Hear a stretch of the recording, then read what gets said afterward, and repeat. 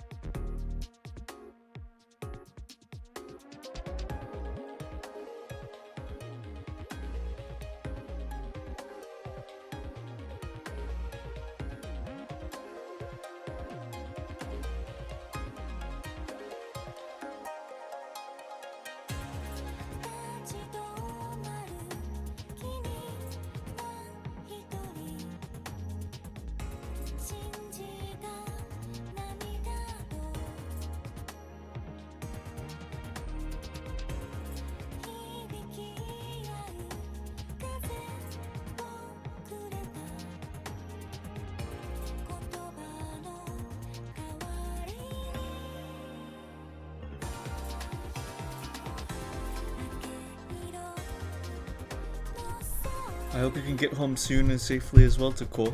My day has not been so kind to me, but I'm doing my best. Thank you. Hi, Dartiza. I hope you're doing great, dude. Good to have you. I hope you're doing really, really awesome.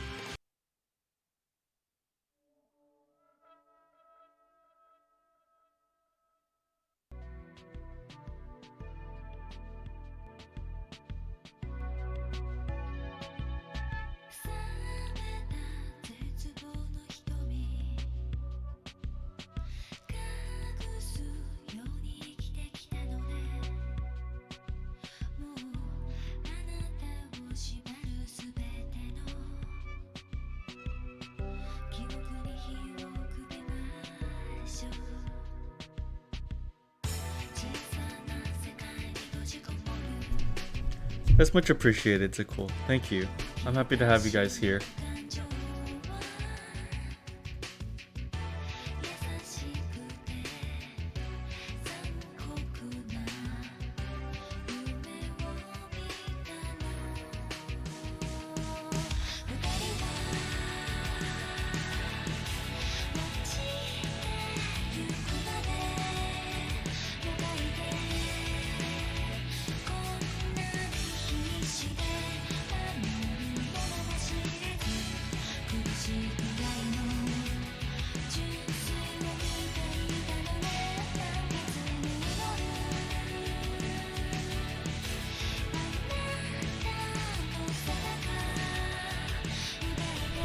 Oh, hello, hello. Good to have you.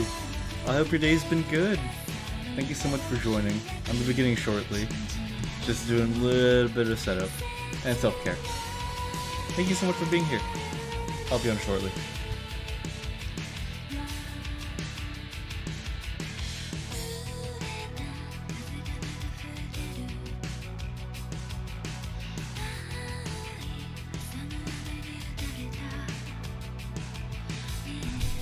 King, that's so sweet of you. Remember the day after you said it's fine, it's fine. We all have days like this, and sometimes things can get a little bit messy. It's sometimes out of our control, but you know, I'm alive. I've got a family and friends that love me, and so I think that's really all that counts at this point in my life. So it's good. It's good. Thank you guys for all being here. I hope you guys are doing great. We'll be finishing Great Ace Attorney tonight.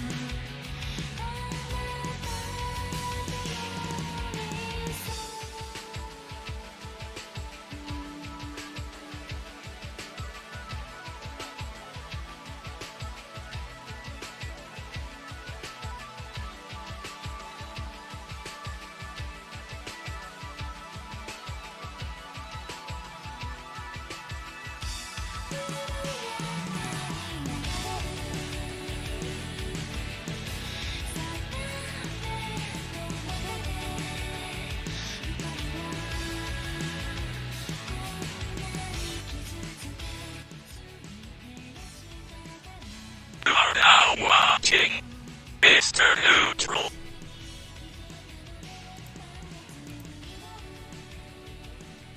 Hello guys, what's up? Happy Saturday. Is your Saturday treating you well? I really hope it has been. I found this new mix on YouTube by this band called Kuya. Shit dude, they're really good. I've been listening to them non-stop. So yeah, Soraya Kuya. They're insanely good. They're like super good. Yeah, very great find. But yeah, what's up? I hope you guys are having a wonderful Saturday. How are you guys doing? Today we will be no actually, and how are you guys doing? I'm gonna stare at you guys expecting an answer.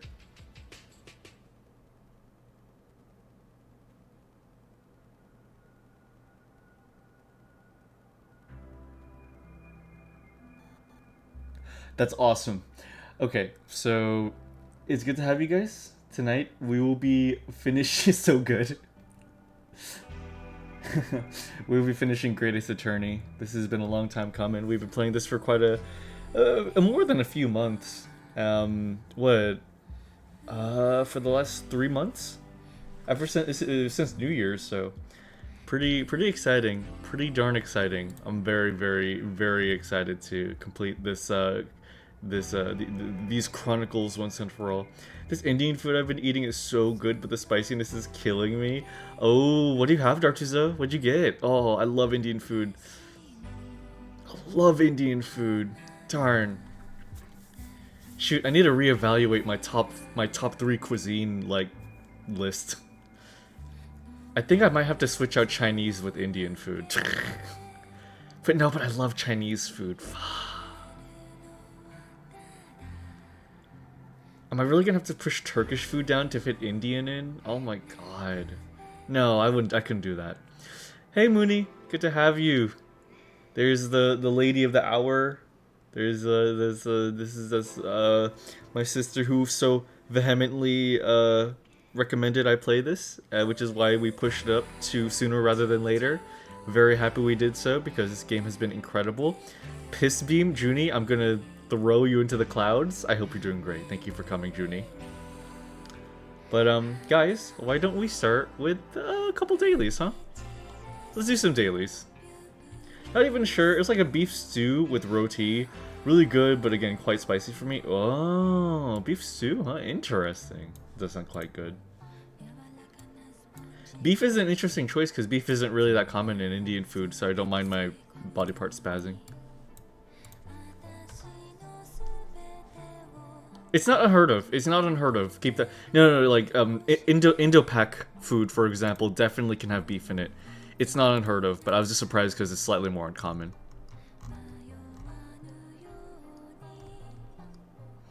Let's see. Put this to the right window. Made of soy? Really? Huh. Neat. Fake beef made of soy. Interesting. I mean, if it's Indian food, like, the seasoning in Indian food is like, you can give me most things and I'd be okay with it. Indian food is one of the few cuisines where I'm like, this is a vegetarian meal? Hell yeah. Yeah. Of course. I'm okay. I'm happy to hear that, Junie. Playing with about connections. Well, let's do this. Today we got Angel, Snowflake, Jack, Screwdriver, Bombay, Strut, Patron, Beam, Champion, Chelsea, Column, Ice Scraper, Spare Tire, Brace, Sponsor, and Jumper Cables. Spare Tire, Ice Scraper, Jumper Cables, Screwdriver. These are all going to be part in a trunk in a car. Really? Oh, a Jack.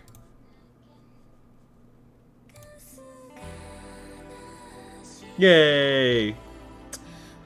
And then there's also going to be,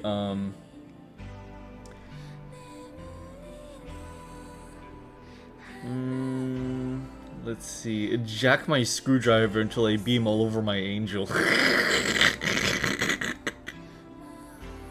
Shut up. Shut up.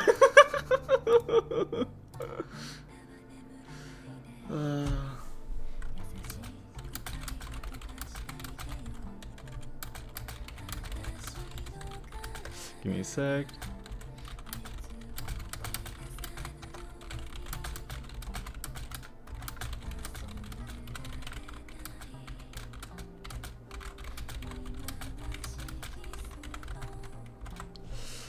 Alright. Invest. Oh. Here. Patron, sponsor, champion, and angel. Oh, yeah. Yeah, that's a good one. That's a good one. Patron, sponsor, angel, and champion. Yeah, these are like, like investors into something. That makes sense. Oh, beam, brace, strut, and column. Oh, yeah. Beam, brace, strut, and column. Yeah, these are supports. Oh, benefactor. Structural supports. Snowflake, Bombay, Chelsea, and Screwdriver. Okay, now what is the relating point between all these? The last three categories were a little too easy.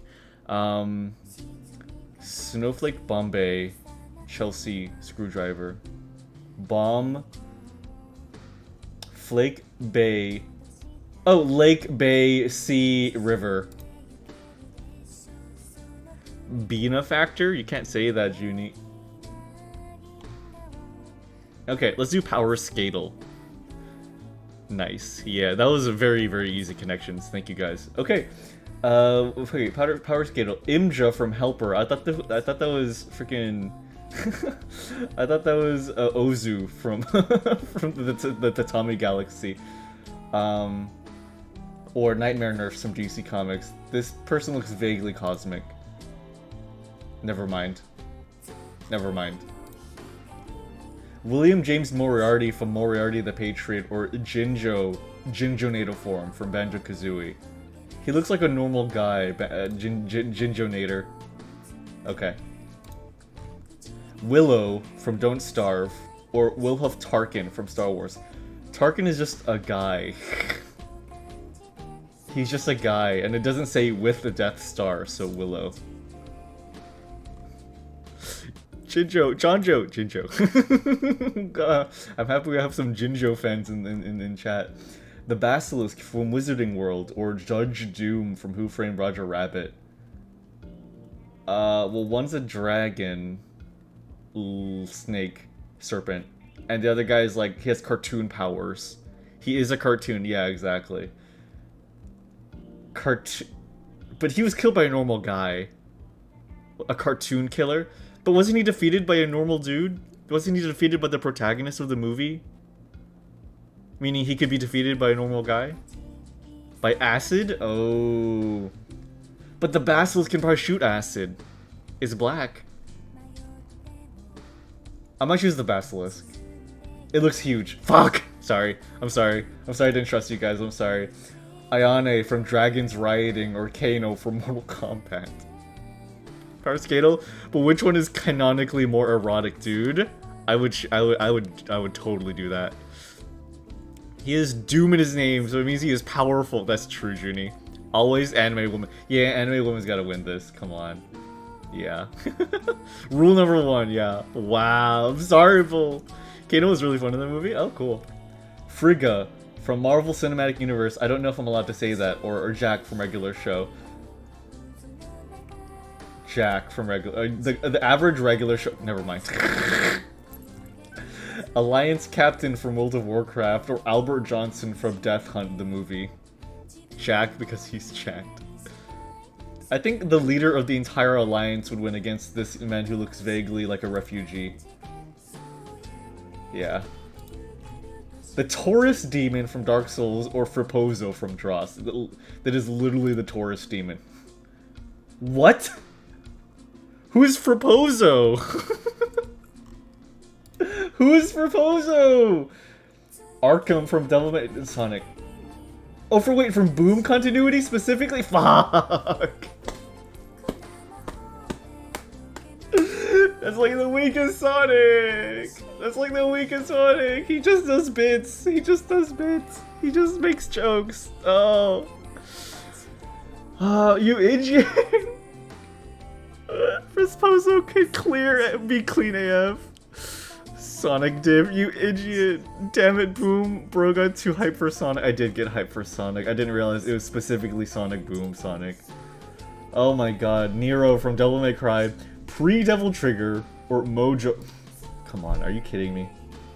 What? Who the fuck is Mojo? I don't know who Mojo is. Who beats Nero?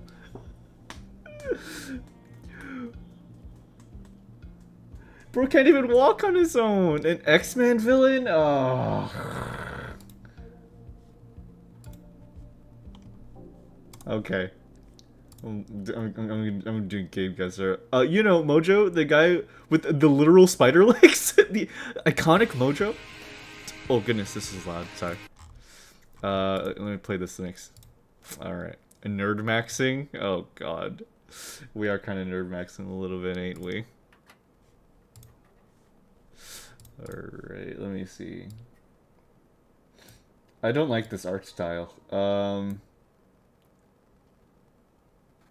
You know, it'd be really funny if this was freaking Romeo's the Dead Man. No, that's not even on the list. Knuckles meeting Big Knuckles. Gull. Wait, I might know this. Is it golf? Is this golfing? No.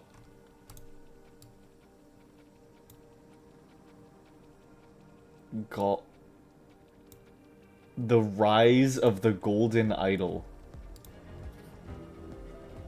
Oh, it's a mystery game.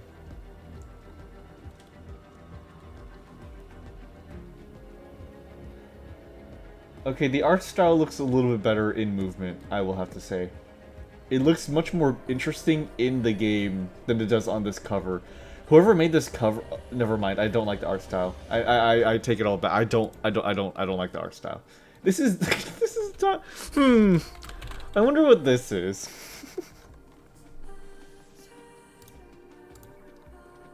It's freaking Danganronpa Trigger Happy Havoc.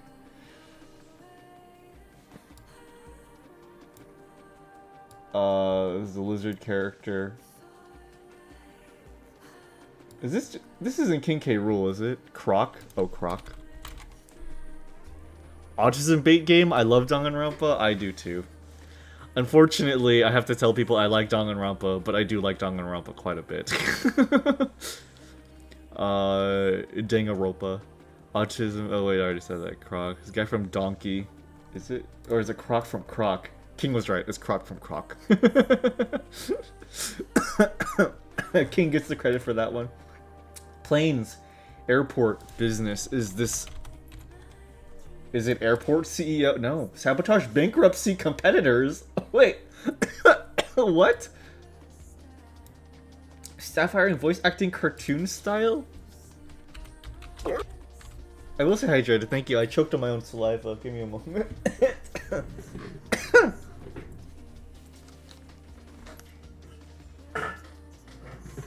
Corp. That escalated quickly. I swallowed my saliva the wrong direction. The croc curse. The curse of raw.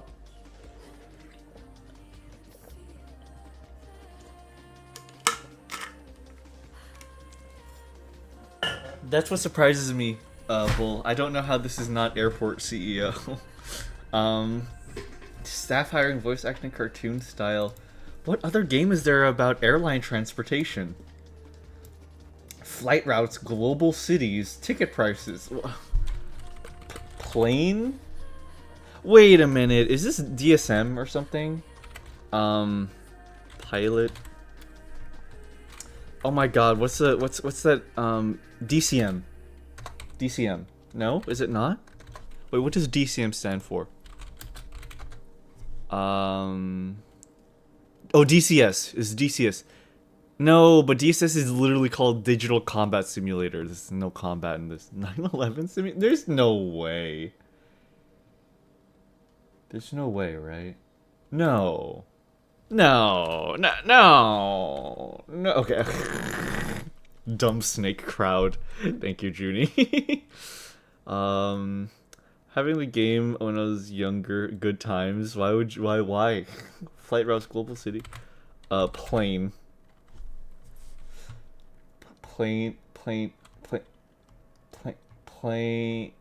Planet. No, really? No? Oh, Airline? Airline Tycoon Deluxe. Oh my god. It's airlines. Airline. Because capitalism is fun. Thank you. Great. Nice, thank you. Okay. Ace Attorney. Let's do the Great Ace Attorney 2 Resolve. Okay, it's older than this game. It's not first person, third person, or text. Holy shit. The Great Ace Attorney is actually kind of cracked because it has 3 different perspectives. I didn't even think about that. Yeah, so it is either an isometric or side scroller. Literally airport CEO got it. It is not point and click. It is not puzzle. It is not visual novel. It's not comedy. It's not drama. And it's not mystery. It is single player and something. Are we doing Rule 34 one? We can.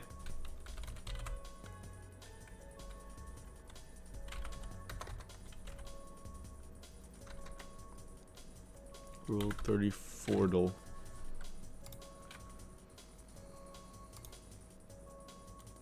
Okay, we'll do it after Game Duel. Fury? Okay. Okay. I will guess Fury. It is not isometric, so it must be a side scroller. And it is older than 2016. Gulp? Is Gulp is that a guess? No, it's not. Hey Newt. About to go to bed early for work tomorrow. Hope stream treats you well. Thank you so much, Zeno. I hope you have a really nice night. I did think that Fury was older than 2016. I thought it was like a 2014 game. Interesting. I remember this one Dark Souls edit using Fury music that I really love. Like, that shit got me so hyped about Dark Souls 3, like, and playing Dark Souls 3. And my end of the deal, of course. Thank you, Izino, for the 15 stream streak. I really appreciate it, my friend. Thank you for being here. Please have a good night. Let's try Street Fighter.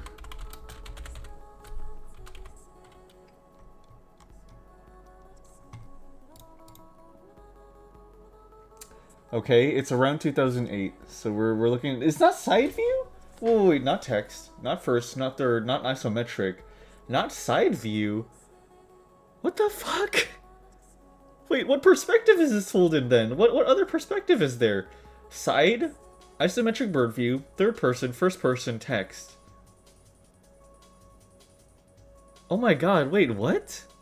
Street Fighter 4, my beloved? Oh, nice. I do like Street Fighter 4. Oh my god, what perspective are we missing?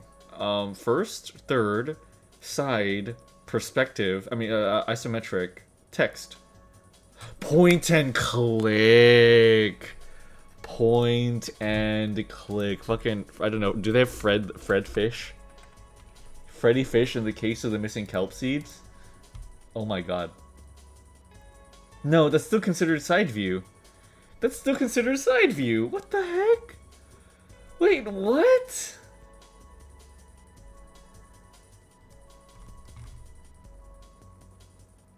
Puzzle? Oh, I don't know, Bejeweled.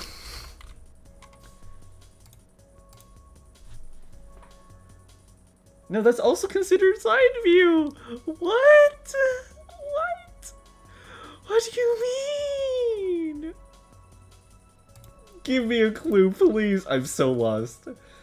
It is only a party game. I don't know. Fucking Dance Central. It is a music game, but it's what? Okay. Why is that one so huge? Because it has a lot. Oh, because it has a lot of developers and publishers. I had no clue that Freddy Fish had a lot of publishers and developers. Okay, it's a party game, but dance is still third person. Dokapon Kingdom? That's not one of them. Logo Party is a party game, but that's still third person, isn't it? And that's no, and that's too new. That's too new. What if we tried just Mario Party? No, but it's Xbox. Freddy really whored herself out, huh? I forgot that. Wait, is Freddy a girl? Actually, what gender is Freddy Fish? Wait, hold on. Freddy Fish. Oh my god, Freddy is a girl. Oh my god, I thought because of the name, as a kid, I thought the name Freddy meant that Freddy was a male fish, even though Freddy had a female voice. Oh my god. Oh my god, my head. I did not know that Freddy was female. Oh my god. Freddy Fazbear? Or. Some kind of weird Connect game? It has to be. Trans Freddy?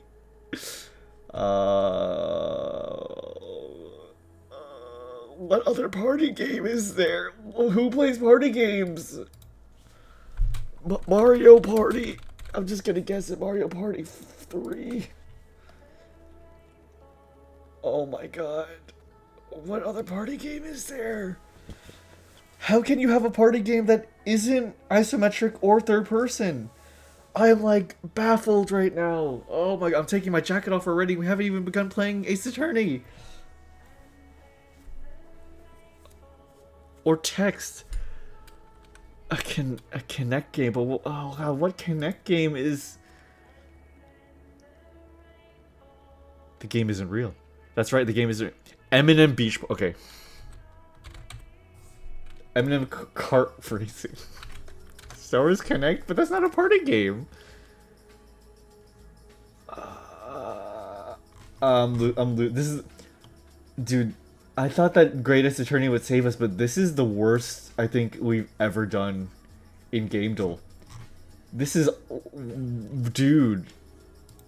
We are not doing good. What was that one Kinect dance game? There's a few. Star Wars dance. No. I got nothing new. I'm sorry. That's fair. Star Wars Rebel Squadron of Shadows, Squadrons, Empire Force, TIE Fighter, X-Wing. I don't see it either. I really want to know what that's what I'm like really tripping over. Okay, let's just. Oh, man. I'm just gonna keep on guessing dance games. Dance Central, just Dance.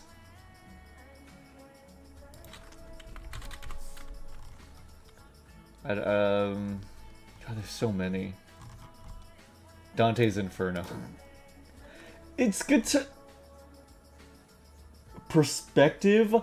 Auditory? Fuck off. Fuck off. No, it is not. You literally choose your guitar hero and you see them on the stage. It is third person. It is. This game is third person.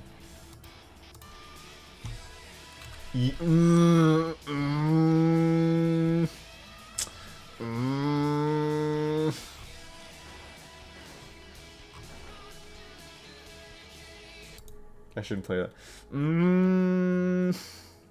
Okay. Okay, that's fine. That's fine. Rule 34 to cheer us up. Rule 34.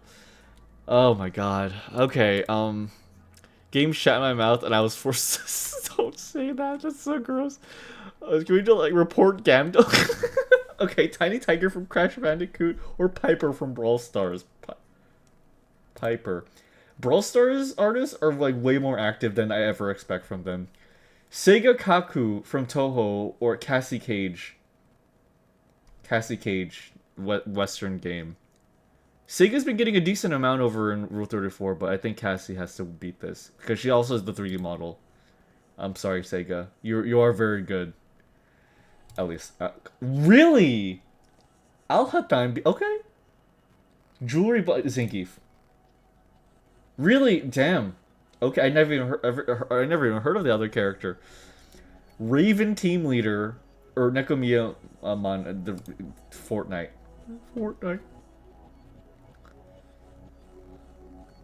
RTL Raven team leader, yeah. Ken Masters or Ichigo Ken Masters? Easily. Janet from Brawl Stars or Leona from League. It would be so funny if Janet wins this, but it's League. Janet would never underestimate Brawl Stars. Never underestimate Brawl Stars, Raymond. Double from school. King Boo. King. Mario. It's Mario. It's a Mario character. Oh my god. Rohan or Vados?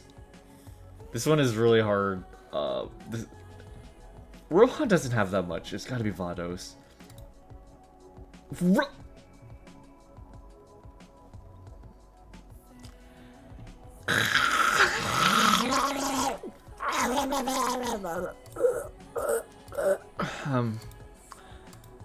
Yaoi Wind, agreeable sounds. Funny trivia about Jewelry Bonnie. Years after her introduction in One Piece, it was revealed that she was actually 12 years old the entire time. That is hilarious. That is very funny trivia. I like how you spelled Ray John Bull. Oh man. Okay, just from now on, Brawl Stars always wins. I guess Brawl Stars just always wins. That's just gonna have to go with that now. Okay. All right, guys. Well, let's boot up Great Ace Attorney, shall we?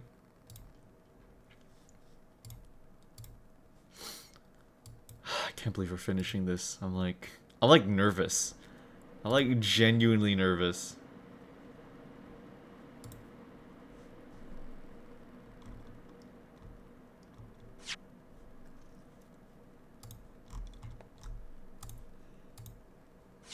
Great Ace Attorney. Change the filters.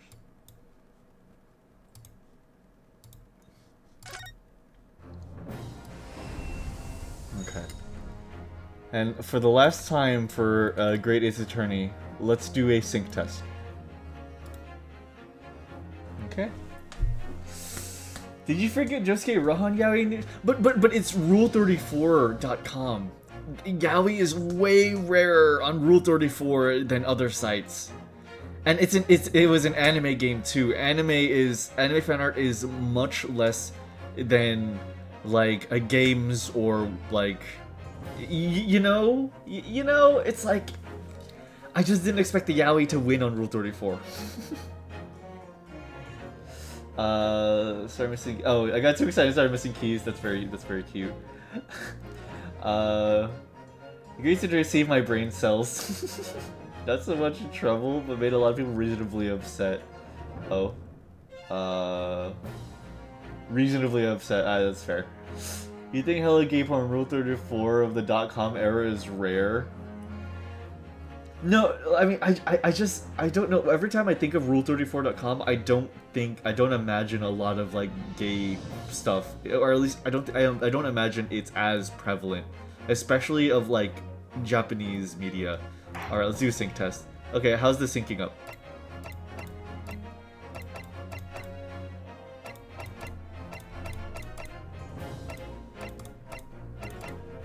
Good? Looks good? Okay.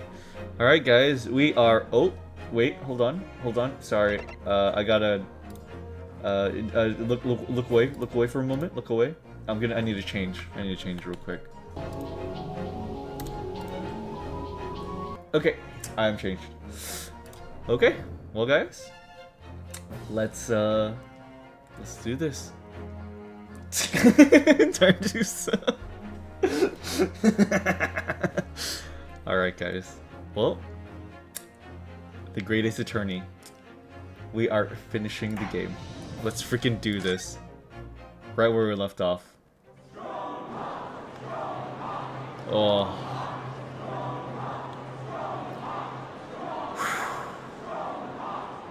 Alright.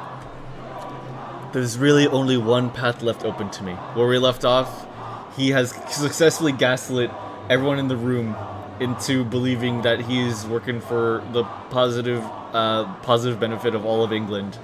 So we have only one thing left that we can do, and I think we all know the only thing left that we have at our disposal. Our evidence.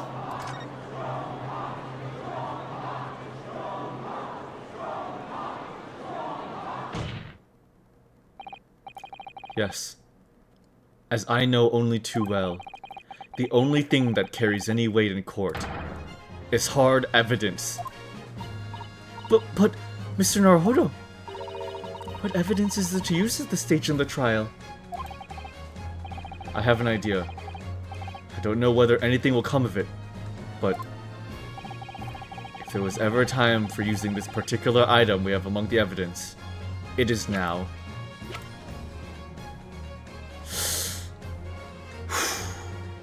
I don't know who's gonna be, what's gonna be happening, but take that. Oh my, yes. Mr. Sholmes asked if you had that with you earlier. We've exposed all of Lord Strongheart's wrongdoing now. I have no doubt that Mr. Sholmes had already deduced exactly how the truth would unfurl. So, I think it must be time for the great detective to take center stage. Don't you? Sholmes, I summon you! Face down position. I bite my lip.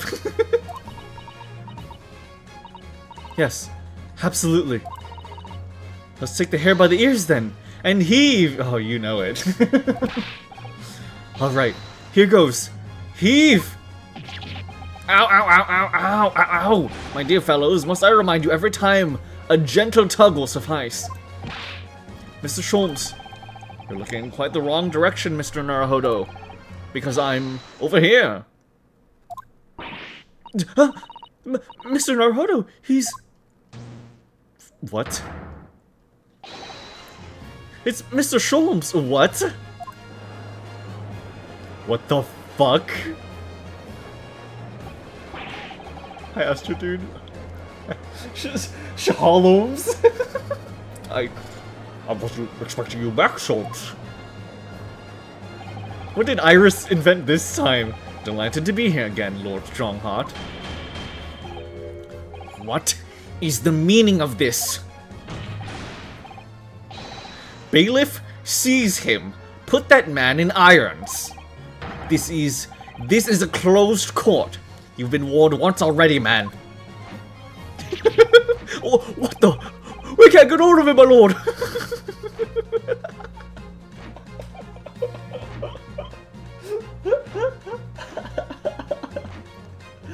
Is he a ghost? Is he a unicorn? We just got right through him. What is this? What is this? Is he doing the Macarena?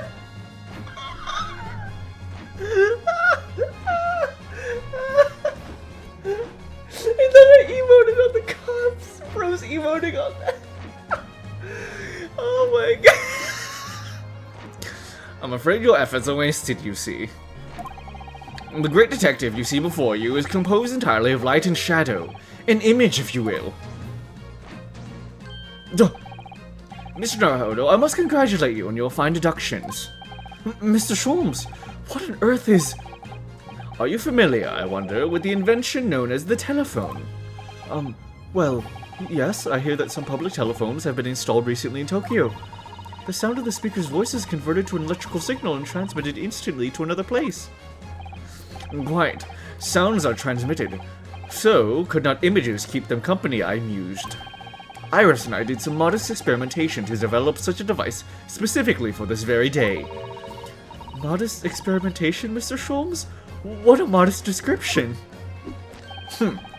And somewhat incidentally, I thought we might just as well transmit an entire scene. Oh my god, are we doing a dance? Please let me do a dance deduction in the courtroom. Somewhat incidentally, Mr. Sholmes? Now you're just being immodest. Do we just say, you're not actually here, Sholmes? Fanzix is flabbergasted. I knew my trusty partner would have no trouble grasping the concept. Except he's grasping the stand to steady himself after your shock arrival. Poor father. I would have hoped he might have been forewarned, being the great detective's great partner. Leave my courtroom at once. Get out, or I swear to you... Dear me. You, on the other hand, Lord Strongheart, appear to have a very poor grasp of the situation. Allow me to reiterate. I am not here, which would, I hope, lead naturally to one asking, where exactly are you? The very question I was awaiting. I am at present enjoying the air in a rather splendid garden. A garden? Not just any garden, you understand. A garden at Buckingham Palace. Wait, what? What are you doing at Buckingham? What? You can't be! Buckingham Palace? What's Buckingham Palace, Mrs. Sato? I've never heard of one. How can you be an exchange student and not know what Buckingham Palace is? Do you ever read the news, Mr. Naruhodo?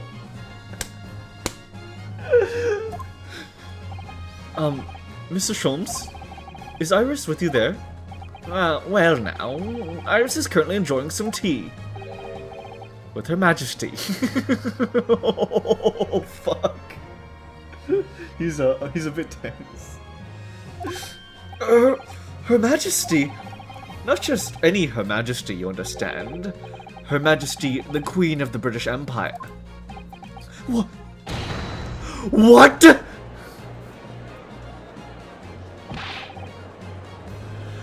What on earth is this all about? Buckingham Palace is Her Majesty the Queen's residence in London, Mr. Naruhodo. Order! Order in the court! I demand immediate silence! Her Majesty the Queen? You can't be! I mean, no. This is some sort of unforgivably distasteful trickery by a third-rate detective, that's all. Unforgivably distasteful trickery. What an apt description. A closed court session attended by elite members of the judiciary is a rare event. I presume that Her Majesty would be more than a little curious about the proceedings. So I decided to show her everything, from start to finish. Huh? You showed her? Indeed. By dint of the Herlock Sholmes remote cinematograph. You meddling. This is some sort of nightmare. Just as I appear to be standing before you, regaling you with talk of my latest invention. No doubt you've inferred that the reverse is also true. You don't mean... Her Majesty has seen and heard every moment of the proceedings. I assume there'd be no objection, after all. Every trial in this country is conducted under the auspices of Her Majesty, as you know. You! I confess, I am quite impatient to hear Her Majesty's opinion about the unforgivably distasteful trickery in which you've been engaged over the past 10 years. Holy fuck. No! I was merely... Oh, so sorry to keep you all waiting. Vicky and I...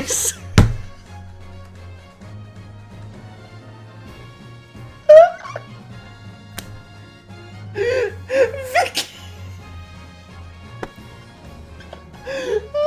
Queen Vicky!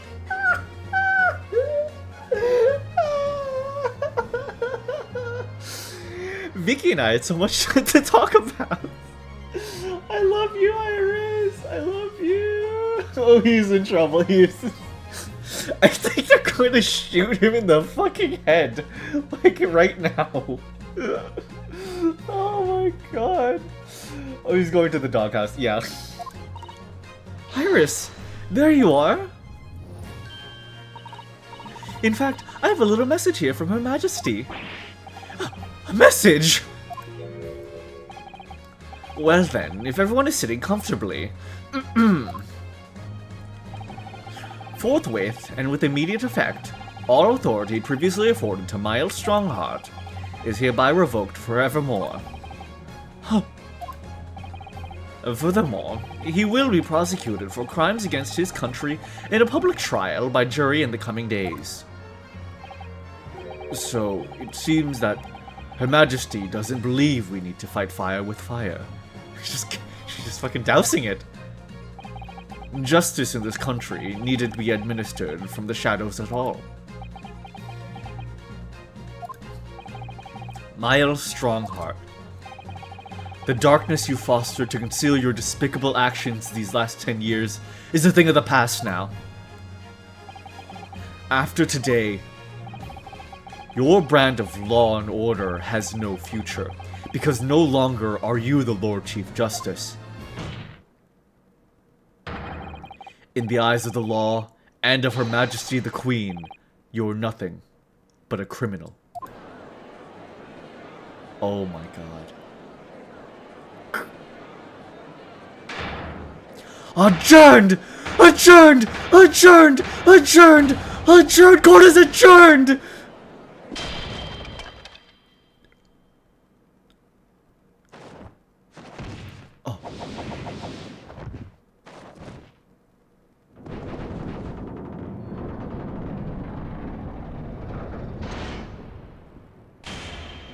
Oh.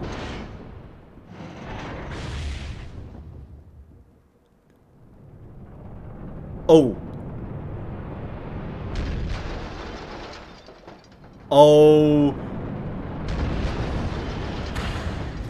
Oh.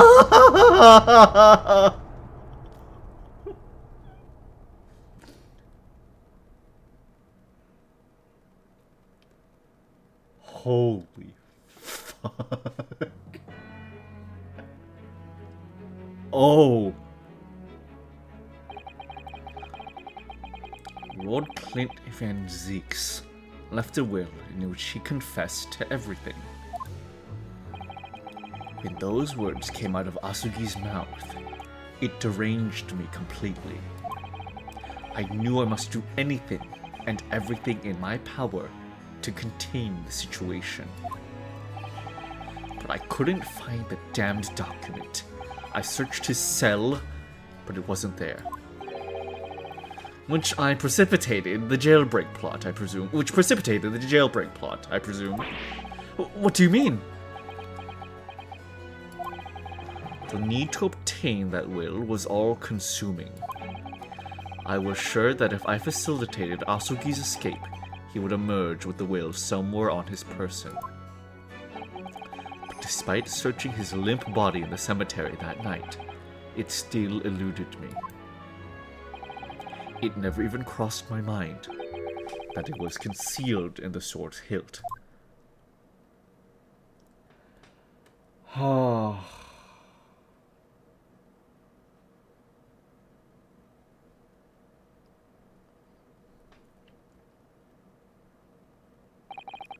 What pains me now is that my brother left this world without a word to me. I'm sorry, Lord Van Zieks. In point of fact, I think perhaps that isn't the case. Sorry? How can that be? There is more to his last will and testament. What?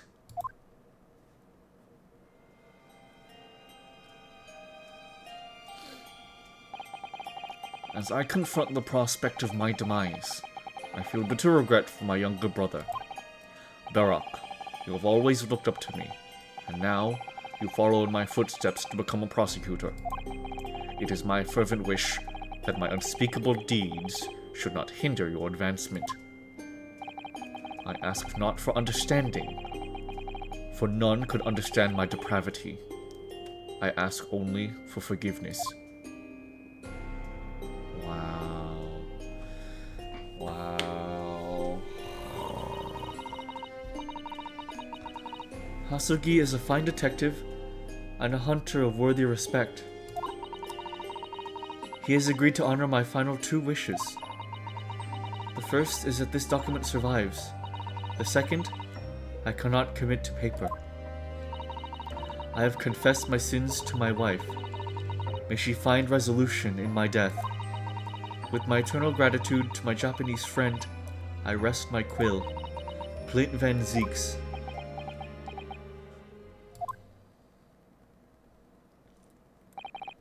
Clint.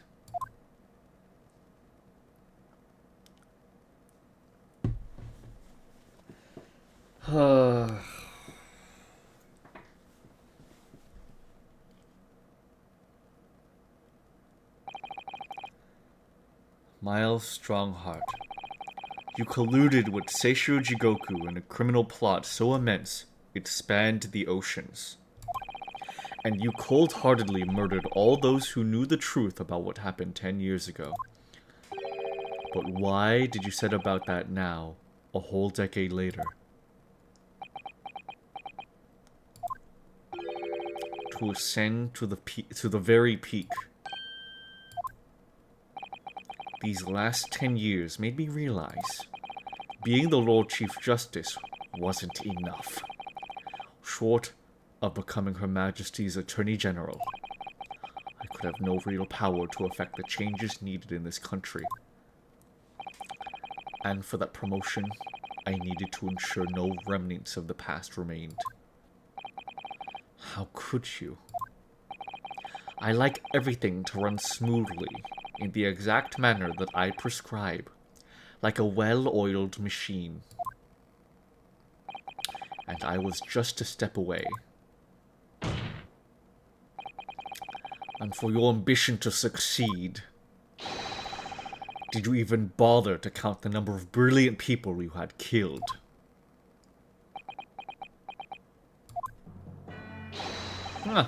Mr. Reaper, are you not forgetting something? Such as... You very much adopted your usual prosecutor-like demeanor in the proceedings now. But the reality of the situation is that you're the defendant in this trial. However, the presiding judge would appear to have fallen from the bench, as it were. May I suggest, therefore, that we entrust the final adjudication to an old friend. Hi, Judge! My lord.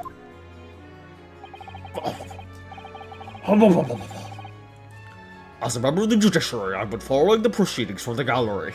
Yay! Yay! Judge!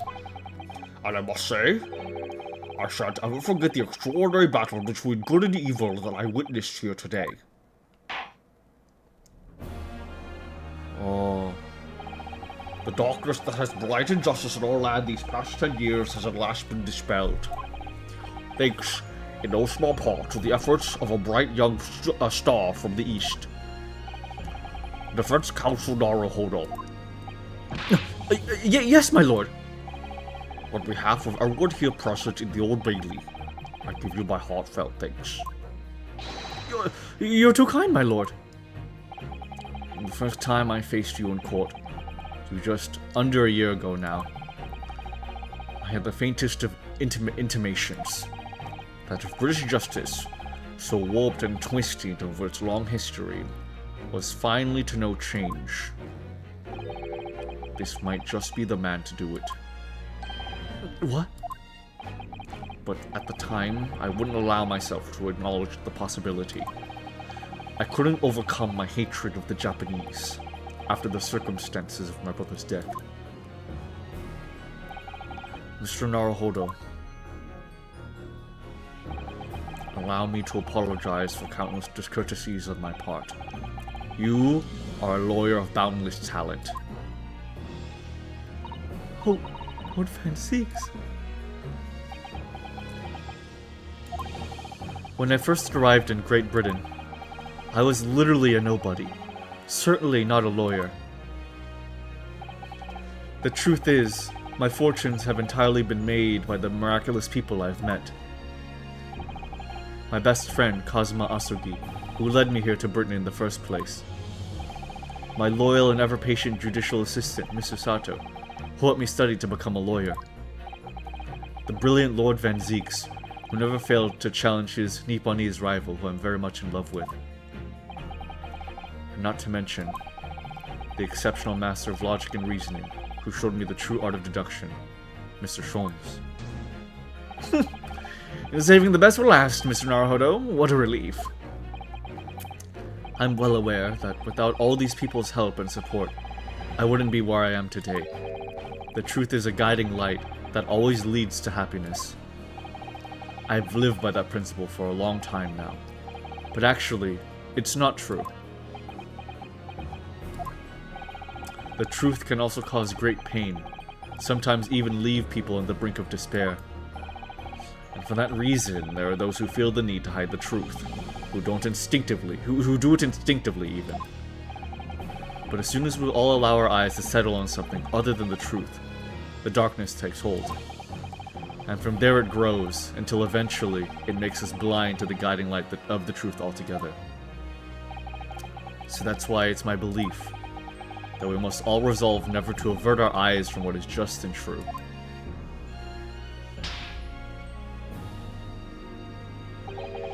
So that we can continue to walk the straight and narrow path ahead.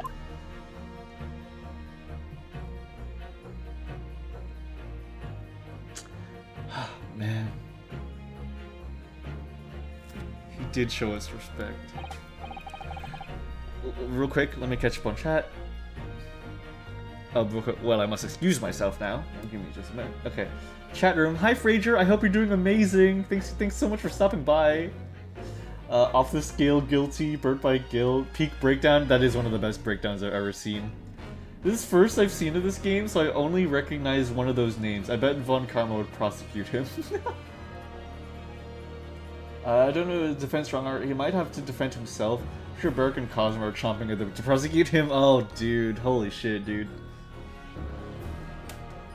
Hey, Yomu. That man a ghost, he's a hologram.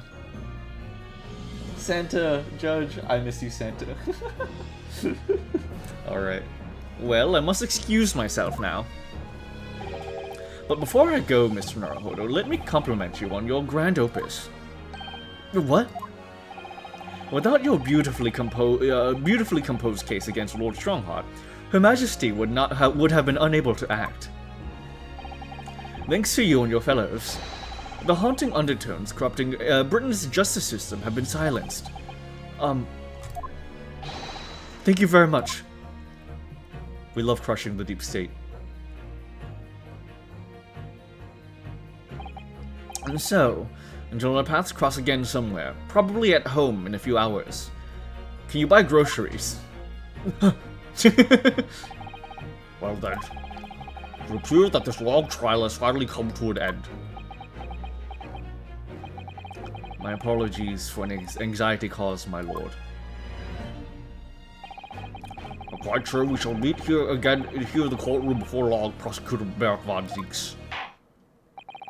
In conclusion of these proceedings, I hereby declare the defendant Merrick Van Zieks not guilty. Shit, dude. Oh, man.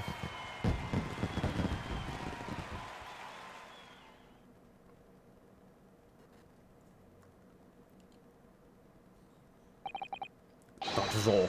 Court is adjourned. Oh my god, dude. We really were just shy of the end of the trial last time, but we do have like the entire outro to the game left. Oh, Ryunosuke's getting glazed like a motherfucker, and I'm all for it. He deserves it, honestly. After all this time, all the shit he's gone through, he definitely deserves to be glazed. Also, it is foreshadowing. Santa clutch.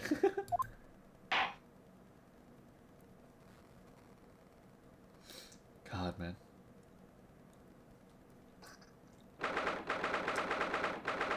Fourth of November, 4:21 p.m. Just a minute too late. The Old Bailey, defendant's antechamber. It really is all over. All over me. But did I sacrifice too much? Mr. Naruhodo. I really must congratulate you. It was a truly splendid performance. Honestly, I couldn't be happier for you. Oh, thank you very much.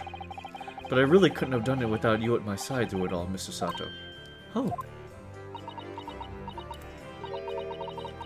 Your kind words mean so much to me.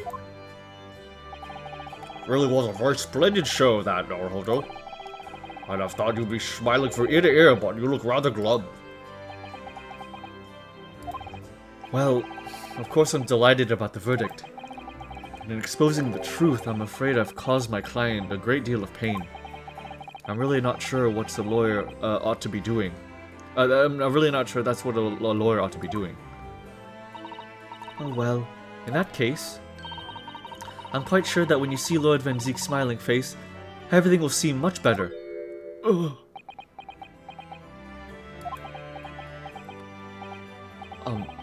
Mr. Sato, everything seems worse. He has a face like thunder. Oh dear. I really shouldn't have presumed. Mr. Naruhodo. Yes? Almost a year it's been now since I first encountered you here in this very courthouse.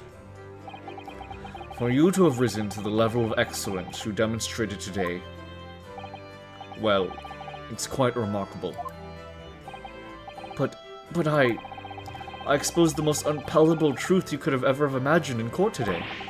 I feel as though I've robbed you of something you held so dear. What was it he said? To fight those who dwell in the darkness requires at least some of us to occupy the darkness ourselves. But that was just the feeble excuse of a coward. Only those with a steadfast eye for the truth have what it takes to fight the dark forces of crime. You made fine work of establishing that fact in court today. Oh. Well, thank you. What magnanimous words! I'm quite sure that Kazuma-sama would have a smile on his face at this very moment if he were here and alive. Kazuma.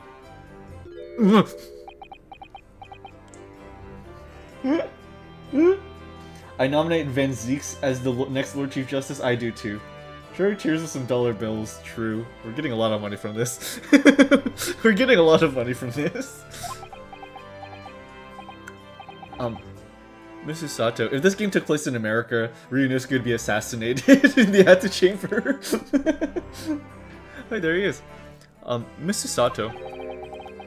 There's another face like thunder here. Oh my, and he really was here. Lord Van Zeeks. Allow me to congratulate you on your acquittal. God, Jesus, dude. How did they fit so much fucking sexy on screen? Jesus Christ. Oh my god, I need to... Jesus, fuck. I can't see without the fucking pectorals. I nominate Van Zeeks as Ryunosuke's husband. I second. You didn't see it, but I put my hand up. These glasses fogging up? Dude, Jesus Christ. These are like two characters that are just mixes of Von Karma and Edgeworth, like scrambled into two different characters. It's incredible. Allow me to congratulate you on your acquittal. Congratulate me, or curse me. You failed to bring down the Reaper. I owe you an apology. No, it is I who should apologize. Your father, Genshin, if I had been stronger, then perhaps. I made an unforgivable error of judgment. I can offer no excuse. And I can offer no forgiveness. That said, I suppose you fought for justice and the truth. For that at least, I can't withhold respect. Your words mean more to me than you could know. I will hold them dear. Oh, Jesus. Jesus, dude. Jesus, dude. Oh, Astro, I caught that a long time. We caught that a long time ago. They say it in the game. They say that one of Van Ziex's sorry. One of the disciples of the Asugi family took on the surname Karuma, and so that would eventually become Von Karma. Crazy. Yeah. Okay. Kazuma-sama. Freaking Susato gets to watch a whole soap opera going on in the antechamber. I must say, there's one thing that's still bothering me. What's that? The will that Lord Clint Van Zieks wrote before his duel with my father.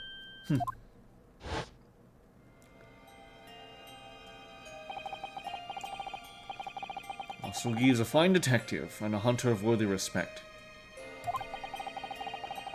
He has agreed to honor my final two wishes. The first is that this document survives. The second, I cannot commit to paper. I have confessed my sins to my wife. May she find resolution in my death. With my eternal gratitude to my Japanese friend, I rest my quill. Clinton Van Zieks. What was the other wish? What can the second of his final wishes have been? That your father agreed to honor... that your father agreed to honor, you mean? I think perhaps... Oh, I think perhaps I might be able to shed some light on that. What? Father? It was 10 years ago, as you know.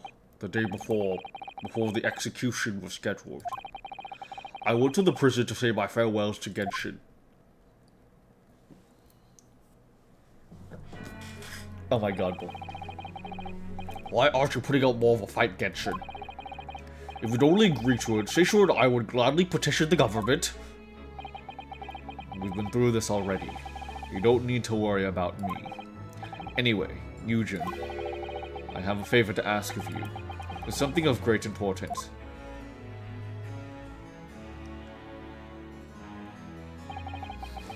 You're one of my greatest friends, Genshin. Whatever it is, consider it done. I'm going to tell you an address. I need you to go there and once, in secret and telling no one. Oh, I need you to go there at once, in secret and telling no one. You should find a lady of gentry in hiding there. Oh, a lady of the gentry. She's not in a good way, and she's with child. The birth is imminent. As a medical man, I'd like you to attend to her. Please. You're her only hope. Wait.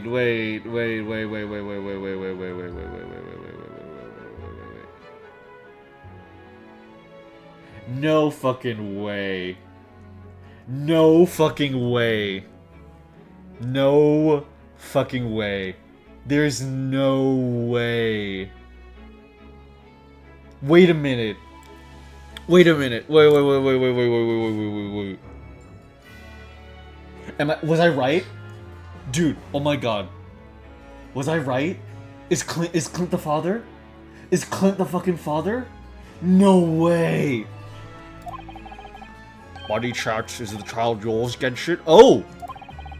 Don't be daft. It's a favor that was asked of me by a man I knew, as his dying wish. No fucking way! By goodness. I swore to the man I would help, that I would do whatever I could for his wife and his unborn child. But if something should happen to me, I need to ask you that same favor. You're the only person I know that I can truly rely on. What did you say? If something should happen to you? Tomorrow night, you're going to be... You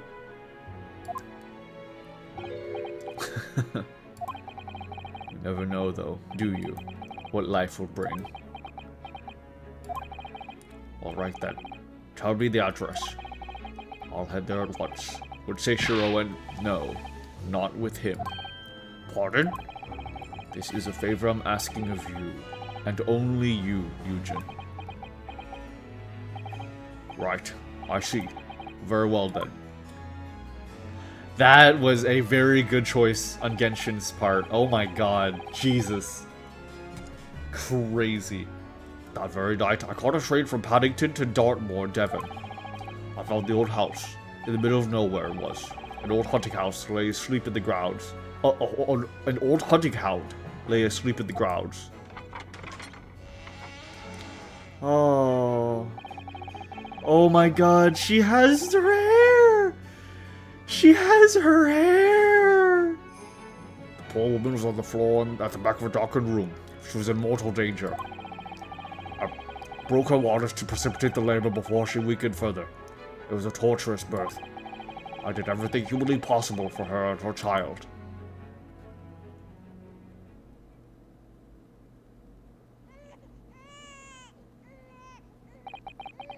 And in the end, I was lucky enough to welcome a new life into the world. But tragically, my efforts to save the mother's life were in vain. I held the healthy newborn girl in my arms and wept for longer than I care to remember. Oh. Oh, Mikotoba. Oh, Mikotoba. Oh. You literally guessed everything, every major plot twist in this episode aside from Mikotoba being Watson. You're crazy with it, dude. Thank you. Thank you. Eventually, in something of a daze, I looked around the room.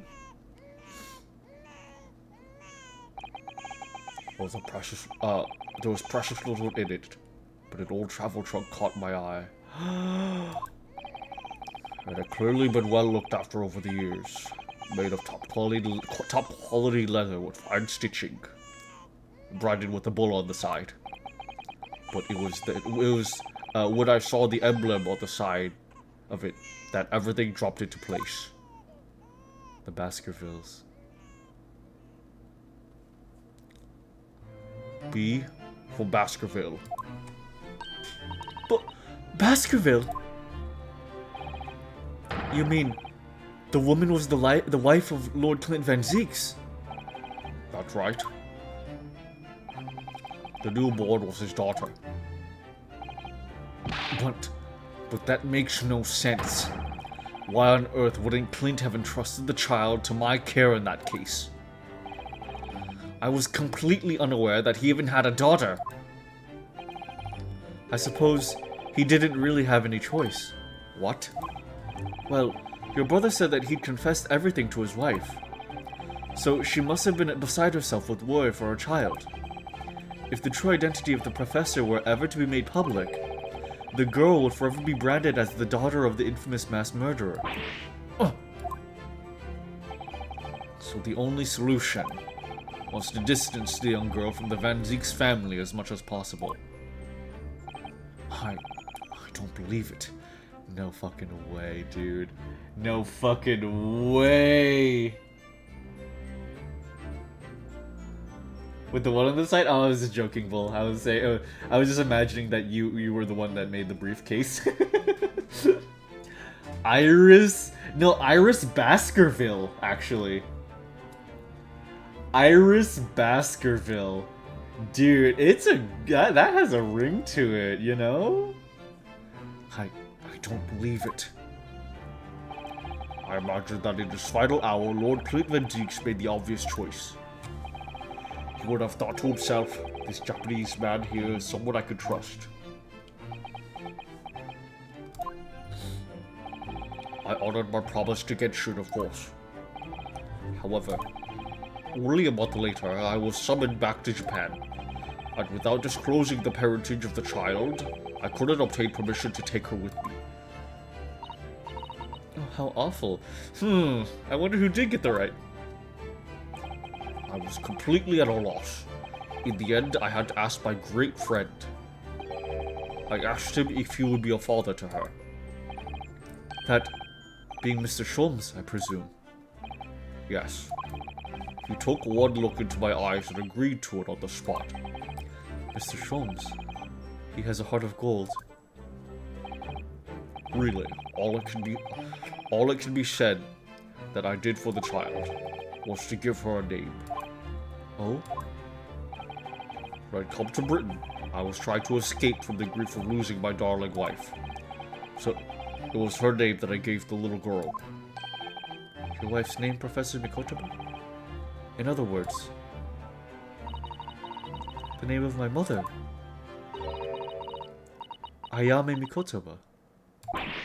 Oh! That's right. Ayame. Or in English, Iris. Really? Oh. Iris. I had no idea. Ouch! Mr. Naruto, what's wrong? This little thing just pinched me on the behind, through my trouser pocket. Hard.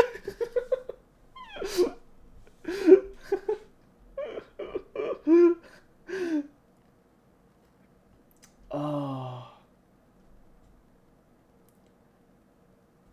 Oh my god.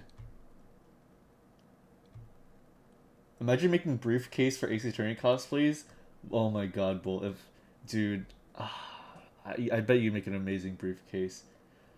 So, while writing The Hound of the Baskervilles, Iris was literally writing about her own father's murders. That's why Sholmes is so resistant to it. Aside from being afraid to introduce the truth of her origins, that's insane! That is actually crazy! Oh my god, I can totally understand why. Oh my god, I would also take it and just give it to my local Goodwill and say, please hold this. Oh my god. If my adopted daughter began writing about her biological father's mass murder without noticing, I would take it and I would go to my local Goodwill and say, please hold this, and if you lose it, I'm going to strangle you to death. I totally get it now. Oh. Oh, sorry. Delivered by Eugen, a name for Ame for the next closest things, actually being Susato's sister. Yeah, very close. I was Japanese for Iris. This makes me think of Power Stone. Oh, interesting. I caught a good portion on the way home. Our relations haven't come to pass in my absence. The real big one is that Iris is in fact Clint Van Zeek's daughter, which was a theory that we had a bit ago. My dear fellows, can you hear me? Mr. Sholmes, is that you? Ow! Yes, we can hear you. You see what the excessive tugging can do? Let that be a lesson to you. Mr. Sholmes, we weren't able to thank you properly before, but you were simply marvelous. Your checkmate move was a stroke of genius. Indeed it was. I like how it's moving like left and right to show that it's moving between his ears. That's adorable. Indeed it was, wasn't it? I surpassed myself, I feel. It had become apparent to me that to stop the Lord Chief Injustice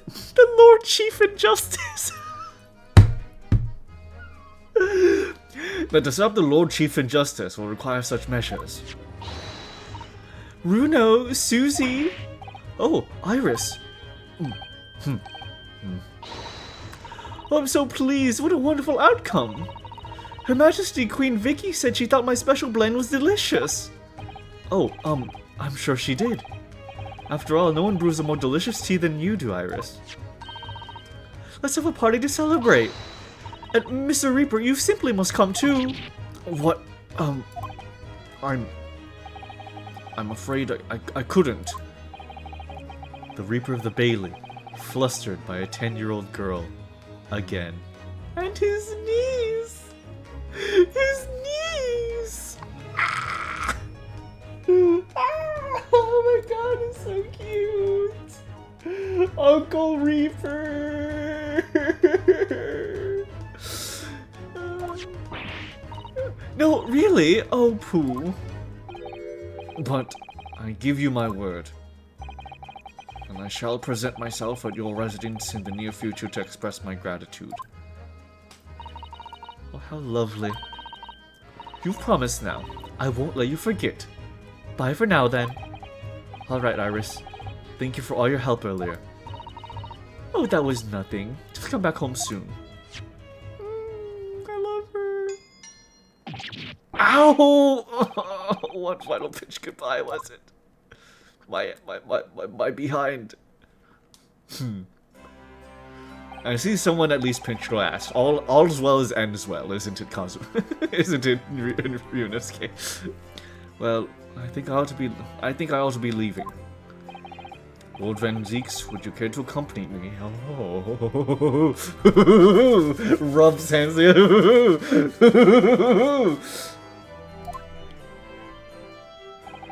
Certainly.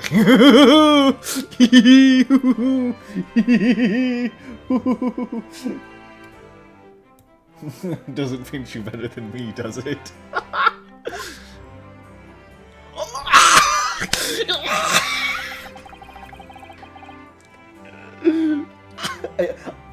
You guys didn't see how quickly I took a screenshot. Fucking look at them. Look at them. Oh my god. Oh my god. Oh my god. I'm taking my glasses off. Oh my god. Fuck, I love working here. Holy fuck, I love working here.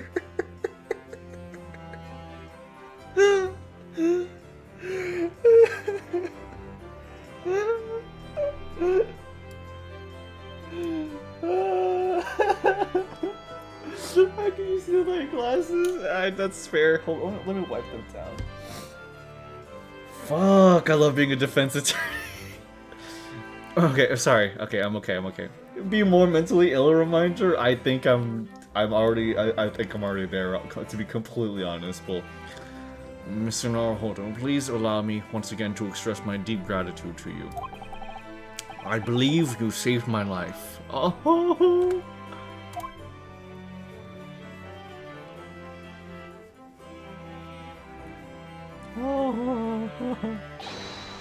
Wait, Lord Van Zeeks.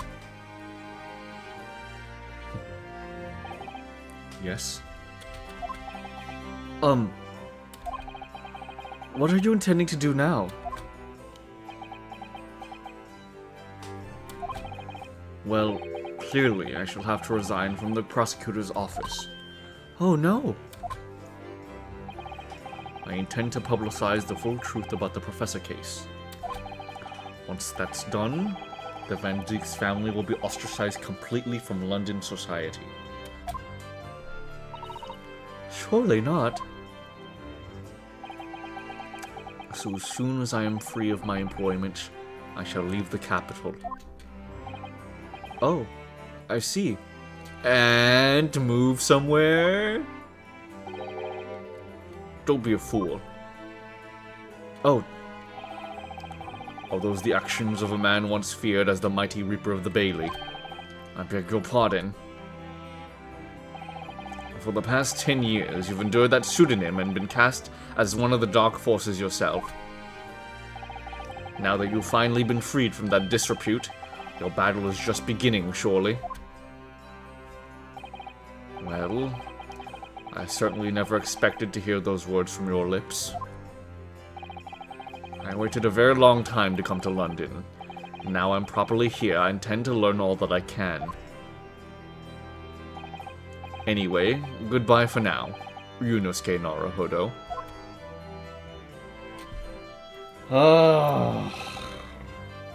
Kazuma Asugi. It seems as though he's really matured suddenly. He's not the only one who's matured, Mr. Naruhodo. Well, I think we should make our way back to Baker Street. We must help Iris with tonight's dinner. We must.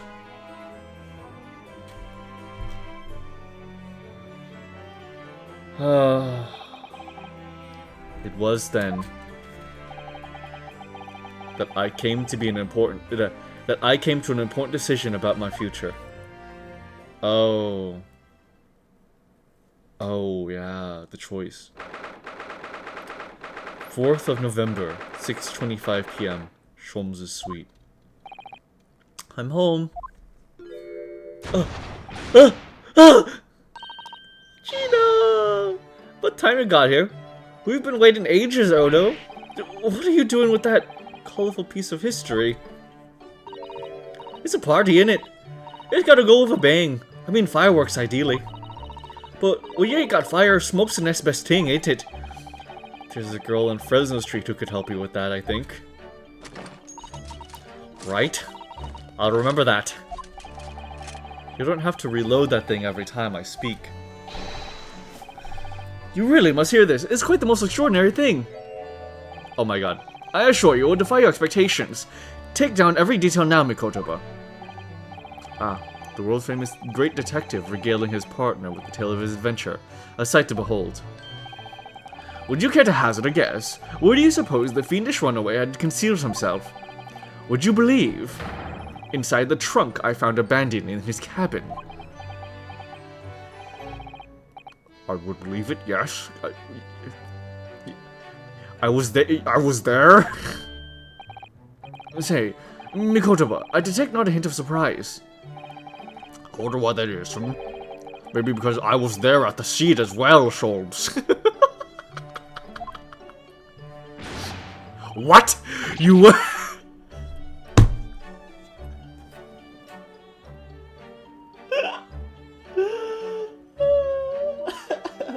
See you, Junie. Thanks for joining. I appreciate you being here. Bye-bye, Junie. What? You were? Then why the deuce didn't you say so before? Not quite the sight I was expecting to behold, but still. It's hard not to feel privileged to see it.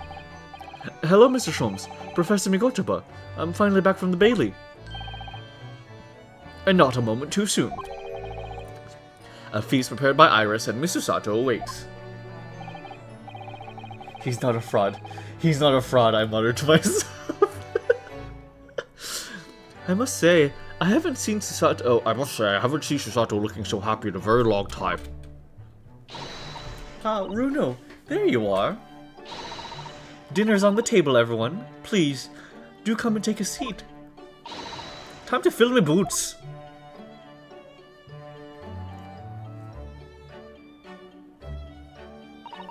Goodness. Is that really true, Gina? Yup. I'm losing my copper's clobber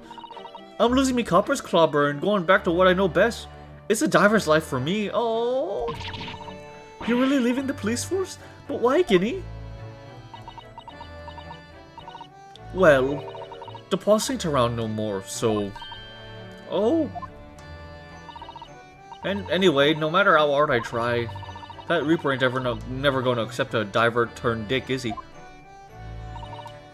Well, people can change, you know.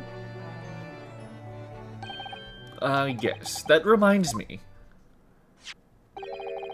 I rather thoughtfully offered to relieve the bailiff of this now defunct piece of evidence. Huh? It's the inspector's pocket. Oh, his theme! Oh, I miss him. Even though he was an assassin, I do miss him. He did his best with what he was given. The crown's been reattached.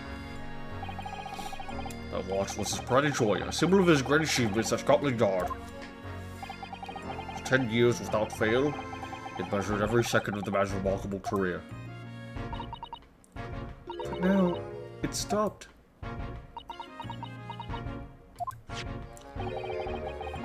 Someone needs to keep the memory of the Inspector Gregson's career alive. By taking on the great responsibility of winding that watch every single day again. Yes. Someone with an equally fierce detective spirit.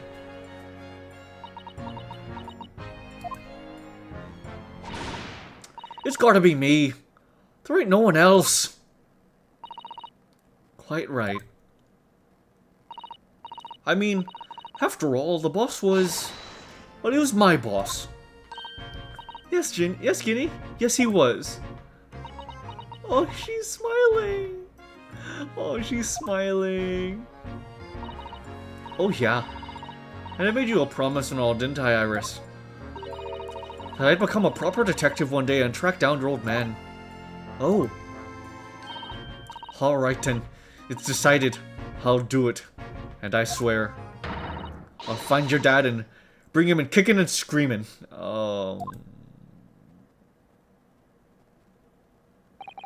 I'm not entirely sure that would be appropriate. Yes, I think, Gina, it might be best to... well, I think I'd like to forget that promise, Ginny. Huh? Iris? Well, obviously, I've always wondered who my real daddy is. Of course I have. I wanted to know where I've come from. I thought it might tell me something about myself. But I've caused such a lot of trouble trying to find out. For so many people. Hurley, Runo, Professor Mickey. Oh no, not at all, my dear. Really, you owe no apology to anyone. Well, anyway, I've decided to give up on it. Because I finally realized. My daddy is the greatest in the world. I don't think it matters what his name is or where he's from. Don't you agree? Hurley?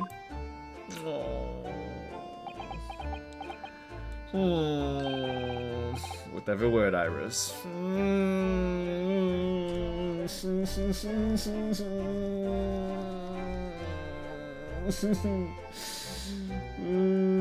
So sweet. Thank you, Hurley. Thank you, Daddy.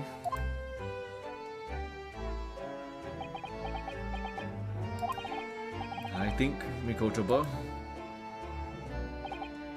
Yes, Schultz. I think that I ought to express my gratitude to you. Oh? For 6 years, you and I solved many a mystery together. And during that time, I remember countless expressions of gratitude for our good services. But a moment ago, I heard the most pleasing expression of gratitude of them all. And I should never have experienced it, were it not for you. Old softy Schultz.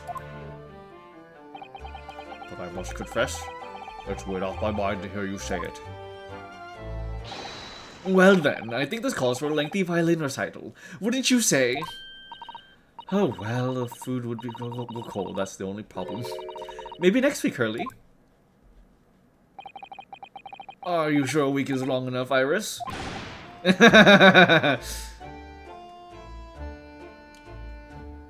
He always ruins the mood. Even amidst the most troubling of cases. Even reeling from the most shocking of revelations. Returning in the evening to this suite of rooms, there's always warmth and happiness to be had. The home of the world's greatest detective, and my home too, with my greatest family.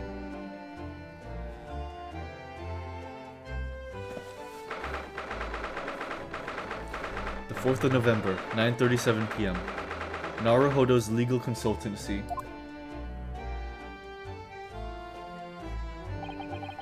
This attic room has been my home and office for almost a year now.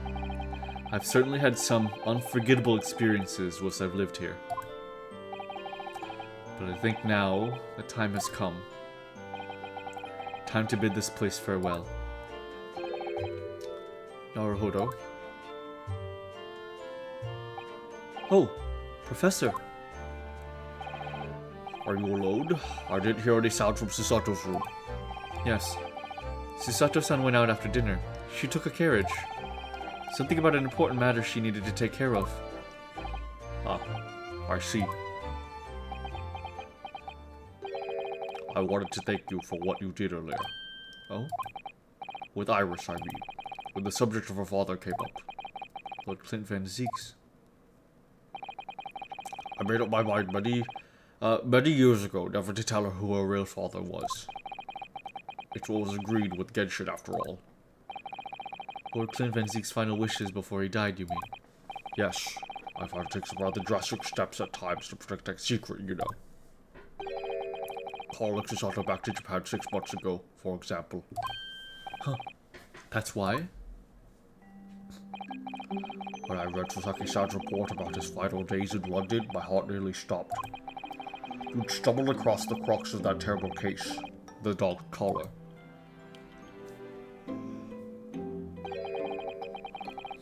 The description of the Baskerville insignia left me in no doubt.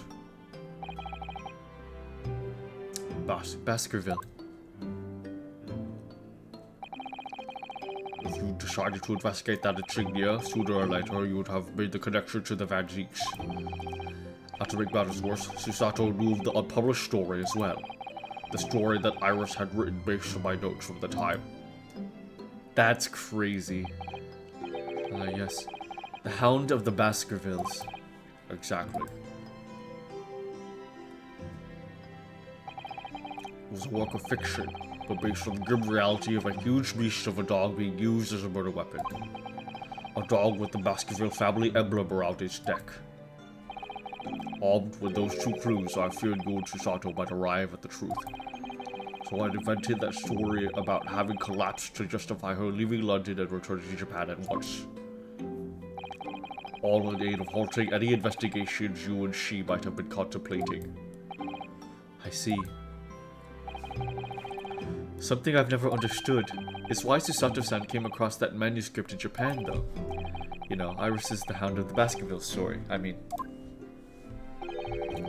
Holmes sent it to me. That was before Susato left Japan. He was very troubled about what should be done about it, you see. I'd read it and carelessly left it on my desk, which is where Susato came across it. Of course. Ah. It was the only case Holmes and I ever pursued that I didn't record in meticulous detail. I was stunned when I discovered that young Iris had pieced together so much of it from my paltry notes. Holmes and I discussed the matter and decided that we couldn't allow the story's publication.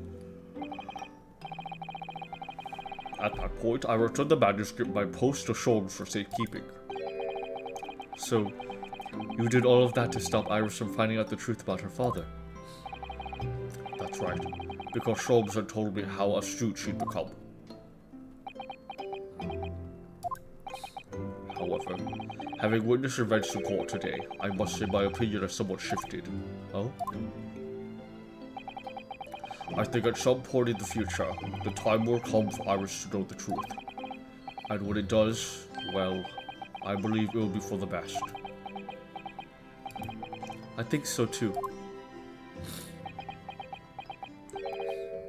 Actually, Professor, I wanted to talk to you about something too.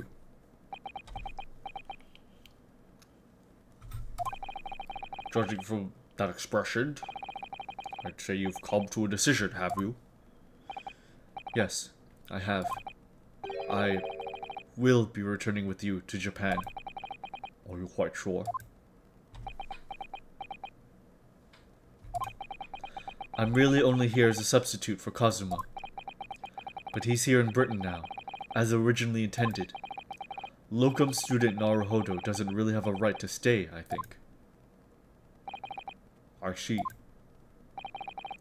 Looking back now, when I first arrived here in February...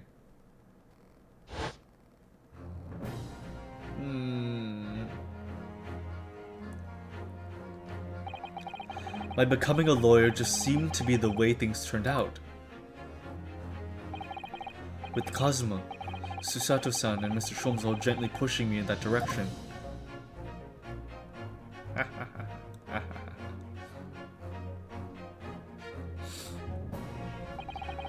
I spent the best part of a year immersed in this world, but always aware of a seed of doubt inside me. Until today.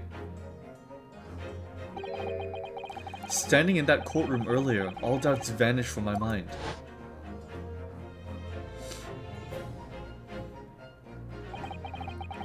I was totally focused. I was sure of my belief in my client, and I was sure I could see that trial through. And at the end of it, I finally realized no one else chose this path for me. I chose it myself.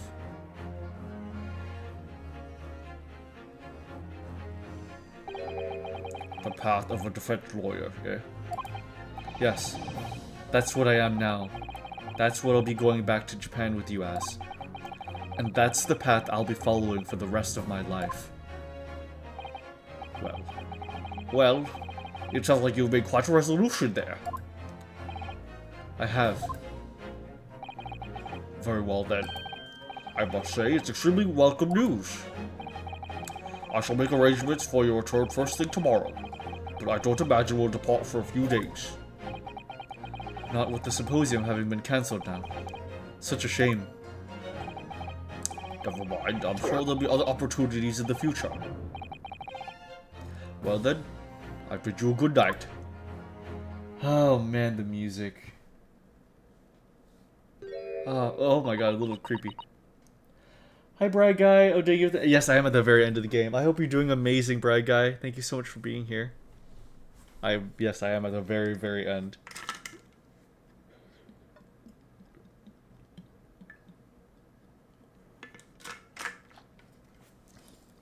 If I took a screenshot of this Susato and colored in her eyes black, this would be like an analog horror. Susato-san. Hi, just wanted to let you know I'm back.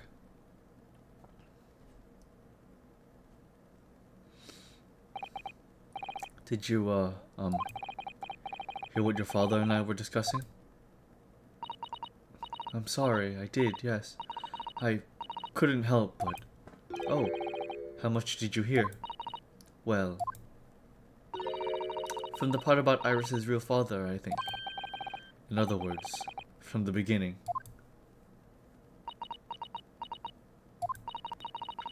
So you've made up your mind? You'll return to Japan and continue working as a defense lawyer? Ah, yes. I'm sorry. I really should have consulted you about it. I did want to earlier this evening, actually, but you had already gone out. Oh no, that's quite alright. I already knew that it's what you'd decide, Naruhodo-san. You did?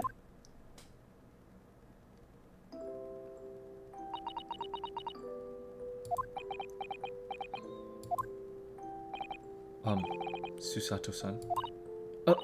Yes? I suppose this means it has to be farewell soon. I suppose? You'll be a great help to Cosmo going forward. I mean, I know he's a brilliant lawyer, but he's new to the British courtroom.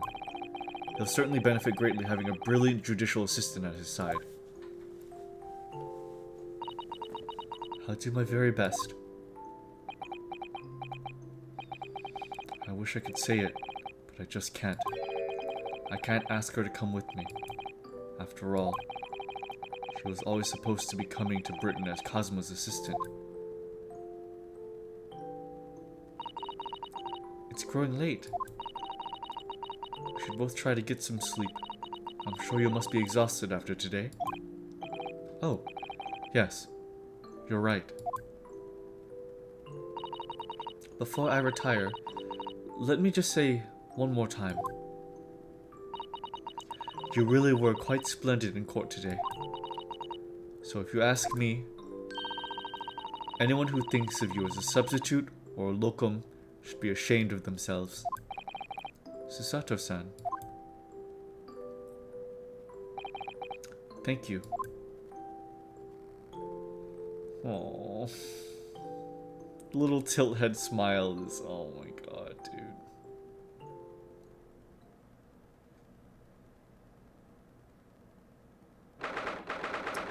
The 7th of November, 5:42 a.m. Port of Dover, quayside. I can't believe this day's finally come. You're really leaving then, Runo? I'm afraid so, Iris. Thank you so much for everything. I don't know what I'll do without your wonderful cooking and delicious tea. Oh, I wish you weren't going. But you have to come back and visit us. Say you will. Of course. I promise.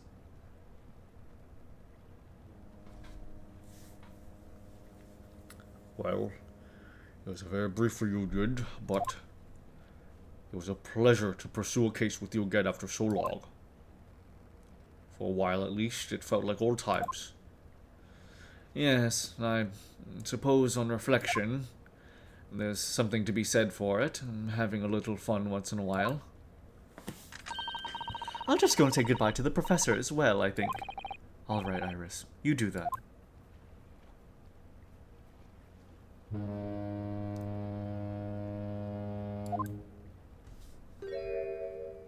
Susato-san. I've just checked, Naruhodo-san. Your luggage is already on board. Oh. Such a beautiful morning. Perfect for embarking on a journey, isn't it? Before I set off, I'd just like to say how thankful I am for everything you've done for me. And give my warmest regards to Kazuma, please. Actually, I think you ought to give him your regards in person, don't you? Sorry? Ryunosuke. Kazuma! What are you doing here? Do you really think I'd miss my best friend's departure? Thanks. Oh my god. To be honest, I'd been looking forward to our wild time tearing up the streets of Her Majesty's capital. But, Well, we'll have to save that for another time. Personally, I'm looking forward to facing you in court again. Me too. But, we're both defense lawyers, so, I'm going to become a prosecutor. Hmm. I'll stay in Lord Van Zeek's tutelage for the time being, but before long, I intend to be just as formidable as the Reaper himself. Oh, I see. Actually, Ryunosuke, I have a favor to ask. Name it. Oh. I'd like you to take care of this for me for a while. Oh. Oh. Karuma? Why? Because I've seen it now. I've seen what's inside me. The demon that reared its ugly head that day.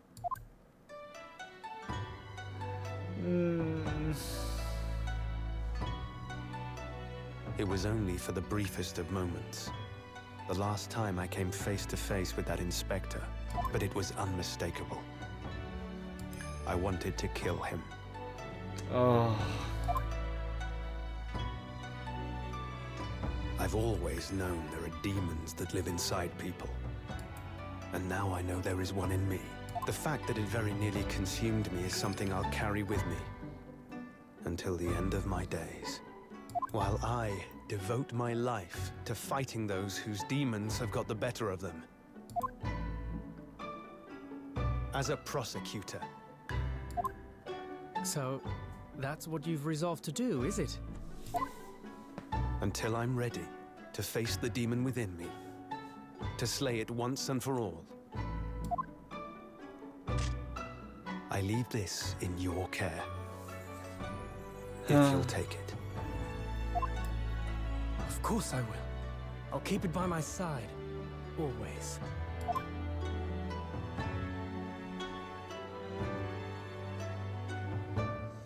Until we meet again then. You have your path to follow, and I have mine. Naruhodo-san?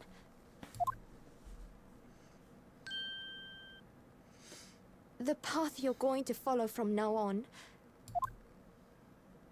I wonder if I might follow it at your side, and unless I'd be a burden. What? I mean, I would very much like you to come with me. But aren't you? You're so predictable, Ryunosuke. I am? Honestly, you never change at all. But that's what I like about you. Go. Whoa. Ooh. Sorry. Oh, whoa, God.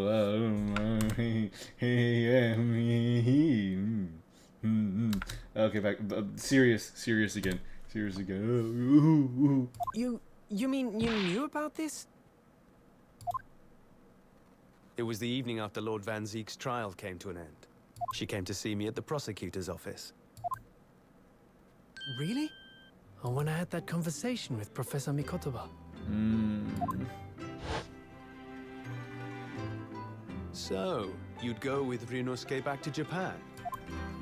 Yes. I know it's unfair of me to follow my own interests like this. Coming here especially to tell me. You're a stickler for etiquette, aren't you? Well, what are his feelings? We've never discussed it, of course, and Naruhodo-san has made no such suggestion. I worry that perhaps I'd be a burden to him. He's just as much of a stickler for etiquette as you are. He'd never say anything before he was asked. Oh my God. But I'd feel happy knowing you were with him. Look out for him on my behalf, will you? Of course. Susato-san. What do you think, Naruhodo-san?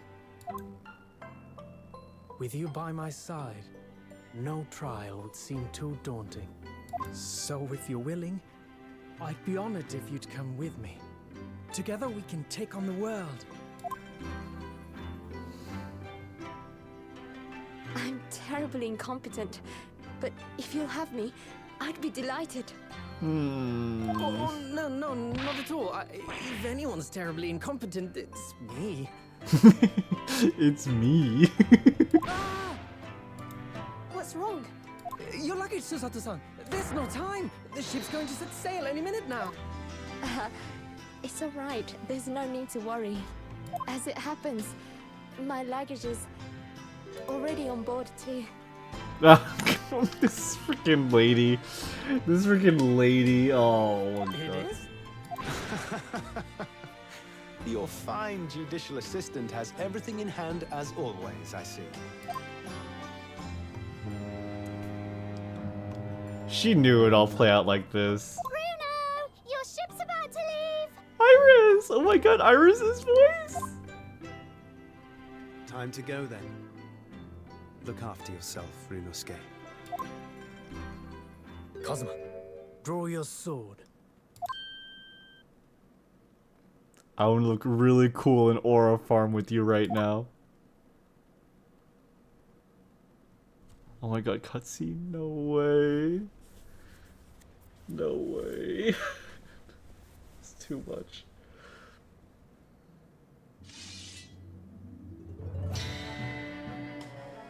Oh my God. One day, when our paths cross, once more, we'll fight a duel of words across the courtroom. A day I eagerly await as a lawyer. I've been waiting to hear you say that, partner.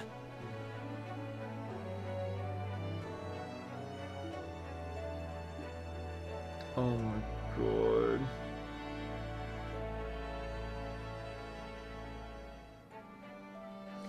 Don't forget me then, Kazuma.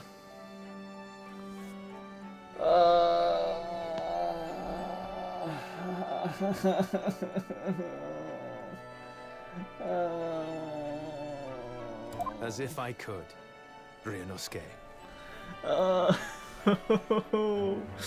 It's so good. It's so good. And Mr. Sholmes, thank you so much. I'm very much indebted to you. I swear, if he, it was. Oh no, we've heard his voice before. Indeed, Mr. Naruhodo. I believe you are. I'll never forget all you've done for me during my time in London. Quite. I should like to think you will remember your debt of gratitude. Especially when I visit you in your country. Oh, that sounds terrifying. That sounds genuinely terrifying. What? The truth is, although many are ignorant of the fact, He does travel. the world is far smaller than most folk realize. Well, I'd be delighted if you came to Japan one day. Oh yes, would welcome you with open arms, Mr. Sholmes. Oh, that sounds wonderful! I can't wait! Okay, this is the first time we're hearing Iris, though. Her voice is so cute. So cute. In that case, let us conclude that this is to be merely a brief parting, my dear fellows. Oh. And that brings us to the end of my adventures in Great Britain.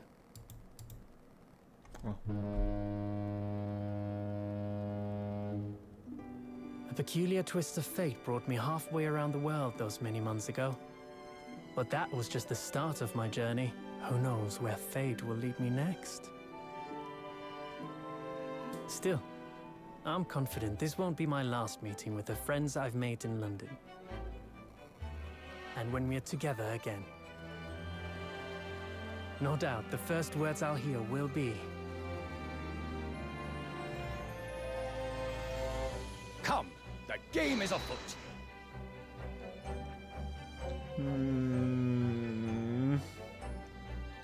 The ship, with our friends from the east, sailed steadily towards the distant horizon. Oh. But Sholmes's face was alight with joy.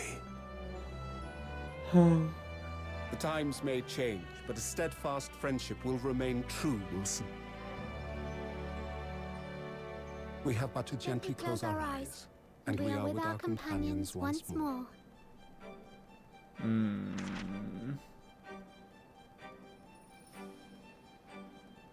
So, I do just that.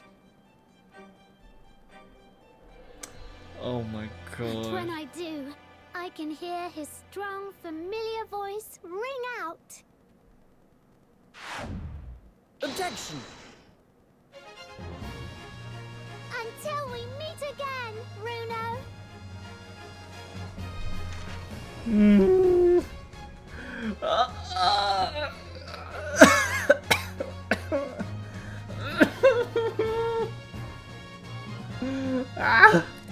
Shoot Takumi the goat. The goat. I've been thoroughly inundated with inquiries about my remote cinematograph since that day. But I'm no purveyor of electrical goods, and with the promised closed court secrecy. Anyway, I've decided an absence from London is in order. A sojourn of distant climes. The Empire of Japan, perhaps. I understand that wardrobe class incurs no charge whatsoever. Wardrobe class? Art direction, Kazuyanuri.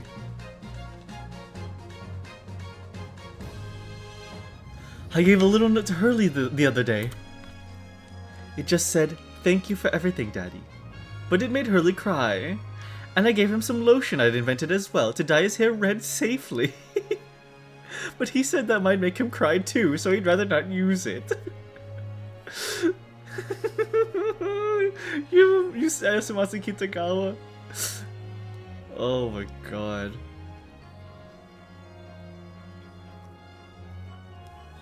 Clint. In those days when I was known as the Reaper, I felt your presence at my side. Once, unable to bear the burden of that grim pseudonym, I even retired from the courtroom. Despite everything, I still wear your prosecutor's badge with pride. But the darkness that once beset me is no more, as you too are no more. In the words of a young foreign friend of mine, I must stride forward toward a brighter future. Lead planner Shinsuke Kodama.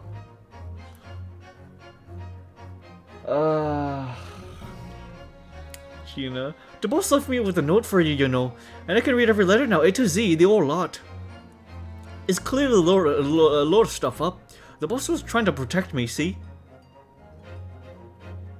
And that's exactly what me and Chief Inspector Toby are gonna keep doing for Londoners. Oh.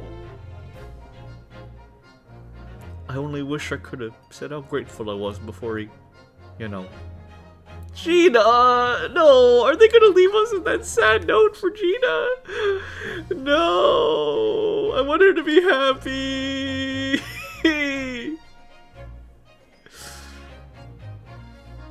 Gina, the truth is, I'm not the upstanding fellow you think I am. You might be a diver at heart, but it's a good heart. You reminded me I need to be true to myself.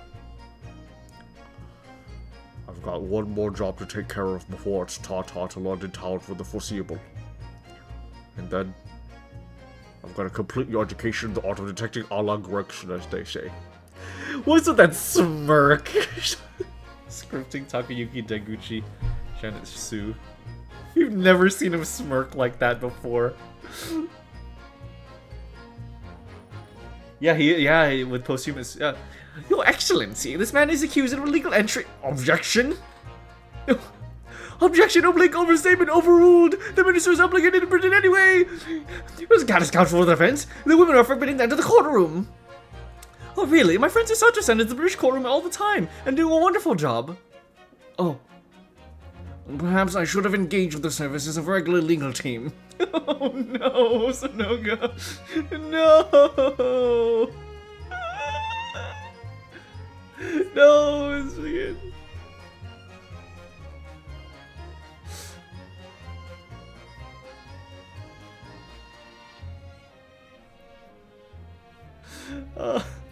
No, the freaking at the worst time.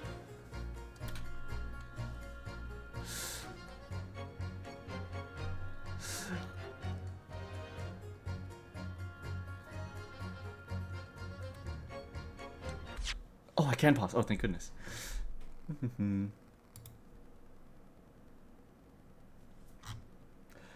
Oh, man.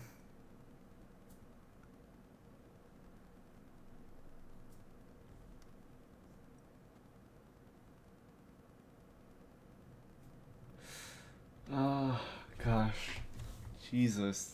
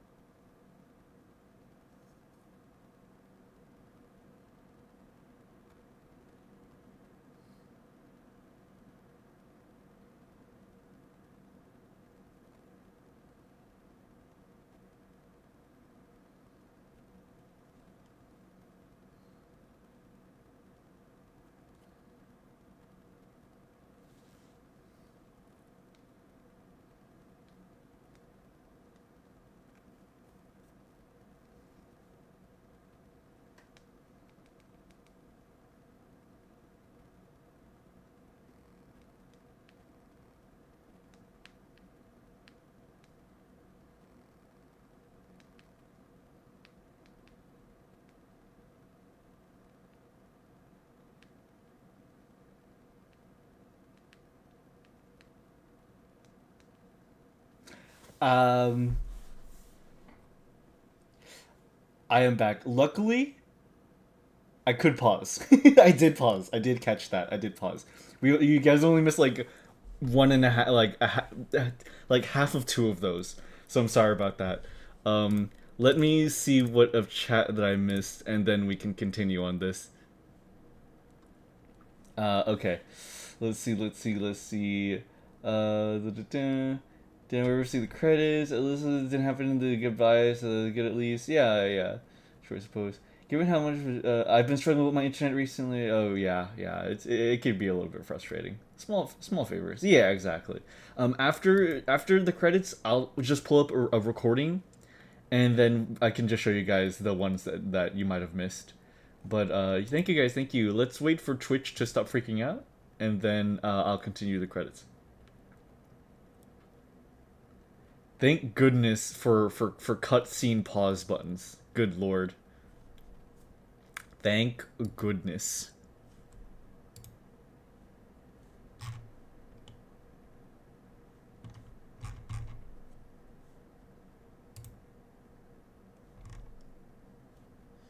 Let's see.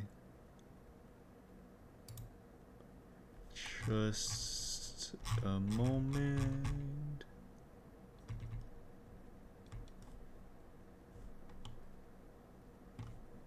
Let's see.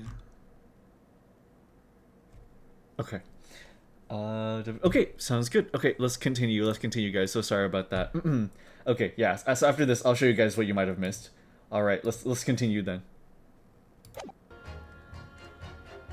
I'll just let this go through, and then I love these two.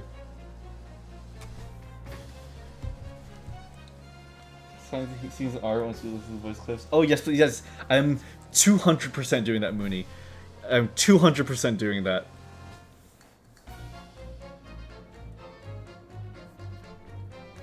Oh.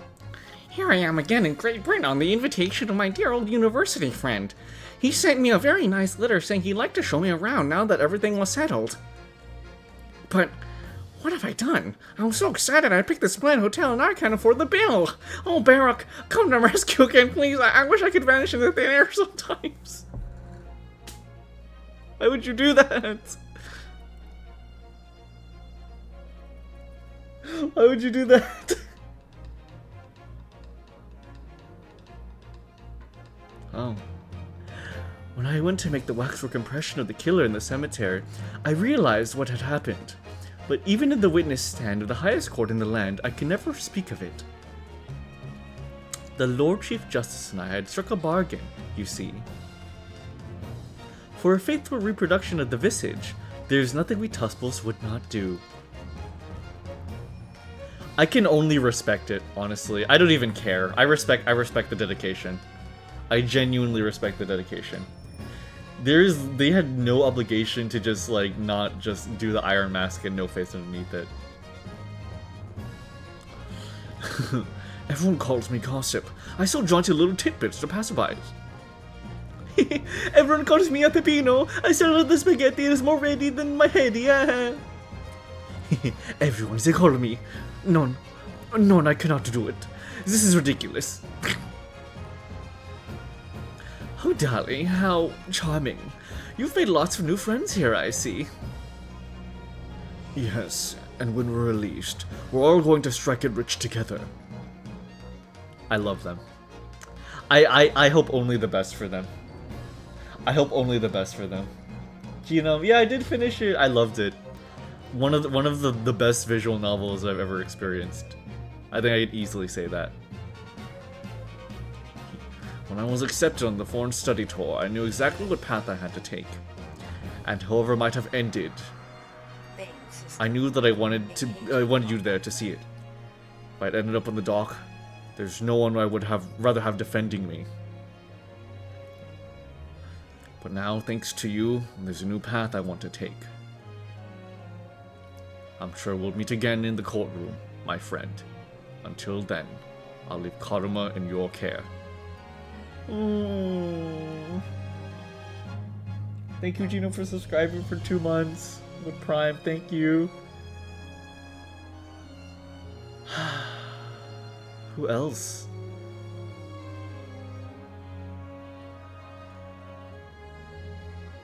Oh, yay. I made some tea, Naruhodo-san. It is important that you rest whilst you can. Once we arrive in Japan, you shall be busy establishing your new office. I'm so delighted to be accompanying you after all. Your talents have been recognized by a great detective. Because you really are the greatest of lawyers. A great ace attorney, some might say.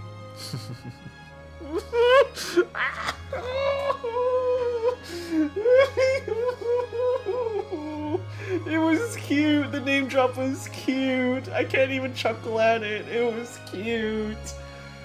It was, oh, the Daruma! The Daruma's eyes filled in! Oh my god, the Daruma! The Daruma's eyes filled in! We finally became a great ace attorney! Oh my god!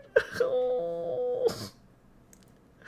What an amazing payoff to that! Oh my god, they took the Daruma back home! Fuck. Oh my god, that actually got a tear in my eye. Oh my god. Let me know, I didn't cry except a single tear out of my right eye. Oh my god. Freaking cross-dressing Susato was so good. I wish we could have that as an outfit. If cross-dressing Susato was an outfit, I would have both of them in the school uniforms. Like, I would do that. Minimemo had the right idea, but fuck him. still fuck him. The Monster Hunter walk? It is the Monster Hunter walk.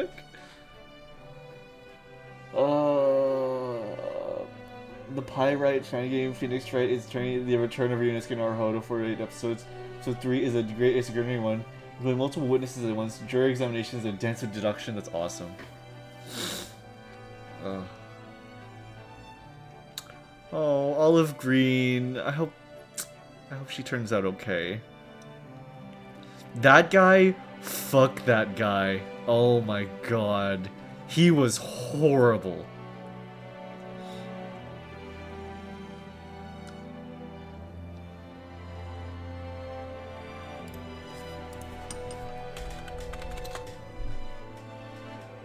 Soseki's like,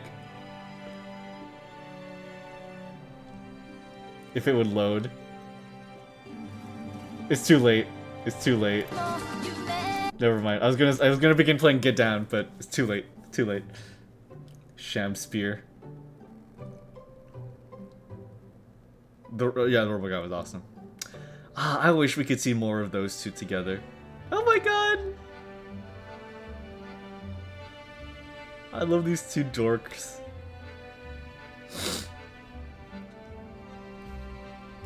Enoch's design and mannerism of Circle. Enoch was insanely cool. One of the coolest characters, easily. Like, easily in this game. Like, by far and away. So fucking cool.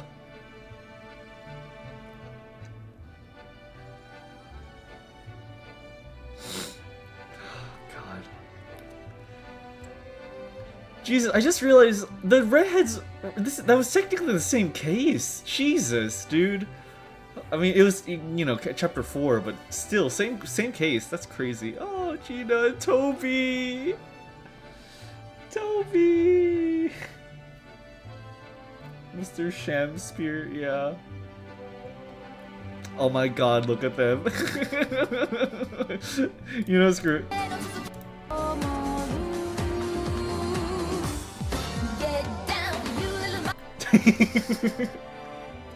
Hi, Goku. Oh my god.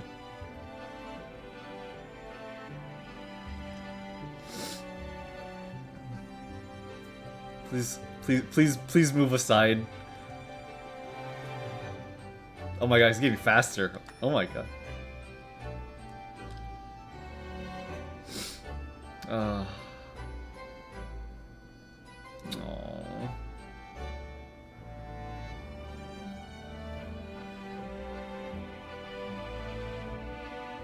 Oh my god. In front of the sunset too, even in... Oh god.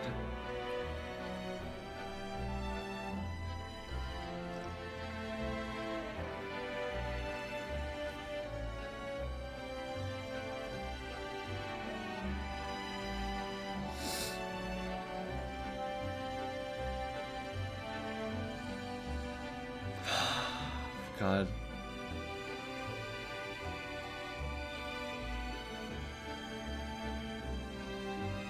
I don't... I'm kind of there too, Mooney. Like, I was excited to get through and complete this, but now that it's ending, I'm gonna miss it so much. I will miss this, like, a lot.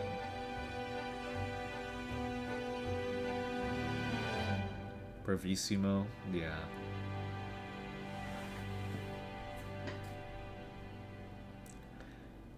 There we go, guys.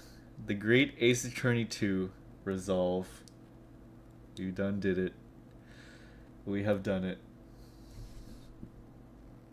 Oh, gosh. Oh my god, look at that. Look at that. Ah.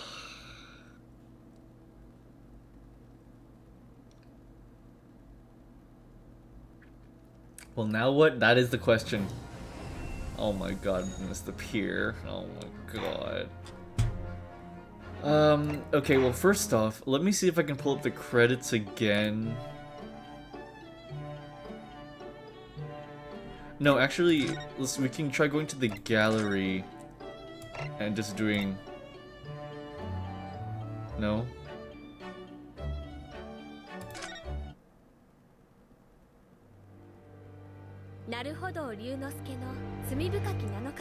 Wait, what? Wait, what?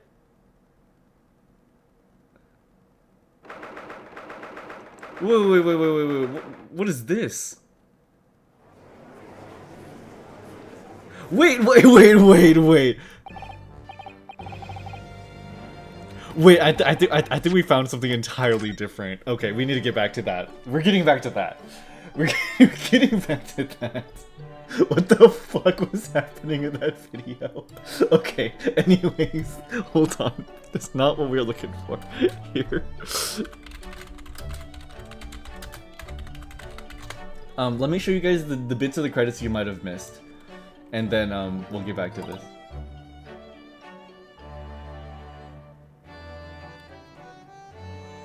Here, let me see one more time if I could pull it up in here. Accolades, escapades? Short extra episodes?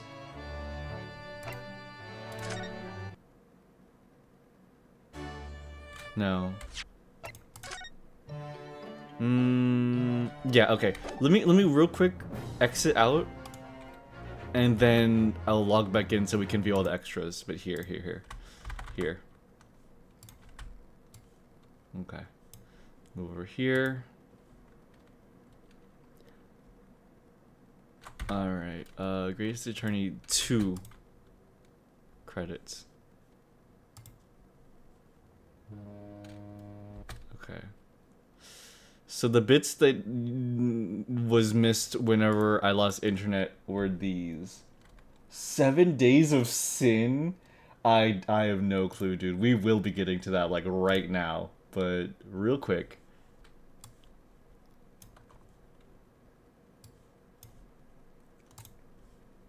Alright, here, check this. Boop. Okay. Let's do Gregson's final words, yeah. Okay, here, here. I got a complete education in the art of detection, a la Gregson. You see that smirk he has? That fucker.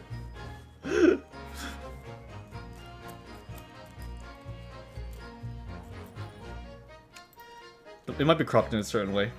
Your Excellency, this man is accused of illegal entry into the office of the Minister of Foreign Affairs.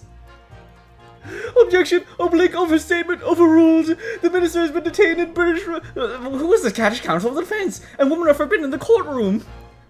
Really? My friend Susato-san is in the British courtroom all the time and doing a wonderful job! Perhaps I should have engaged with the services of a regular legal team. Freaking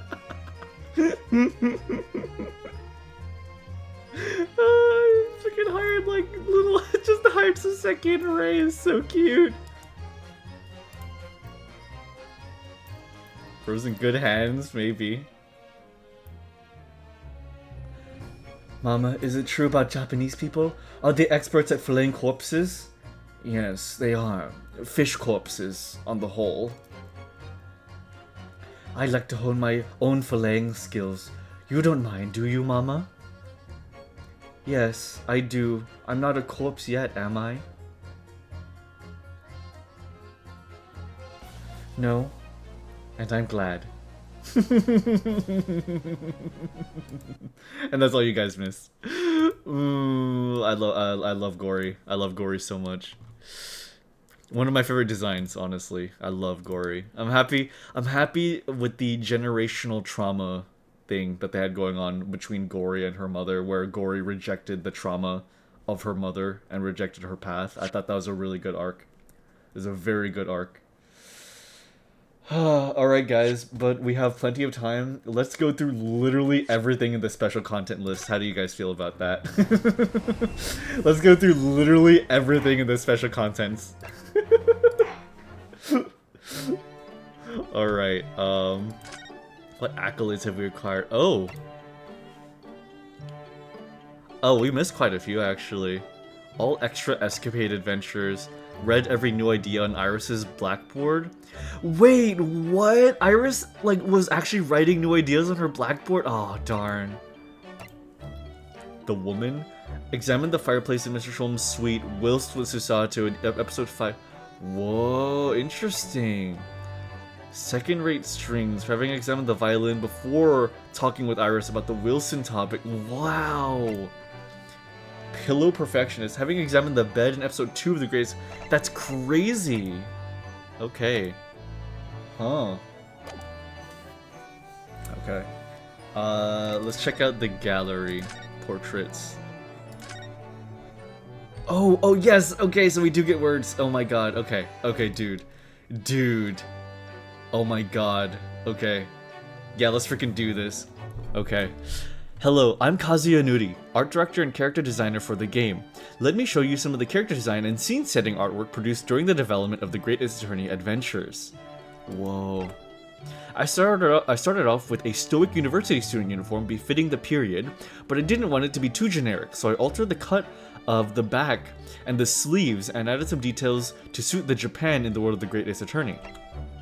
This picture was drawn as a reference for Ryunosuke's principal in-court camera angle. He has his own sword drawn. He has his sword drawn because, well, I just wanted to see what it would look like. Oh, that's so real. That's so real. This is Ryunosuke's traveling to Britain outfit. I decided the school cap and cape as they lend an obvious period air, being so different to modern clothing. These sketches are from the very first proposals. No scenarios had been written at the time, so I had Ryunosuke younger than he ended up, and his hairstyle was based more heavily on his descendants than on something faithful to the period. Oh my god, dude, he would look so similar to, yeah, oh my god. Phoenix's actual, like, original Japanese name before localization is,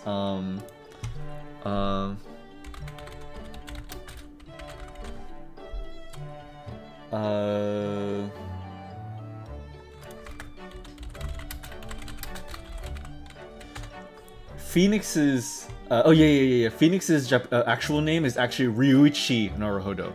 Instead of Ryunosuke, it's Ryuichi. Just for future reference. Okay, cool. Cool. Oh, he almost had glasses. Male hairstyles during the period Meiji Japan were nowhere near as diverse as they are today. They were either cropped short, side parted, or swept back. I actually quite like all of these. I dig a lot of these. I remember drawing these sketches as a way to distract myself when I was stuck in the hairstyle. It turns out they came in useful for explaining how the game works in the game proposal documents. Oh yes. Oh my god, we're gonna see the game proposal documents? Oh, I'm so excited. Whilst the overall character design is reasonably uncomplicated, I was conscious that I wanted to convey the unique qualities of this game's world by paying extra attention to the fine details. Oh my gosh, dude, this artist is amazing. Hello, I'm Kazuya Nuri, art director and character designer for the game. Let me show you some of the characters. Okay, yeah. The theme for the design was that of a female student who embodied the principles of Yamato Nadeshiko, or personification of the quintessential Japanese woman. I designed Susato's wrap to complement Ryunosuke's traveling clothes. Knowing it would only appear in an anime cutscene, I decided to keep the design overwhelmingly simple with the exception of the clasp. I wanted Susato's hair to be styled appropriately for the period, whilst at the same time being a little out of the ordinary. I ended up with something that looks relatively simple in silhouette, but it's actually quite complicated. It is quite a complicated haircut. Oh my god, you used to be smaller! This is an early proposal sketch when it wasn't yet clear how folksy... when it wasn't yet clear how folksy to make Susato. Later, in parallel with Mr. Takumi's scenario development, I got a better feel for character and softened her into a fine young lady. Yeah, here she looks more rustic. She looks more like average girl. Whereas, like, in the final game, she's, like, refined. That is so interesting. That is so interesting. Yeah, she looks like, yeah, quaint is a good, she looks way more quaint and, like, average, like, everyday in these. Oh, these designs are so cute, though. This image was drawn to help with the anime creation. Anime cutscenes from bridges between various scenarios in the game form various bridges between scenarios, so it's vitally important to avoid any discrepancy between the renderings of the characters. It's always my intention not to interfere with the anime artists and their work, but sometimes minor corrections are required. It's a constant dilemma for me. Oh. Also factoring into Susato's design was how she would appear alongside Ryunosuke. In the end, I think that the contrast in conduct and bearing between the two helps to establish her as a memorable female lead. She was definitely very, very memorable. Like, even as a more restrained, less crazy weirdo female lead compared to the rest of the Ace Attorney games, she's definitely very memorable. Ah, yes. Development of Ace Attorney Adventure is awesome. We're on Herlock Sholmes. To begin with, I brought some steampunk elements to the Victorian-era character. I was careful to preserve the essential features of the Great Detective. Oh, wait, I just realized. Oh, wait a minute. Am I missing? Oh, I am. Wait. Oh, wait. Wait, how do I... Oh, scroll wheel. Oh, scroll wheel. Okay, I am missing some of the... Okay, sorry. Let me catch up on these. Here's the hero of the whole story, Ryunosuke Naruhodo. The main concern here was to strike a good balance between a period look of someone out of Meiji Japan and a believable ancestor of the protagonist of the main Ace Attorney series, Phoenix Wright. Swing University. The buttons on the back accentuate the draw the jacket in to create smart svelte lines. Okay, cool. I wrestled with various options to create something that was realistic and faithful to the period and to Ryunosuke's personality, while still being suggestive of his descendants' manga-style hair. Cool. Every accessory and adornment has personal significance to the character, which is an idea I hope players will use their imaginations to explore. Absolutely. Oh, I never realized that his armband just has the modern attorney's badge on, like, put on it. That's great. This is the female lead, Susato Mikotoba. So I decided to use the easily identifiable and typical Japanese cherry blossom as the Mikotoba family crest, influencing the pattern of her kimono and the hem of the hakama trousers. The heart of Susato's character is her impeccable upbringing, which I've tried to bring out in various elements of her design, from her posture, facial expressions, and the quality of her kimono. Yeah, she is very, very high upbringing. This frontal portrait was drawn while the kimono pattern was being finalized. I tried a great many different designs before arriving at a final one in order to find a pattern that didn't draw excessive attention. Okay. Here we have the Great Detective himself, Herlock Sholmes, but how was I going to come up with a design to satisfy the requested unique take on the classic detective? To begin with, I brought some steampunk elements to the Victorian-era character. Then, I tried to create a stylish arrangement of various period elements and some iconic characteristics of the original I wanted to preserve. Sholmes' personal crest combines the cogwheel motif of his consulting detective business and the simple flower design of Iris' crest. The cogwheel symbolizes the Industrial Revolution taking place in Britain at the time, yeah. There are also overtones of the relationship between Sholmes and Iris in the motif, with Iris, the flower at the center, being protected by Sholmes, the cogwheel around the outside. Dude, oh my god. Cool. I was careful to preserve the essential features of the Great Detective, such as the deerstalker and the pipe, arranging them into a character that would be instantly recognizable to all. He is still very recognizable as Sherlock Holmes. Sholmes' equipment is an exception to the rule in that it consists of technology belonging to a much more modern era than the game's setting, and takes in fantasy elements from the world of the Great Ace Attorney. The gun Sholmes makes use of in his investigations is a percussion revolver that would actually be employed as a regular firearm. The idea is to juxtapose that with Ryunosuke's Japanese katana sword, thereby highlighting a significant difference between the Japanese and European cultures of the day. Cool. Ooh. When Sholmes' goggles are turned on, the shape in the center of each eyepiece lights up and rotates. It's supposed to conjure the idea of a lens attachment on a camera to complement the detective's investigations. Sadly, they couldn't be realized for Sholmes' in-game animations at this time. That's fair. That's fair. I'm glad they had it in a cutscene, at least. This is Sholmes' indoor attire, since I assumed he wouldn't be comfortable relaxing at home while wearing all his detective's paraphernalia. His hair is styled as wisps of smoke to complement the indispensable pipe. Oh my god. This is... oh my god. This level of character design is so... oh my god, dude. Wait, he could use his pipe as a fucking silencer? Wait, what? Oh my god, he did. Oh my god, he did. What the heck? This is a sketch I did for... wait. Oh. Although the usual portrayal of Sholmes is a man with black hair, I wanted to give him a different color to provide some variety next to the hair of Ryunosuke and the other Japanese characters. Cool. This is a sketch I did for the initial proposal document. The image of Sholmes in the midst of analyzing evidence played a crucial part in portraying the souped-up role forensic investigation was to play in this game. But look, he looks like a wet dog in the right. The actual character design was still not fixed at this stage, even though the general direction had been decided already. Cool. Symbolism is so good, dude. It's so awesome. Oh. Okay. Whoa, dude. This is a very early proposal sketch. It was supposed to be a portrayal of somewhat dark London with heavy steampunk influences. In the end, the Sholmesness was too diluted, so the design was scrapped. I subsequently settled on the game Sholmes as a man whose striking appearance is only diminished by the striking erroneousness of his transcendent deductions. Ah, Iris! Let's see. Here we have Iris Watson, whose character was developed on the basic idea of a child genius. Oh my god. Iris brings together a number of rather eccentric elements of the game world in a subtle and controlled way. I decided to make use of a flower or plant motif in Iris's character design. Oh wait, that portrait was cute. Oh my god, look at her with the gun! She looks so cute. Love concept art so much, me too. Oh my god, she looks so cute with the gun. Oh my god. Wait, oh my god. There's a running joke that, like, almost every Ace Attorney game has, like, a younger girl character.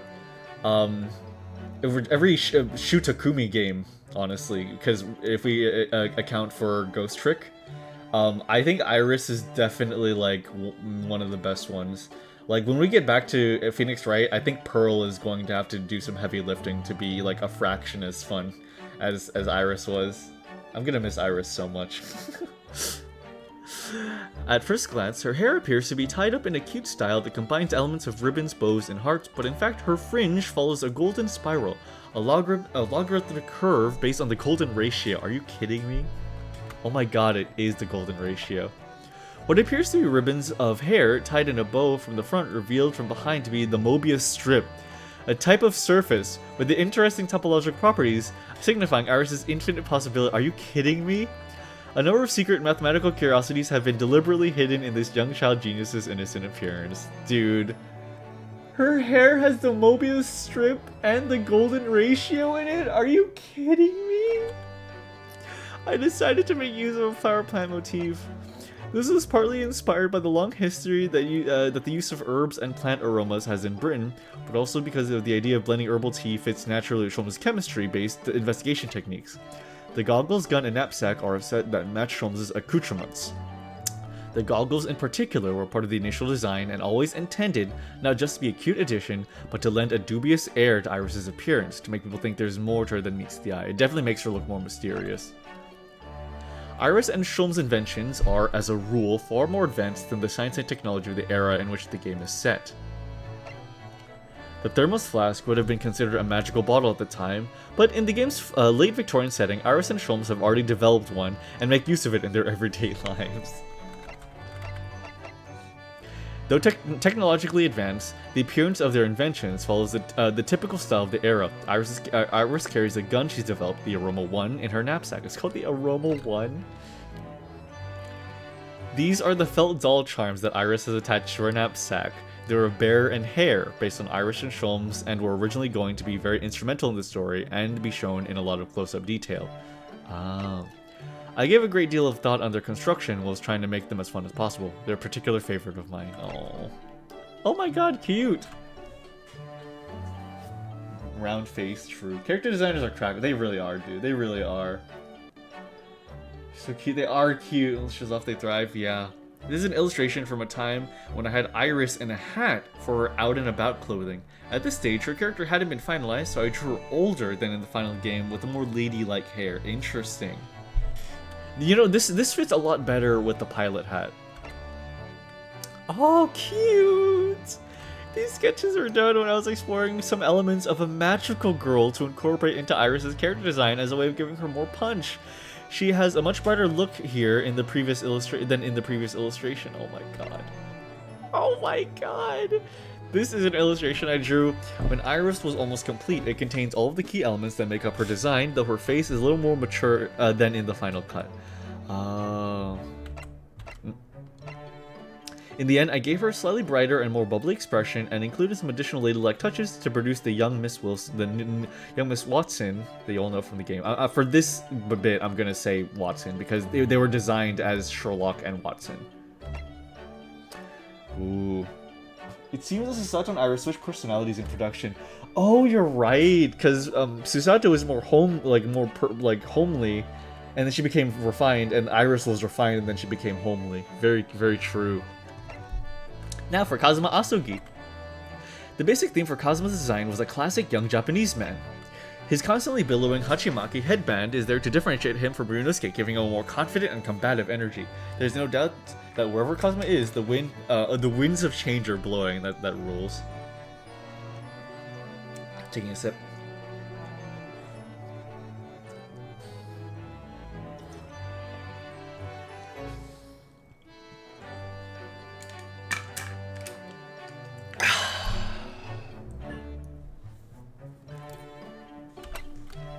Whilst Kazuma clearly has the spirit of a samurai, he's also keenly aware as a visiting student hopeful of the shift of cultural attitudes arising from the Meiji Restoration.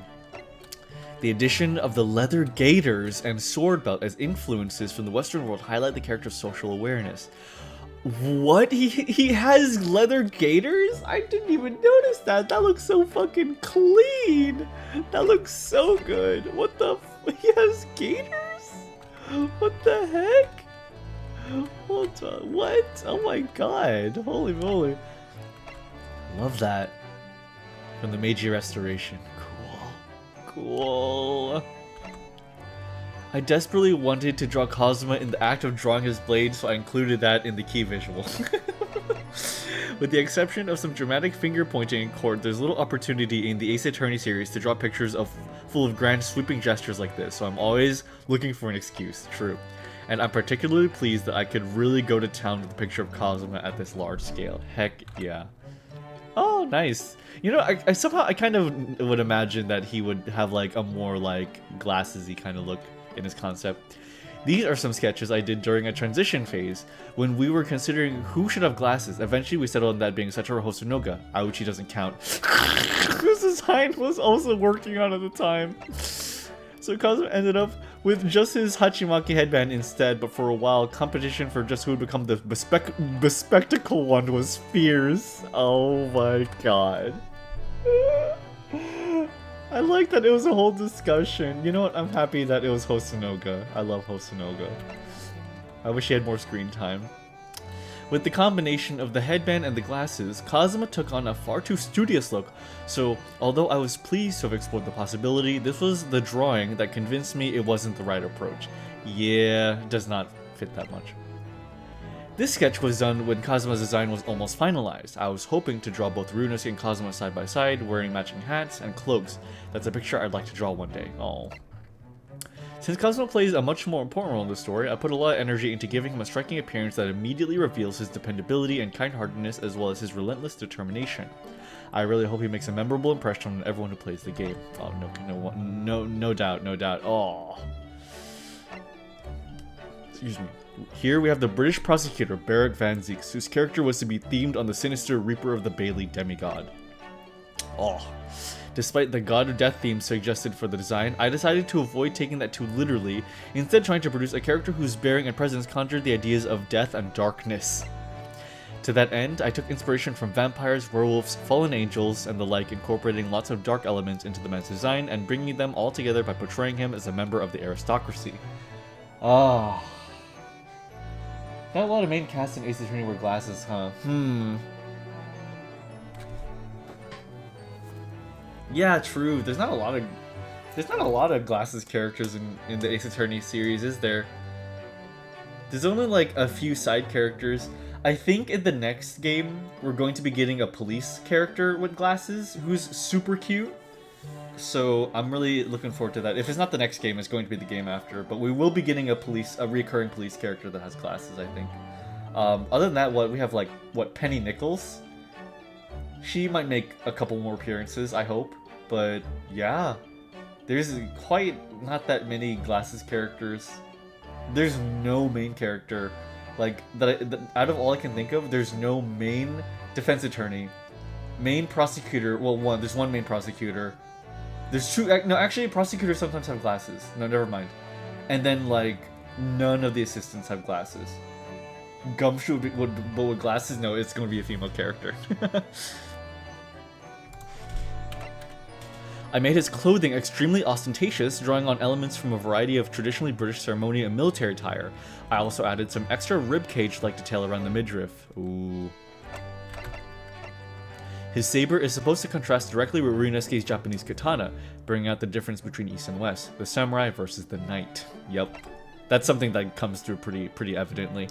As with Kazuma's headband, I knew that realizing Van Zieks' cloak in-game would be technically complex, but I also knew that it lent to a lot of credence to his dark persona, so I was quite insistent about it. So they got to insist on it. Awesome. The end result was that the aristocratic prosecutor's flamboyance and Dracula-esque darkness are both instantly appreciable, and I'm very grateful to the staff for their determination in achieving that goal. For a DS game, crazy stuff. Ooh. These rough sketches were my attempt at consolidating my ideas about the prosecutor's image. His look needed to be more than just piercing. It needed to portray a sad and tortured soul as well. Yeah, that definitely comes through. Whoa! This is a very early illustration I came up with and rejected a lot of different ideas myself over a long period of time. I submitted only the one that resonated with me to Mr. Takumi and was given a go-ahead to proceed. Honestly? Not as Van Zieks, but I really like this design. Not as Van Zieks, but this character is honestly quite cool looking. I actually am really on board with how this guy looks. Among the main cast, this character underwent a unique development process. I didn't show anybody my designs for the prosecutor, including the drawings from this stage of the process. Oh, fair. I like to consider a lot of options in the early stages, so I produced a wide range of drawings at the start of the process. Even if I thought an idea might not be quite right, I put it to paper so I could home in on the perfect design. Oh, cool! The middle one actually has Von Karma's hairstyle. I mean, hair color. Interesting.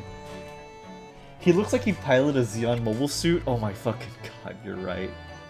You're 100% right. Oh man, no, you're 100% right. Ooh, this is a proposal drawing I made just before setting on the final design or settling. Personally, I was quite fond of this one. He has a more pained expression than in the final version, and the cloak is modeled on a raven's plumage. Oh my god, that design is so fucking hard, dude. That design is so fucking hard. Oh my god, the design is so good. I've always enjoyed dark heroes, so I really liked all the elements of Van Zieks' design and his overall appearance. Kazunori, art director and character design for the game. This picture includes all the main characters and was produced in the same vein as the artwork I came up with for Phoenix Wright Ace Attorney, to make it instantly obvious that this title's from the same series. Oh yeah, like the turquoise grid with all the characters, yeah. It was used as the key visual in the early stages of development, heck yeah. Ooh. In this section of the gallery, I'd like to present some of the character design drawings for the less major characters that were created during the development process, and I hope you enjoy them. Ooh. Yay! Art director, let me show you a contingent from the Empire of Japan. Yujin Mikotoba, Susato's father and a university professor, so I had to make sure his expression would be seen as both kindly and stern. I've established the cherry blossoms as the emblem for the Mikotoba family, and Yujin's pink Haori overcoat clasp is modeled on a cherry tree in full bloom. The hem of Susato's Hakama trousers also carries the family crest. Taketsuchi Aochi, this character design crystallized in an instant. I verbally suggested the idea of Chanmage top knot for Mr. Takumi, and he immediately agreed. I made some sketches of Aochi with round glasses on, since they were the norm in Meiji Japan, but it's just too much of a departure from his descendants' usual look, so I reverted to the normal shape of his glasses we're all familiar with. Yeah. The judge of the Supreme Court of Judicature of Japan. So I realized these are all spoiler-free. These are all spoiler-free because this is unlocked from the beginning, so people could look at this. So I realized they haven't included any spoilers. The judge of the Supreme Court of Judicature of Japan, I decided to take a different direction with this judge as compared to the previous judges in the series to accentuate the military atmosphere of the Japanese courtroom at the time. Since he passes judgment on wrongdoers, I thought I'd take inspiration from the portrayal of the Buddhist god Enma. Ah, arbiters. Then I added the beard and some flames into my design. Oh. I made his gavel golden and styled it on the traditional Uchide no Kozuchi, magic hammer of Japanese legend. Yeah. This guy, his whole appearance upset me. Handsome, clean-shaven, goodness. One thing I always notice, and this game is no exception, is that the title art is always much cooler and dynamic in the Japanese versions compared to the English versions. Oh yeah. Yeah. There's always a huge philosophy in like the difference between like Japanese and American key visuals. So would the robot guy be here then? He's gotta be. Bro downloaded extra memory. yeah. He's gotta be here. Kuryo Korekuta. Since this man is a merchant, I initially decided the base of his design on Ebusu, one of the 7 gods of fortune, and the traditional Japanese god of prosperity and business. But when I showed my rough sketches to Mr. Takumi, for some reason the idea of Korekuta being long and thin came up, so I switched to another of the gods, Fukurokuju, a more fitting source of inspiration. I wanted to have him constantly eating sticky mochi rice cakes, which would get caught in his throat, but it seemed a little too dangerous to portray, so with great self-restraint, I stopped myself, lol. Bro wanted this guy to choke on mochi. Yesa Nosa. I was going for a stereotypical military man of the time in order to give the players a clear sense of the era. He appears to be a regular, smartly turned out soldier, but on his back he harbors a great secret. At first we considered having Yesa folding cranes in secret as silent business, hiding his paper creations behind his back, but after fleshing out the details with Mr. Takumi, the idea of Ido Nosa. Oh, Ido Nosa. I just got Ido Nosa. Ido Nosa. It's really funny. Came kicking and screaming into the world.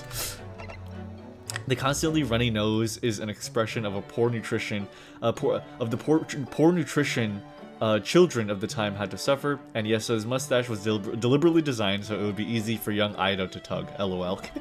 I keep on. Sorry, wrong button. And of course, the similarity of the father-son hairstyles is another detail not to be dismissed. Oh yeah, my beloved. The baby is very cute. He is very cute. Satoru Hosonoga.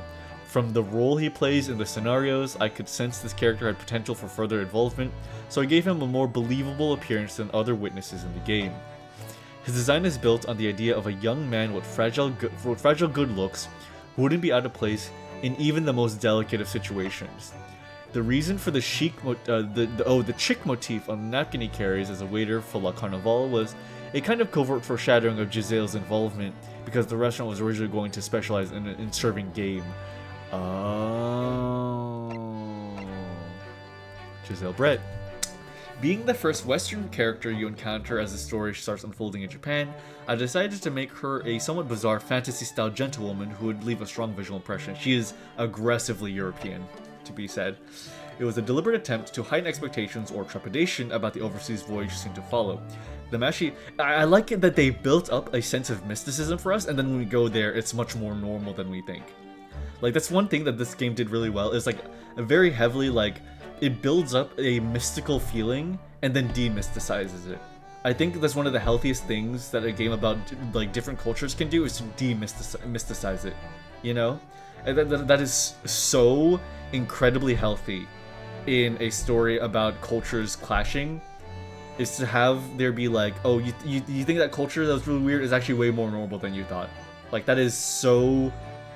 I can't figure out a better word than healthy. It's just, it takes a really worldly writer to demysticize another culture that isn't theirs. That's I love that about this game.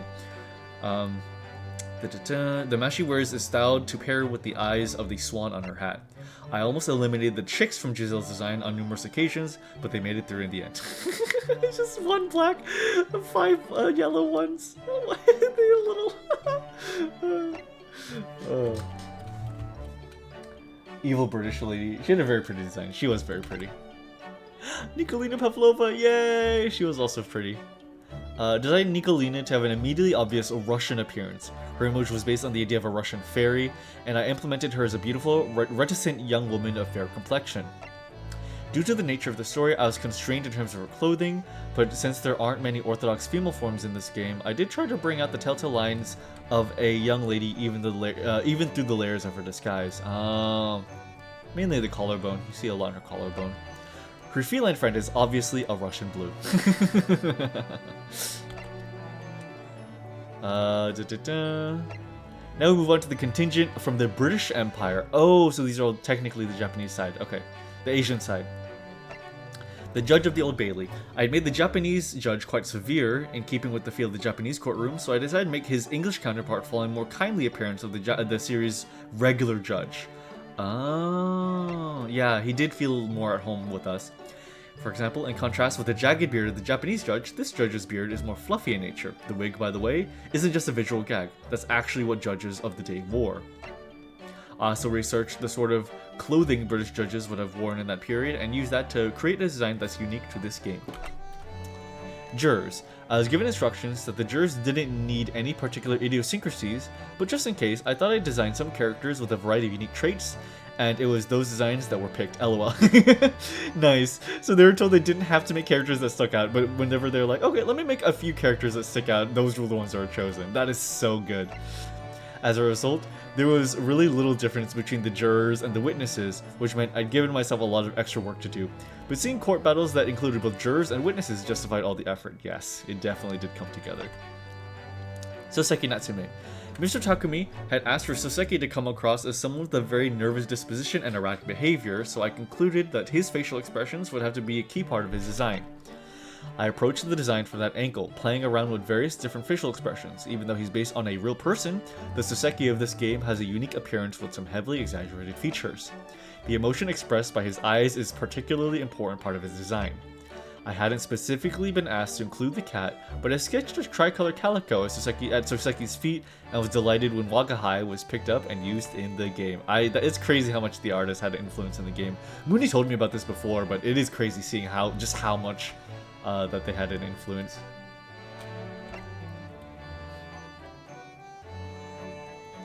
I for a second forgot what caused Garadev's fucking burns, and I thought he shat himself, and then I remembered he got burned. John and Joanne Garadev. I really had to work hard on this pair since they're so intimately tied up with the story. The guiding principle for the design was the sun and the moon silhouette, along with the idea of a pufferfish for Joanne. I love these two designs, specifically John. I love John Garadev, one of my favorite character designs in this game. Compared to the newlyweds, the Constable and Mrs. Beat, with their passionate love for each other, the Garadevs are an older couple, and I wanted to show a different form of love in their relationship. Yeah, different form of love. Yeah. Approaching divorce. Speaking of Rolly and Pat Beat. There are a lot of pairs of witnesses who appear together in this game, but I had a firm idea of how I wanted these two to interact from the outset. I actually worked backwards from there. I designed them as a single unit, 2 people moving and acting as one. The scarf that goes around both of their necks is a good example of that. These 2 are so cute, dude. They were modeled on the idea of dolls, wooden marionettes or porcelain dolls, that are supposed to have a fantasy world image despite being virtually penniless, to bring out their genuineness and their sweet personalities. Oh, these 2 are the best. Oh. Oh. They were so cute. They were king, I agree. Yay, Tobias Gregson. I designed Gregson as a stereotypical Scotland Yard detective of the day, his collar turned up and the obligatory packet of fish and chips in his hand. As he's always stuffing them in his pockets, I imagine his hands and the lining of his pockets are constantly covered in chip fat. LOL. Ew. Whenever I see him eating, my stomach starts to rumble. I agree. I do also get hungry. Gina Lestrade. Gina was the character who underwent the most changes as a result of the story rewrites. Originally, she wasn't going to be a pickpocket at all. Consequently, I had to redesign her in the latter stages of the production process.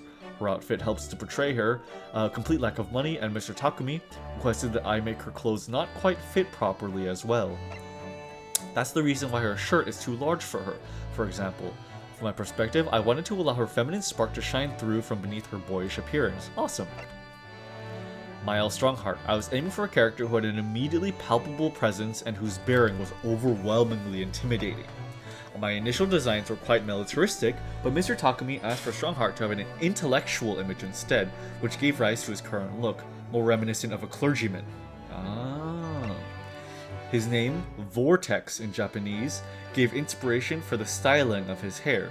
There are also elements of unicorns woven subtly into his design, since the unicorn features in the British coat of arms, the British royal coat of arms. Oh.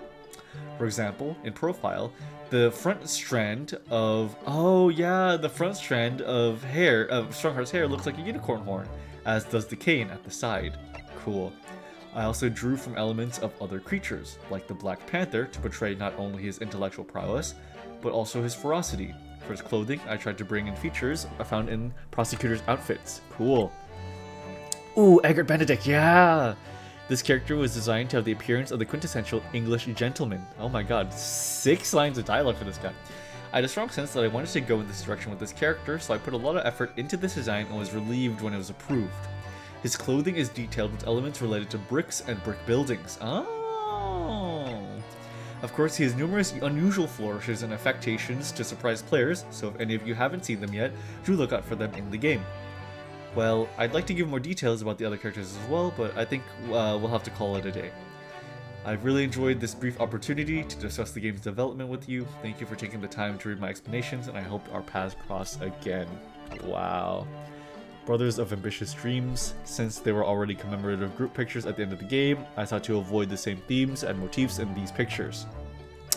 I also didn't want to take away from the good vibes after finishing each title, so I gave it a lot of thought. In the end, I settled on using just Ryunosuke and Kazuma, as the 2 of them are the embodiment of the Great Ace Attorney. This illustration tells the hope and ambition of their hearts just before they set off sail for Great Britain, standing shoulder to shoulder, their turn towards the same future at the start of their journey, before Ryunosuke jumps into the cabinet. Looking at this after experiencing the events of adventures, it's like going back in time, and it's sure to stir up all sorts of emotions.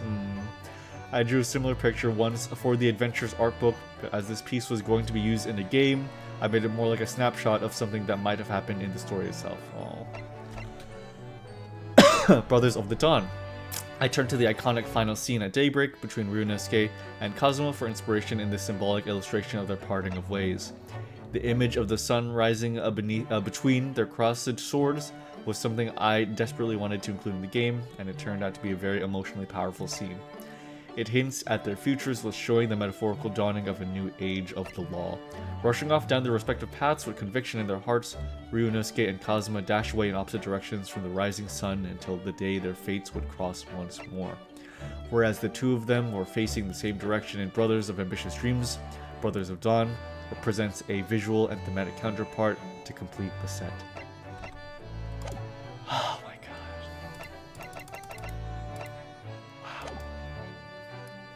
Wow. Cool name, Vortex? Yeah. I called it? Yeah.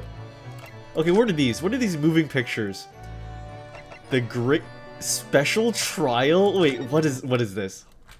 The visuals in this video might differ from that in the actual game. Wait, what? What is going? Okay. I'm locked in. I don't think they're translated though, so we'll just have to see. Oh, they are. Completely contradicts the facts. Completely, utterly contradicts the facts. 何をなさっているのですか、なるほど様。ああ、スサトさん。見ての通り、ちょっと張り切っているのです。張り切って？来年発売予定の大 So 逆転 amazing 裁判 she's で the great 奇 Ace 跡の Attorney 出会い game. が待っているのです Wait, が、 what? その人物と今日この大法廷で一足早く会えるら Advanced しいのです。 debut? 日本男児としてやり手なところを見せておきたいじゃないですか。Who are they bringing で in? ございますね、なるほど様。でもなんだかちょっと怖いですね。夜の大法廷は。先ほど見物したロンドン島恐怖展もそれは恐ろしゅうございましたから。佐藤さん、ロンドン中の催し物を調べ上げていますよね。明日見て回る恐怖展の予定もかっちり組み上げてありましたもん。 Who's that muttering? 別に恐怖限定でなくてもいいと思うけど。ところで、さっきから何か聞こえませんか？そういえばこの大法廷、幽霊が出るという噂がございます。やめてください。 Who's ロンドン muttering? 島恐怖展の直後でやや敏感になっていますから。何者だOh. なるほど。どうやら全て見えたようだ。我が名推理がささやく真実。君の正体はズバリ殺害されたイタリア人のコック長だ。 A murdered Italian chef? 自分が死んだことにも気がつかず大法廷をさまよっているとはね。There's more to the gallery? Another section for the second? Oh, got you.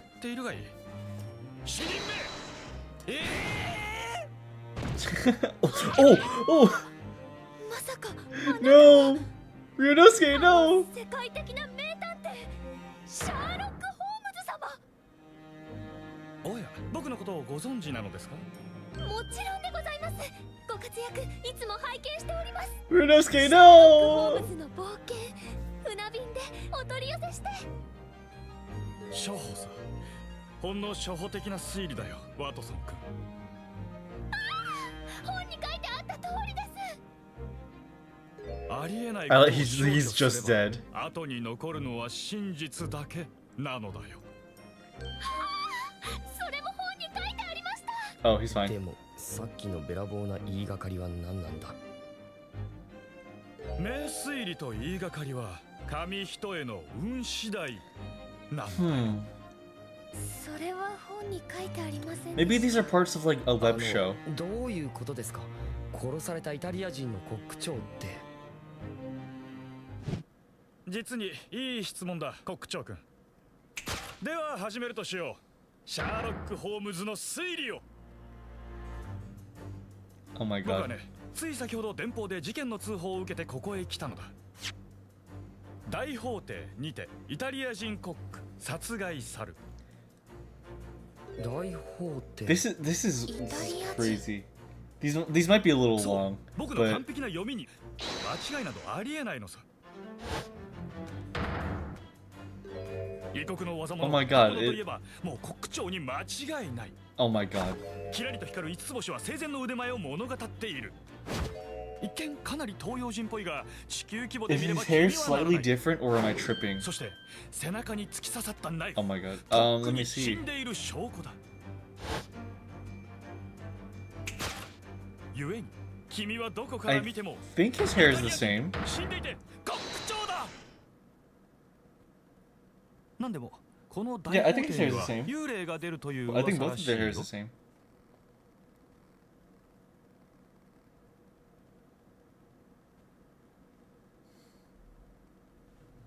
今の名推理、どこから見てもさっきの電報の後付けじゃないですか。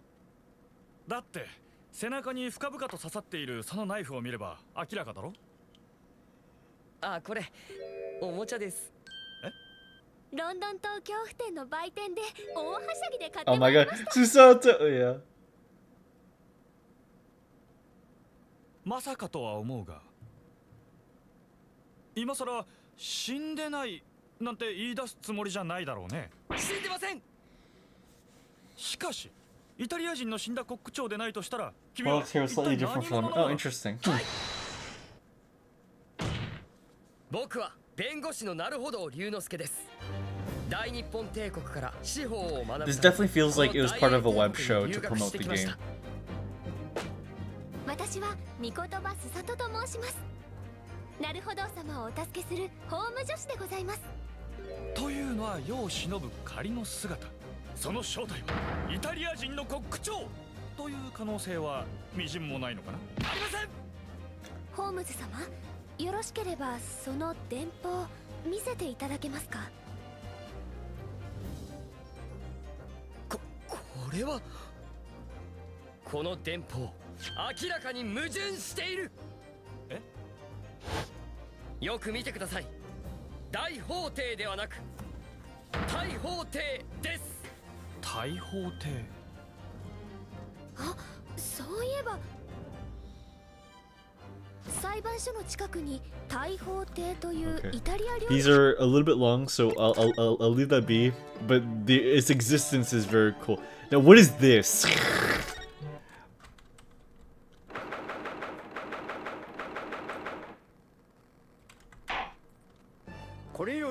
Oh my god. Retrospective of 15 years of Ace Attorney. Oh my god. 準備以前にどこですかここは。 If Edgeworth shows up, I will flip. いわゆる明治時代の。いわゆる明治時代？ Oh my god, Maya! もしかして Oh my god, Maya! ご先祖様とかいるのかも。もっと驚こうよ、迷いちゃん。どうやら時空がねじれたようです。 Oh my god, they were warped back in time. Oh my god. 検察側はいかがですかな？準備の方は。 So we're seeing. Oh my god. Oh. なんというか僕弁護士なのですけど。今日はいろいろな都合で They tease me with そちらに Edgeworth. 立っていただきます。何やら大人の都合のほのかな香りがいたしますね。 Her voice actress is so familiar. 失礼ですけど、ケンジさん。あなたはどなたですか？妙に親近感があるような。確かに僕も同じことを考えていました。なんというかとても他人とは思えないというか。それではせっかくなのでお互い自己紹介を願いましょうか。僕は弁護士のなるほど龍之介であります。なるほど。お兄様では？何しろギザギザが多いですから。生き別れの兄にはあいにく覚えがありません。 This is really cute. 聞いたことがあるぞ。僕の先祖に龍之介という名前の弁護士がいるって。じゃあおじいさんは僕のご先祖様？This is adorable. 今さりげなくおじいさん呼ばわりでございましたね。なんだか妙に老け込んだ気分です。やっぱり Oh, wait, are we gonna get this confirmed for us? あなたは私のご先祖様なんですね。 I was wondering about this. おしとやかで凛としててまさに理想のご先祖様。子孫の綾里迷いです。私は法務助手の御言葉すさとでございますが。Yeah.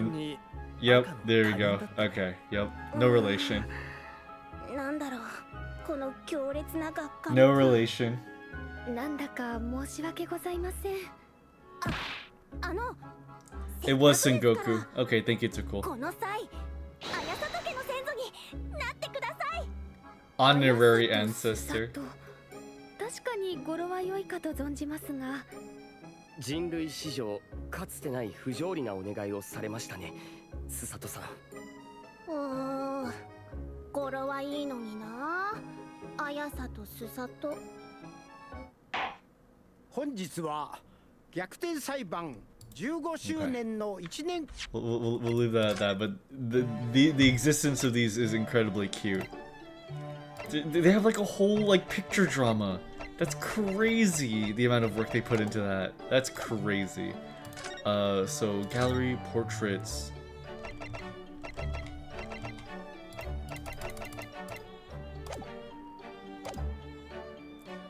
Are you sure there's more, Mooney? Because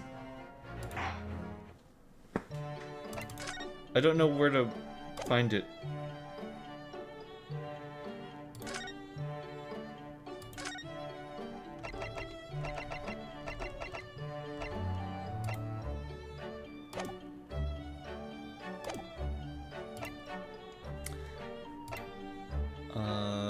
Short extra episodes?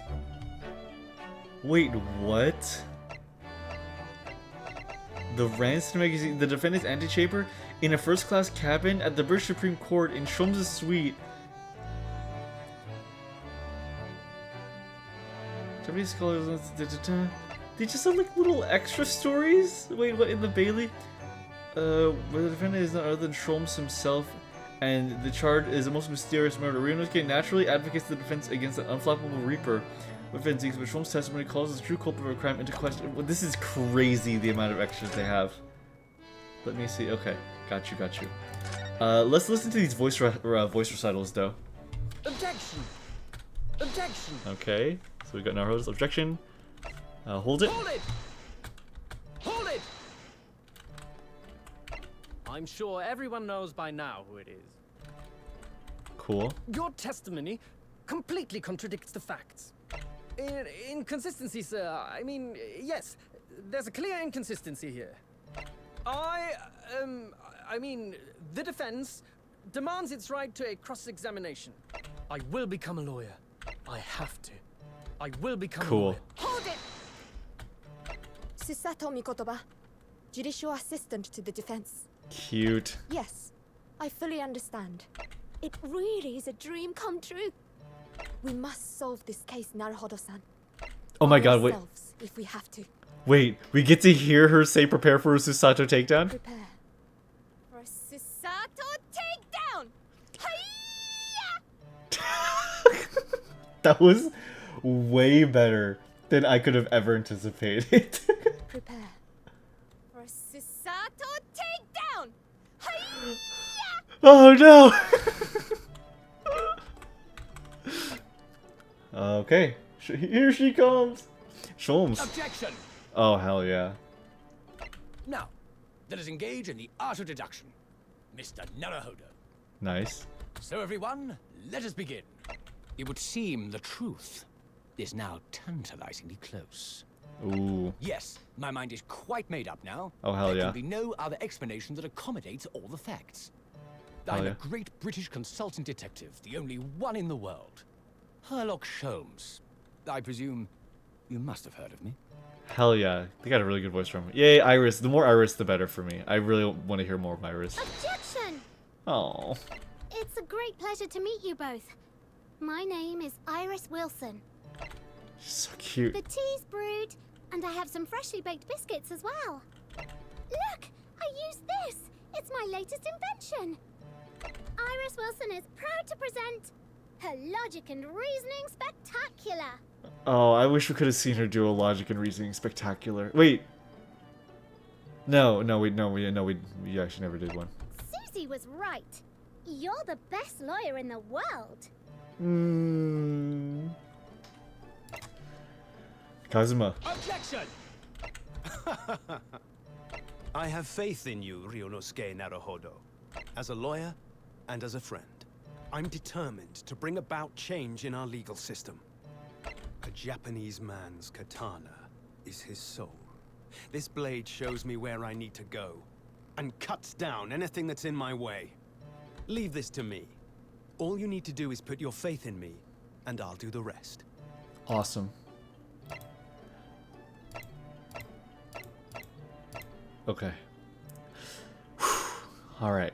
Objection! Ah, yeah. Objection! Objection! Oh, yeah. Objection! The quintessential look of a sacrificial lamb. Oh. Lord Strongheart has told me all about you. That you're a student who arrived in London but 2 days ago. A mere amateur. Objection! My lord, with all due respect, this is an outrage! The prosecution refuses to accept this decision. It's like insane when you play a text-based game. You imagine how the character will sound, and then you hear the voice actor, and it's like, yeah, that's just literally exactly what I imagine. This is literally exactly what I imagine he would sound like. This has gone on long enough now. This flagrant ignorance of the mechanics of law. Sherlock Holmes, you say? Yes, I've heard the name. The protagonist in a series of short stories for the vulgar classes. A god of detection or some such. The Nipponese are a truly fascinating breed. Breed. Instrumentals. Oh, yeah. Ooh. Oh, unused music! Okay. So, this is Ryunosuke's objection music. Basically become the main theme for the game that's played in almost all promo videos and event scenes. I just have composed several dozen options for this theme, but this was something that, this was something like number 12, I think, Kitagawa. This was early on in the development cycle, so I was exploring various avenues. Initially, I wrote only the intro and played it for Mr. Takumi, but the piece never went any further than that.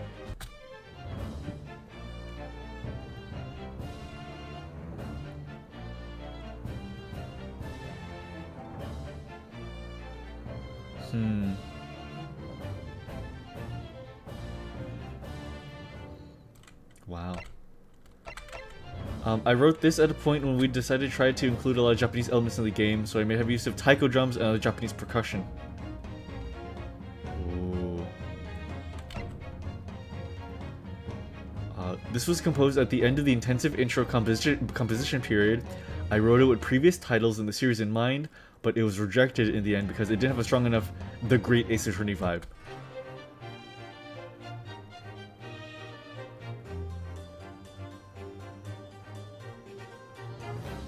Oh, it borrows some Ace Attorney leitmotifs. That's cool. Cool. Start of the trial theme. The trial opening theme was created based on one of Mr. Maeba's unsuccessful attempts. If his work hadn't been scrapped, I'm quite certain that this theme would never have seen the light of day. Yeah.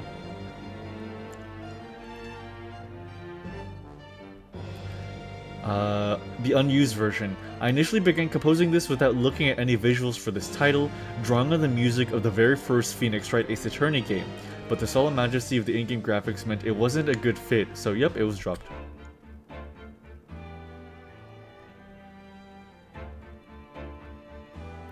I mean, this is really good though.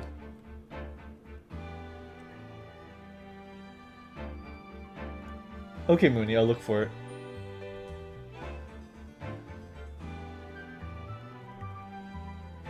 Yeah, this is way more similar to the pre-court music in the original Ace Attorney games.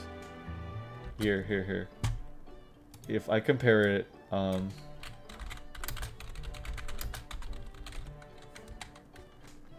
compare it to regular Ace Attorney's court music.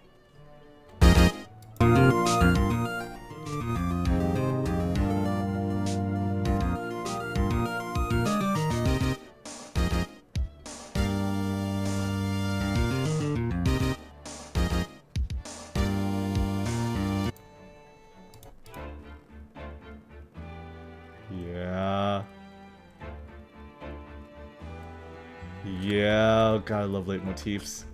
I'm such a sucker for, like, nostalgic leitmotifs. Fuck.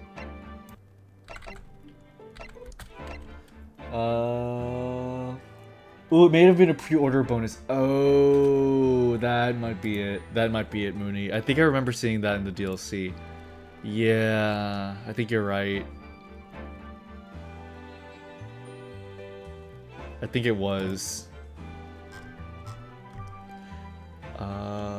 Early purchasers will also receive the From the Vault bonus content, featuring additional 25 pieces of art and 29 music tracks that you can enjoy at any time from within the game.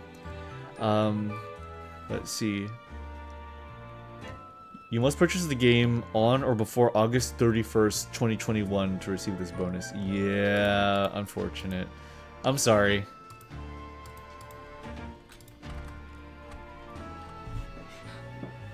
Send a video containing the contest, or do you want to see in your own time? You know, sure. Go ahead and send me the contents. I'd like to check it out. Let me skim these because it's quite a lot of music. Susato. The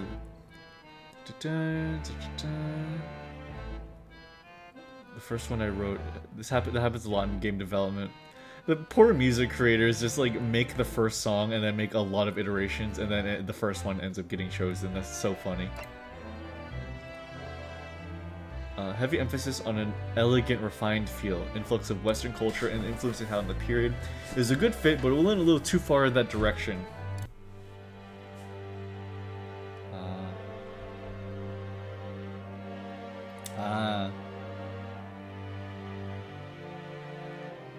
Mooney, by the way, are you okay? You've been typing like the first two letters, like the first letter of all of your sentences twice for a little bit. Have you been noticing that?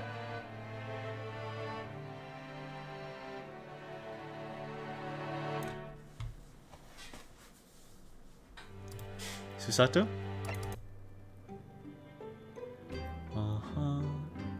Into a fight thrown in.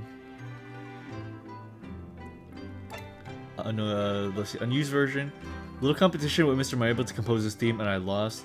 I can accept a defeat secure in the knowledge that he created the perfect piece to match Susato's image.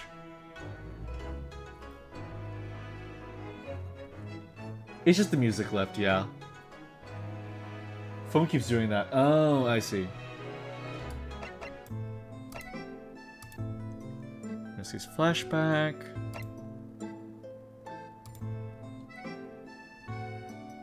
It is a little too positive. Truth revealed. Oh.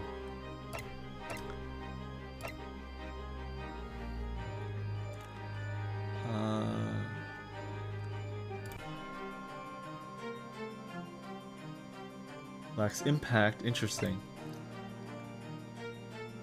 A little too lively. Ah. Cool. Mysterious mood. Oh. It was suggested that this was more creepy than mysterious. Oh. Iris's theme? Ever cheerful Iris's signature tune. It was to have a steampunk feel. I was concerned about how to achieve that with a principally orchestrated piece. So the synthesizer might fit the bill perfectly. Everything in this version, including the drums, are full synth, but it wasn't quite right.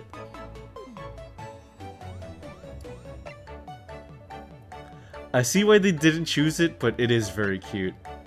It would fit if Iris was a modern character. Cosmos theme. Okay. Unused version. Sound like you might hear the public baths at a Ryokan hotel.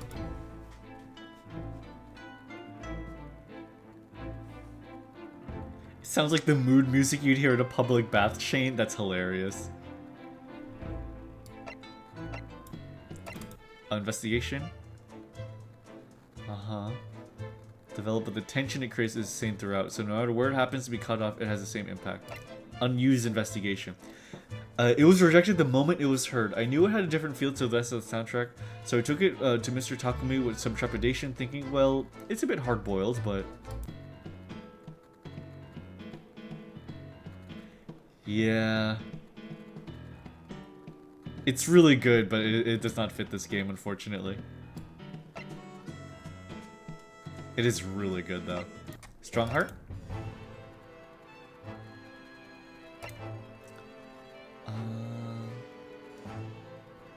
For some reason, I felt the burden of fate placed on my shoulders by Strong Heart as I composed this theme. Why? I have no idea, but imagination is a powerful thing. Huh. Arrival?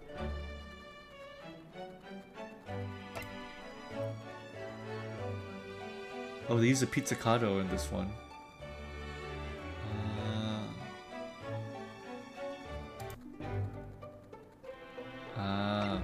Oh, Gina's theme.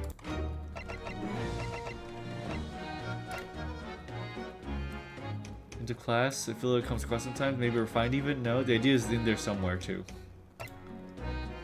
Unused version. Interstate undertones of this were a little too strong.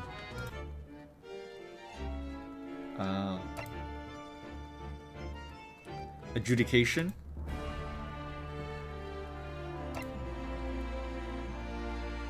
Slightly lacking against the grandiose nature of the adjudication scenes. I do, yeah. Overture? Okay. Bridge piece until the okay. Oh.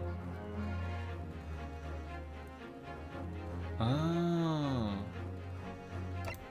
Overture unused.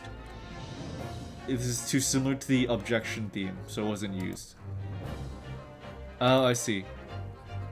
Cool. Hey, Dizzy.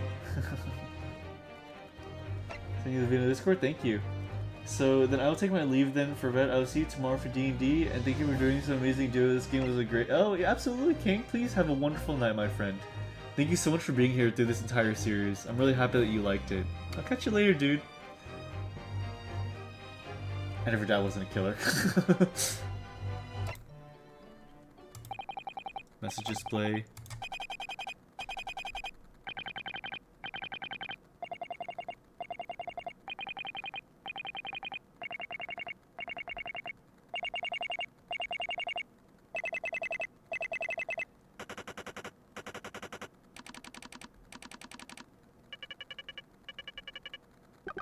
That one was actually not bad. Ooh, that's rough.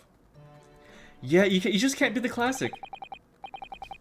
You just can't beat the classic. Ticker, Japanese. Unused ticker. Ooh. Oh, whoops. Diminish. Ah. Unused diminish sounds.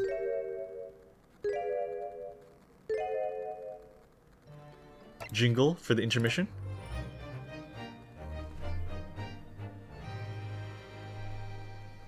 The unused one.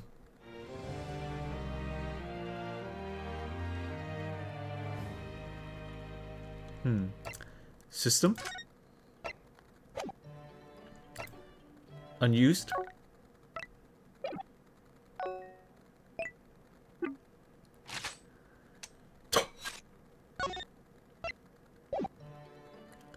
It's hard to produce something that felt suitably removed from what the series has used before. Some of those were pretty good. Dance of deduction, shattering glass sound. The unused version. Ah.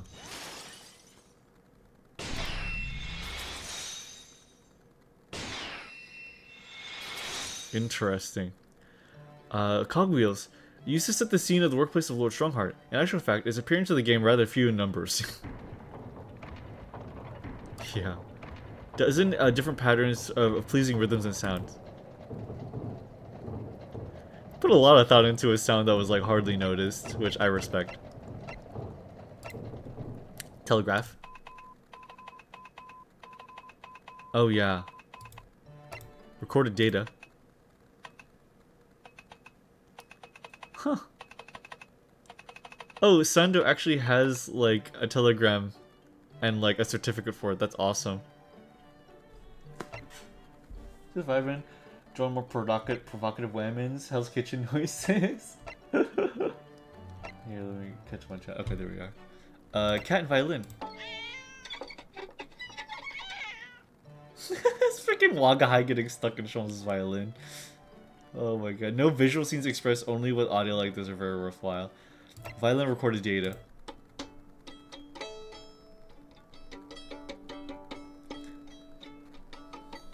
A violin valued at around 1 million yen, by the way. That was a fun day. Voice recital. One of Susato's lines that you won't hear voice in the game. Naruhodo-san, I never imagined I would witness one of Mr. Sholmes' great deductions with my own eyes. Nothing can deceive Mr. Sholmes. In a single glance, he can deduce all there is to know about a person. It's quite true. I've read about it countless times in the adventures of Sherlock Sholmes, and now I've experienced the astonishing impact of his art firsthand. It really is a dream come true. Cool. Sholmes' lines that you won't hear voice in the game. You know, time's just another Naruhodo. I think that though I have an undeniable turn for detection, I may well be even more adept at larceny.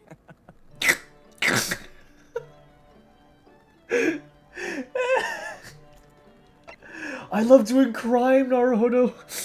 I love crime. Let's see. Iris's lines. And then, in tomorrow's papers, the headlines will be, "Discharged diver is dauntless do-gooder." Isn't that right, Runo? Of course they will. I have absolute faith in you. How was that?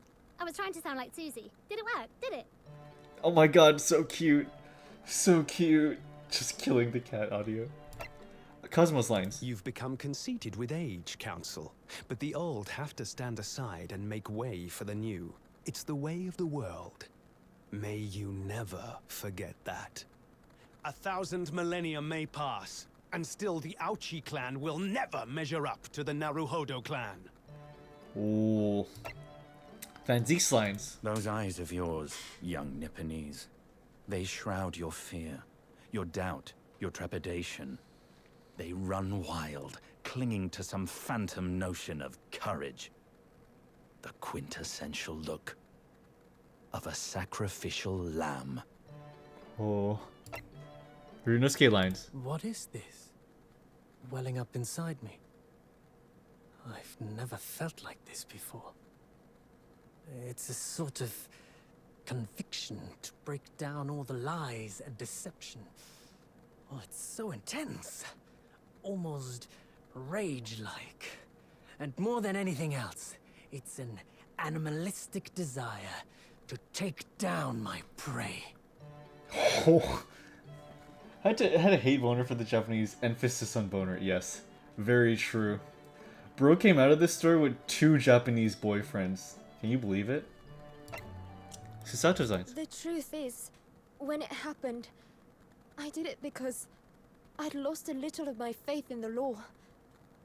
I was worried that the right person wouldn't be convicted of the crime. But the moment I allowed myself to think that is the moment I lost my right to call myself a judicial assistant. Ooh, and the final one. Runosuke's lines. Mrs. Sato, I'd hoped to have you always at my side, to guide me and support me. Please, come back soon.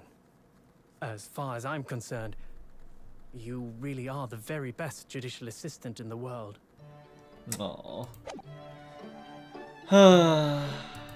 Man. Man. God.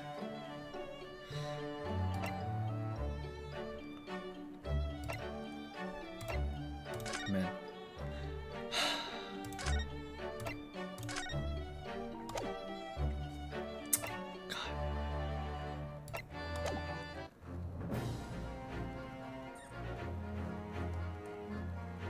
Here, let me see before we close out of the game. Let me look at this video. I don't know if I'll be doing all the reading. But I do want to see what they included in this gallery. I'm just gonna do a bit of a skim.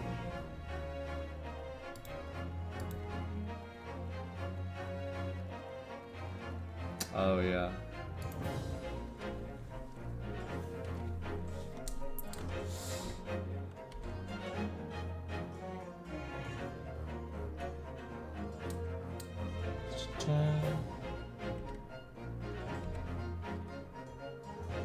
Cool.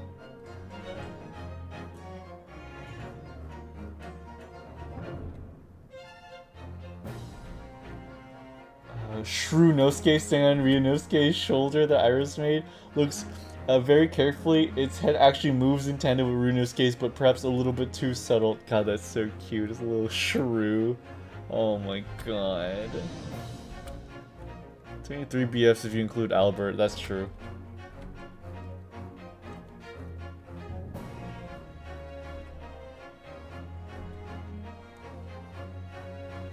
Sorry, I was Iris' new outdoors attire. Da, da, da.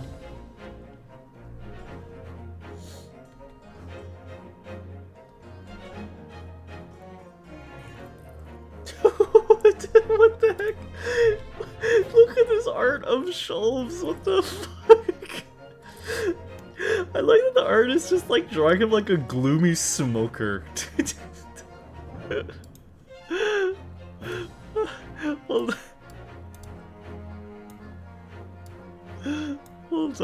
on.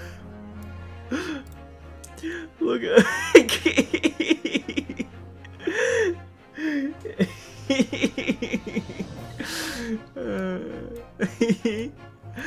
oh, that's good. That's really good.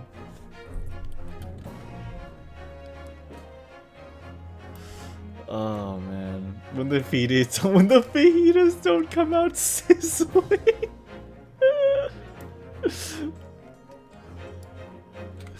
Oh my god, when the Chili's fajita tray isn't piping hot and fresh.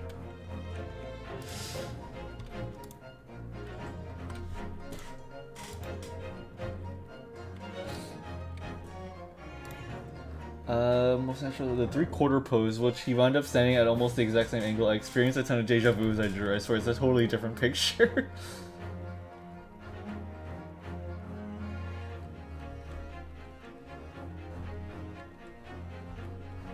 Let's see.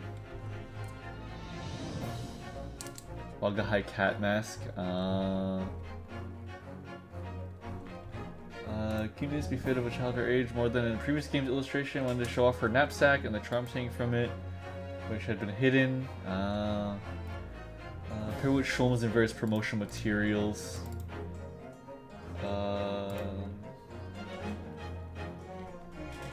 Jackie Schwartz over underclothes based on steampunk aviators.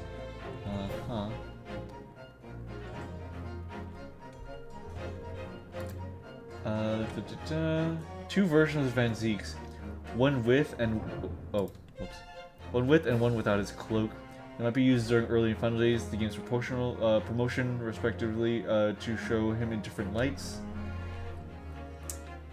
The cloaked one was where most of him was shrouded to show his Rupert the Bailey's facade was ever used. Make sure that it was his resolve illustration, which shows both his dark demigod and aristocratic prosecutor sides.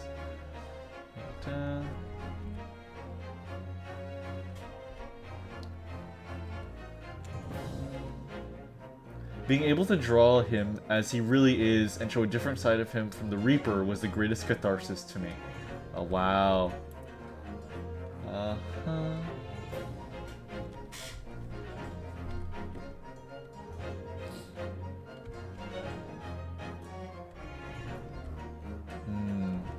Confluence and contrast between East and West.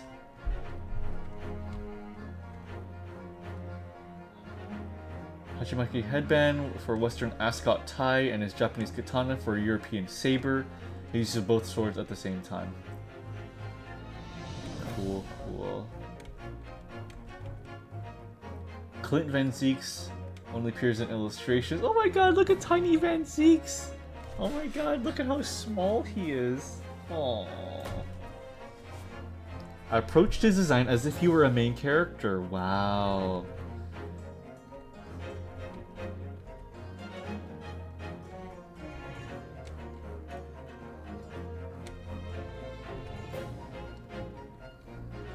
Cross swords.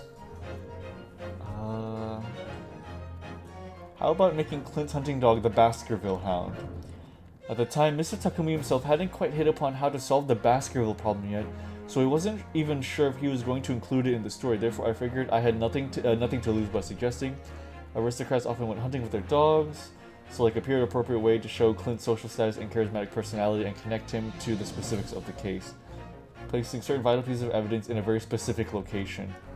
Cool. Oh, Genshin. Down. Fight strip. Willingness to travel Great Britain. He too must have been a progressive thinker. His clothing resembled those of Cosma. Wore the great sword Kadma by his side as well. Cool. What a cool character. Man, what a really sick character. Clint teaching him to do iconic foot up pose. Yeah. Oh my god, you're right. Oh my god, I didn't even notice that. That is so cute. Oh my god. That is so cute.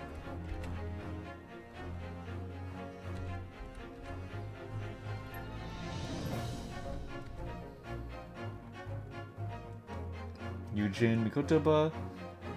Surprising past is finally revealed and resolved. All his backstory had been set up during the first game's development, so everything I'm about to finally share I drew on my time on adventures. Western suit appears in Resolve was actually designed in conjunction with his Japanese kimono. Focus design was not his relation to Susato as her father, but rather in relation to Sholmes as the Great Detective's legendary partner, Watson. Excuse me. A serious-looking man with a soft, admirable charm. Young Mikotoba was designed to pair well with Sholmes and seem more full of vim and vigor than his older self. Oh man, look at young Mikotoba. Holy moly. He's so... Oh my god. Oh my god. Wait.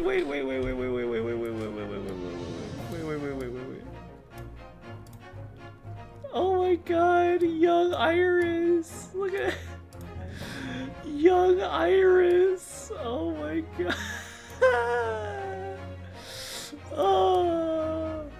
Oh my goodness. Oh my goodness, look at them. Fucking just two dads. Oh my god, dude. God,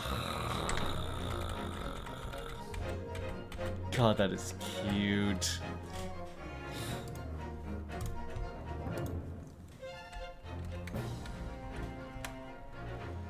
Young Mikotoba was one of my favorite designs, and whilst I couldn't show him off visually in the game itself, I'm glad I'm able to share him with you here. Thank goodness. Oh man. The splashy secret of Resolve dubbed the Mikotoba step by the development team. Awesome. Proposes as a way to give Mikotoba a unique yet complementary animation to Sholmes' grand flourishes and gestures during their dance of deduction, without completely deviating from his usual gentlemanly ways. Fucking, oh my god. Ryotaro Naruhodo. How to present Susato as a man. A look so unique that neither the player nor the other characters would know who she was, or where the player would soon figure it out, but in the game characters would remain oblivious. Oh, yeah. Oh, whoopsie.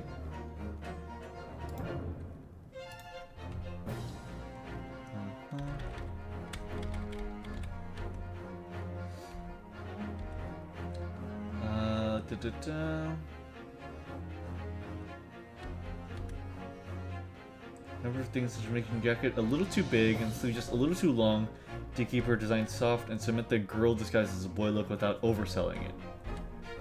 Rei Mambami.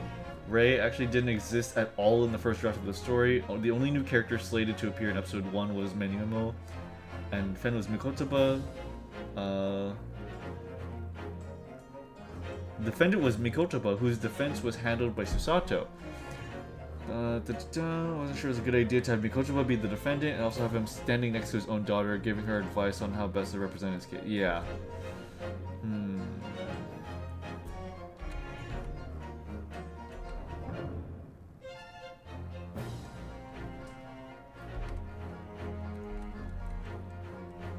Seishu Jigoku. Freaking Emma. Feminist, judo and karate. Hell yeah. Dysfunctional Sholmeses. He did raise Iris well, or maybe she raised him. It definitely was a mutual thing. Suit meant to invoke the local clergyman. Look for ideas on where to set the Japanese episode at the start of second game's development. I suggested the seaside or sea bathing area. Clearly not a setting we're going to be able to use in the Brush episodes, and considering when the game was to be released, the original release was in the summer, it seemed like a great match. So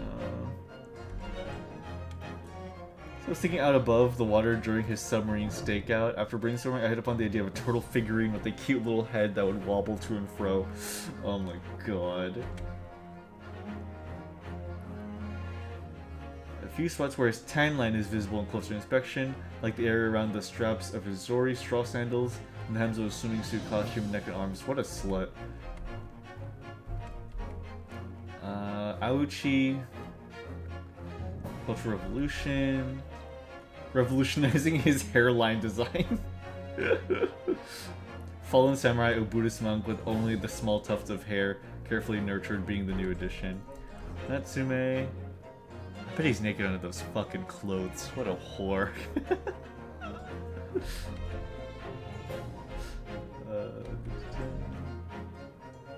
Covering kittens in this illustration because you can't help but think cats when you hear Soseki. But actually, this is so also related to the way I thought we might make Soseki's animations more amusing and cheer. I would love if he was covered in cats. Time constraints, only able to bring a little of that in life for the credits. I did consider putting Soseki in just a Fundoshi loincloth, but that didn't go anywhere. Thank God. I don't really want to see Soseki in a loincloth. Now, Hosonoga, but, you know, not Soseki.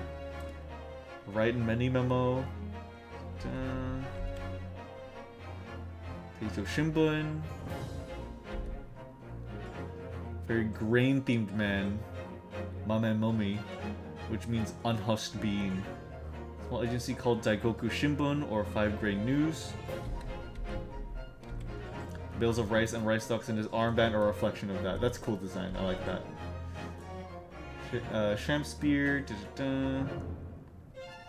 Looks glamorous at first, but the more you look, the more pretentious his strange stage costume seems.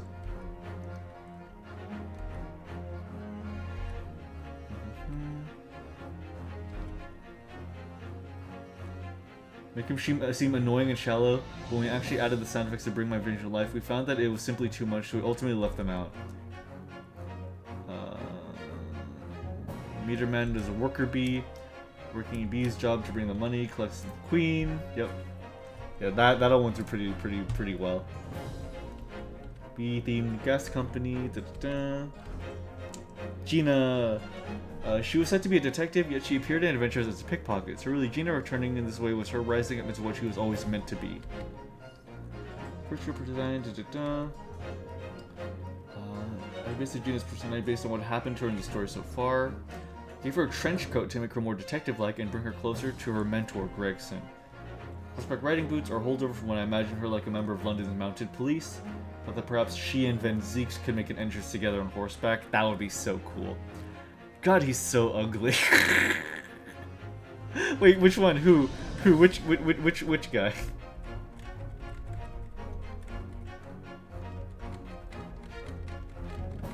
Wait, who's ugly?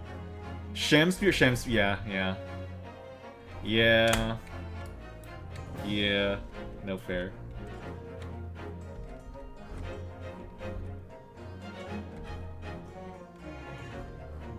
Horseback.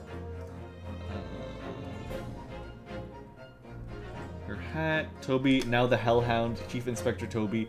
Gina was always supposed to have a faithful canine companion, so when she was returned in Resolve, I pushed extra hard for her to finally have a dog this time around. Since there's already a detective dog named Toby in the original canon, it was quickly approved. But when I looked into Toby of the stories, I found he wasn't as cute as I'd hoped, so I searched for an English breed that would pair well visually with Gina and made him a small, sweet puppy instead. Aww. He's a proper police dog, so I gave him a tiny set of very sharp eyebrows. For the color of his fur, I want to give him the look and feel of a soft toy bear. Oh my god. Oh my god. Oh yeah, yeah, his scarf and hers are covered in the same cloth. Oh my goodness. Aww. Albert Hairbrain. Brilliant teen scientist. Give him wild and unruly hair like Einstein, glasses to make it easy to identify his personality. Oh, he's so cute. He's so cute. Hairbrain's backstory was expanded upon and resolved. Being Van Ziek's best friend of a similar age, I'd rebalance his more outlandish animations and expressions to better fit the tone of their relationship. Sunny character. Doesn't appear in the game for long, but he used to be in a few real-time cutscenes because he's a machine financier. Full-body 3D model of him. Make sure to design him completely from head to toe, even though he mostly shows up in illustrations. Favorite bit about him is his slightly annoyed and bored expression. Oh yeah, that's cute. Aspen looked as affluent as possible since his name in Japanese was Richie Nande. As a pun on why is he rich? Richie Nande. Richie Nande is really good. I wish they kept that. I wish they kept that. Richie Nande would also work as like in English. That would definitely work in English. But it was changed last second to Araida Meningen, a great useless man.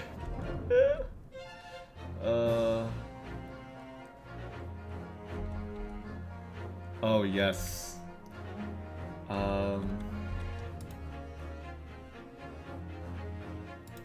Enoch Drebber. Story-wise, I was told he's an engineer with a black monocle whose hair color changes from black to white.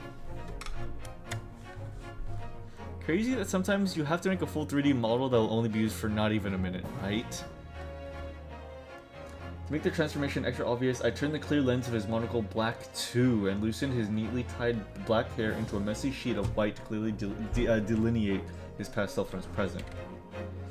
Engineer gave me a chance to include some steampunk elements, and I wasn't about to miss it. The result is a mechanical gauntlet that doubles as a tool set on his left hand. Awesome. The belts and the plus and minus button on his jacket are evocative of electrical cables and electrodes. I posited that we make Drebber's animation stiff and robotic, as if he became this way as a result of that traumatic night. Oh. You have to wonder just how frightened he must have been, even for his hair to turn completely white. It gives him something of a dark yet somehow likable feel, I think. Dark yet likable is definitely, like, pretty conducive for Enoch. Esmeralda Tusples. Tusples' name was simply Madame, and she was an elderly lady who was exceptional at her craft. Given the ratio of male and female characters, along with their ages and order of appearance throughout the game, I asked to be aged down to young lady instead. For story purposes, Tusples needed to wear a cape or something similar around her shoulders so that she could hide an arm underneath. Also, she needed to carry a bag or a satchel. Proprietress. Black magic or alchemy were images that were conjured up, which led to me making her a witch. Might seem a little anachronistic, but I feel that the peculiar and mild disconnect will work well with a waxworks museum. I definitely think it did. Only the World and Great Ace Attorney could I get away with expanding the visual palette in this way, so I decided to go for it and give her a completely witch-like appearance. It was a good choice. I think it was memorable. Yes! Courtney Scythe. Key figure in the story due to her standing as Scotland Yard's chief coroner, treated her design as equal to that of a main character. Balanced her design with there was a strong heart, Van Ziek's, and other prosecutorial figures, given their relationship to one another and the mood during each of their encounters. Approached her design from the angle of a men's attire, as I thought she would have been the exception to the rule back in the Victorian era, working in a very male-dominated field.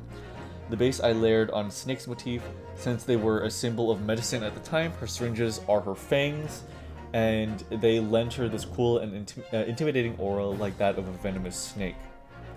The long, tightly curled pieces of hair and the movable metal rods they're coiled around are fashioned after snake fangs. Structurally, the rods are attached to the piece at the top of her head. Ah. The badge on her chest has a heart and cross motif that was designed around the word Chief Coroner. As she is also the head of the forensic investigation team, I gave her a lot of sharp, straight lines evocative of Art Deco design to make her feel more modern. Oh, it is pretty Art Deco-y. Oh, Maria Gori. Gori is Scythe's daughter and coroner in her own right. From the initial draft of the story, I'd gathered that Gori was to be an eccentric young lady who loves to dissect things, so I tried to make her design unlike anything else in the game. While she shares a few common traits with her mother, expresses her regular young girl side with her butterfly-themed custom white lab coat and fancy ribbons. Her mask is a steampunk version of a plague mask, which I used to convey a sense of the past and the unique look of this game's world. Cool! Cool, cool, cool. Balloon guy. Guts. The Italian and the Frenchman.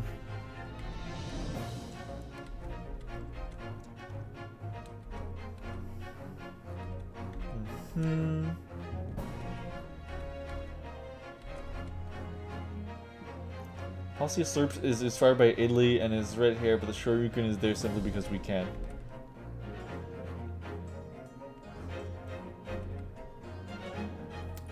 Gossip, Hugh Boone. According to Mr. Takumi, there's a story called The Man with the Twisted Lip in the canon. As Gossip's design was to pay homage to it, I sensed a great potential in the idea of the man who twisted his lip, as it were. Oh man. Made his overall design reminiscent of a circus clown. I created a no-frills design for her. Sandwich, originally going to be a completely new character. Merchant with Beppo. His new job after he lost his old one over the omnibus incident, so mixing elements. Yeah. Cool. Dali and Evie Vigil. Strange sense of realism and charm in their marriage and the distance between them. A bit more strained in how I express their personalities visually. They are very normal looking. They're definitely very, like, regular looking people. Pure love for her husband is evident in the way she genuinely worries about his disappearance and the action she takes to find him. Dali strives to keep her happy by hiding the ugly truth from her whilst leading a double life. Wow. Looks tired all the time, but his eyes are full of warmth when he looks at Evie. That's the sense of sadness and sorrow I wanted to convey in his facial expressions. Wow. Kaiden.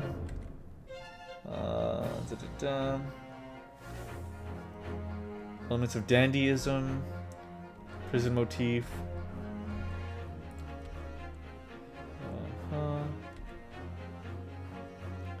Small axe by his holster on the side for self-defense.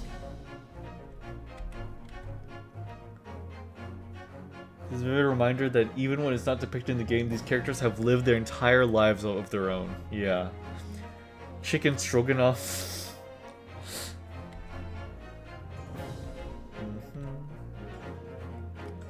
Let's go, rich German boy. Miles Strongheart. What?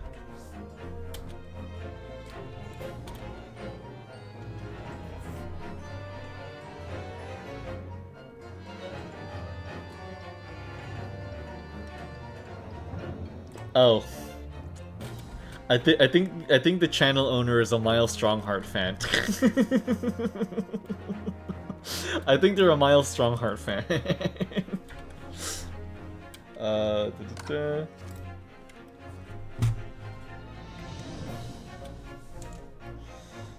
Very first designs. Heart of the Maelstrom. Lion. Unicorn hammer that makes a loud and unique clanging sound when used in court. Final chapter of the story adds a certain color to the last trial of the Great Ace Attorney. The tiny vortex in Strongheart's hair starts to spiral out of control. It's a little unicorn horn in it moves so out of place that the overall shape of his hair transforms into a raging inferno. As a reflection of his anger, his usually cool and intellectual demeanor also morphs into one of terrifying ferocity. Then, during and after his breakdown, I wanted to capture him going out in an enormous blaze with nothing left to burn. It's a rather flashy breakdown, but one well suited to the end of his story, I think. I hope you all look at the sequence again with my remarks in mind. God, what an amazing breakdown. Easily, like, one of the best breakdowns ever. I can't imagine, one that's better than that one. That one was so good.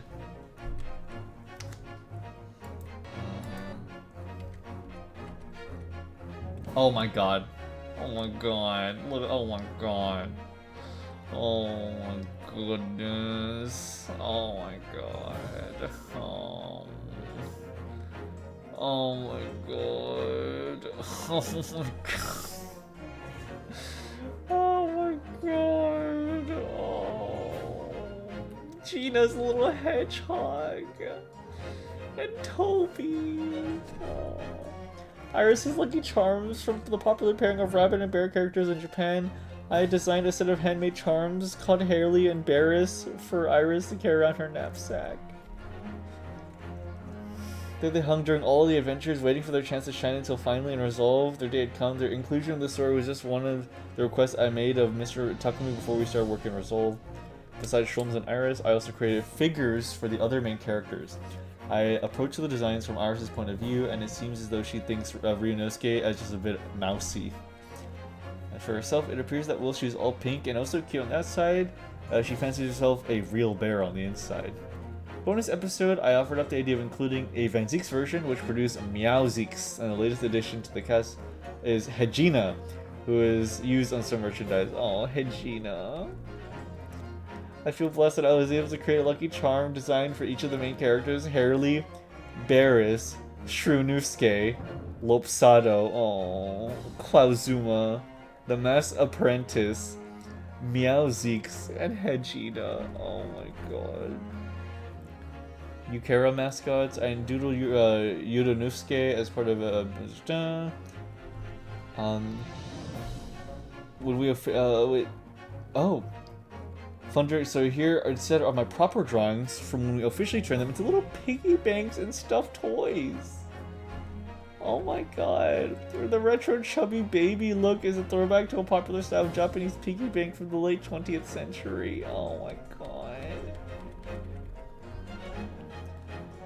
Piggy banks of Yudonusuke, Yuruma, Yoms, and Yuru Zieks. What are the ladies, you may ask? Well, I guess we'll just have to wait and see. Great Ace Attorney adventure key visuals capture the themes, atmosphere, and the general sense of the world itself in one illustration that embodies the whole first game in this piece.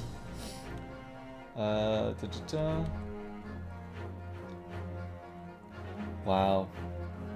It's split roughly into two sections, with images of Britain dominating the upper half, whilst Japan takes the lead in the lower.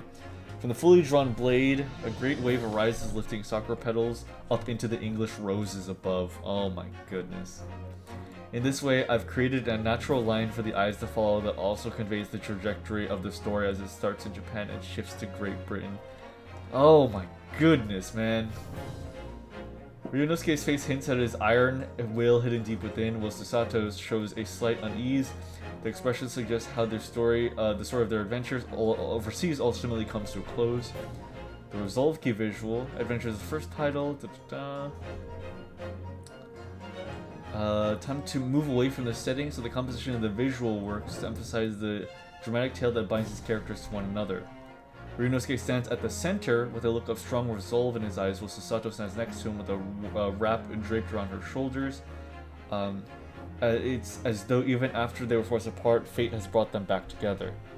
Top center represents a different time and shimmers with a golden light of a bygone era. From there, the light quickly fades into the dark shades of the twilight, and the mood shifts along with the colors to reflect relationships.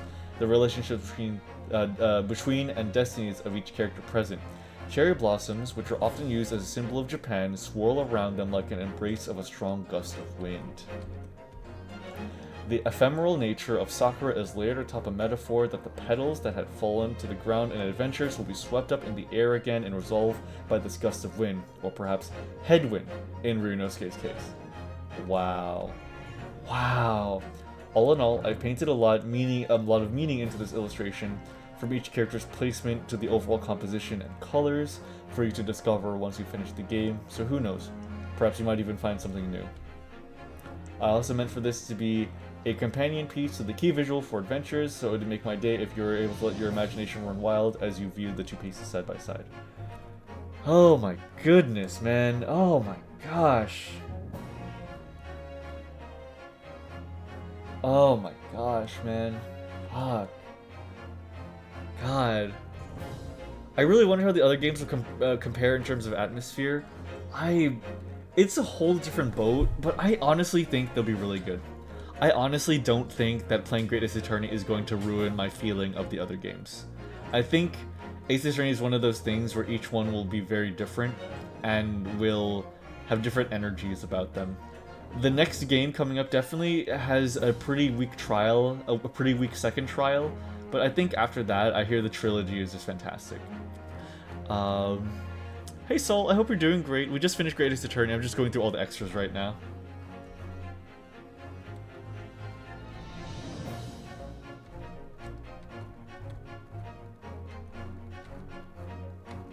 Man. Wow. Nothing would please me more than if my art could inspire you to lose yourself in the idyllic world of the Great Ace Attorney. In closing, I'm personally fascinated with designs and illustrations where I could catch little glimpses of the thinking behind its form and details, so it's been an absolute joy for me to share even a sliver of my thought processes here with you. Aww. Thank you so much for reading to the very end. Art director and character designer Kazuya Nuri. I keep hearing about the Big Top trial on my timeline, so I am intrigued of why it's so infamous. Its issue is it is very obvious who the perpetrator is, but they keep on going like, ooh, I bet you don't know who it is, ooh, and then it doesn't help that everyone in the trial is like a circus member, so they all have some sort of circus gimmick that they do over and over again. The clown definitely does not help, and the localization also makes it worse because they have him doing really dumb like pop culture references that are outdated. It's bad. It's bad. It's not great, but I think after that we'd be fine. But other than that, everyone. Thank you guys. Thank all of you guys. As of now, we are completely done with the Great Ace Attorney Chronicles. We will take a break for one game, maybe 2 games, and then we will continue with the Ace Attorney series. And I plan on going through all of them. Thank you for playing this for us. No, guys, thank you for being here to the end. I definitely feel like when it comes to like story games, it's hard to stick with them. But it's hard to stick with watching them, watch a streamer play them, you know? At least for me. So the fact that you guys stuck with me this entire time for this entire game means the genuine, like, means the galaxy to me. Thank you for going through that extra content. I hope I wasn't too pushy, but you said, no, not at all, Mooney. Thank you for providing the source. Thank you so much. I'm sorry that I skimmed it. I slept horribly last night again, so I'm beginning to lose it a little bit, and I need to get work done tonight.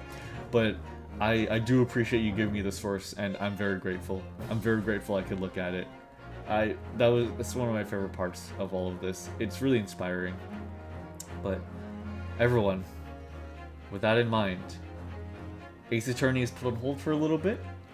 We'll be continuing this franchise in the near future later this year, and maybe in a few months, honestly.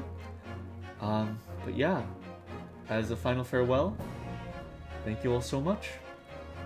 Sincerely, thank you for finding the truth with me. I think it was genuinely worthwhile. Here, just a moment.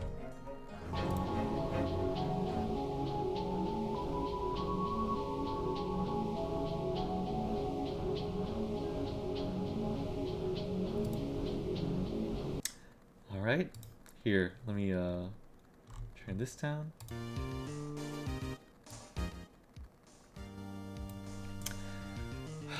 What Darkness said earlier, this game blows the original Ace Attorney out of the water, and I have to agree, but at the same time, I do have to put into mind that this is 15 years later. The original game was made by 7 people, and it's crazy. So it makes me wonder how we're gonna see the original Ace Attorney grow into what this was, you know? I'm very excited for that. I'm very excited to see that growth. I'm so happy I was able to see it all. Mooney, I'm so happy that you're able to join me. It means the world that that you were able to join me. Absolutely. I'm very excited to talk to you more about this. But before I fully end my stream, I must ask, what do you guys think the next game should be? I am currently debating on about 3, and I would like chat's input on this. I would like my friends, all of you, my friends in chat. Currently, it is up between Disco Elysium, the Silver Case, Signalis, which I would maybe just play in a single stream, a single long stream, or just 2 streams. Let's see. Heck, Stories of Saul is a short visual novel that might also be a single or 2 streamer. Valkyria Chronicles 4 I think those are all the ones I'm debating about right now. Okay, so to put it back in perspective, Disco Elysium, Silver Case, Signalis, Valkyria Chronicles, or Stories of Saul. What do you guys think? Paul time? These cheeses make me hungry. I crave food now. This guy here is neat and goofy from what I've seen. Interesting. Okay, we have some vote for Disco. I'm really interested in Valkyria Chronicles 4. Valkyria Chronicles 4 easily. Okay, we might do Valkyria Chronicles 4 then. I think that would be a pretty good one. Yeah. I think for me the vote might be between Disco Elysium and Valkyria Chronicles. We've been very story heavy, that is true. We might take a break from heavy story with Valkyria Chronicles. So many games, a little time. We got a lot of time. We got a lot of time. But you know, that's a good point. I do want a little bit of a break from heavy story. I think Valkyria Chronicles would be good. So how about next stream, next Saturday, we will do a bit of a skim of Valkyria Chronicles 2 and 3's story events. And then we'll jump into Valkyria Chronicles 4. I just kind of want to see what we missed in that time in between, you know? Absolutely? Okay. Awesome. Alright, guys. Perfect. Next time, then, we begin with Valkyria Chronicles 4. That will be another series that we finished, which is pretty damn exciting. All things considered, only because those are the only games that have been ported. But yeah. Sweet. Sweet, sweet, sweet. I need to look up the cute characters so that when I roll the gacha in the beginning, I know who to look for. No, I shouldn't do that. I shouldn't do that. Alright. I get an excuse to yippee again, but Nancy might not be there. We can do that anytime. Yeah, we can. Alright, everyone. With that, thank you so much. Thank you so much for being here. This long, incredibly enjoyable journey. I look so forward to continuing it off with you guys when we continue and pick back up Ace Attorney. Oh, and one more thing. Tomorrow, I'm deciding if I actually want to do Dark Souls, or if I want to do another OC art stream and save Dark Souls for next weekend. I'm leaning towards another OC art stream because I had so much fun with that, and I don't know if I have the energy to play Dark Souls. So that's just where my mindset is for tomorrow. So yeah. But yeah, guys. So please have a wonderful night and take care of yourself. Let's find somebody to raid, shall we? Alrighty.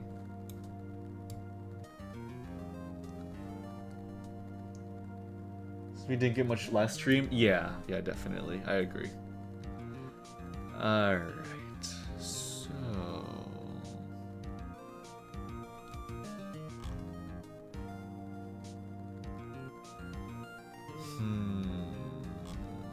Let's... I think it's high time we say hello to...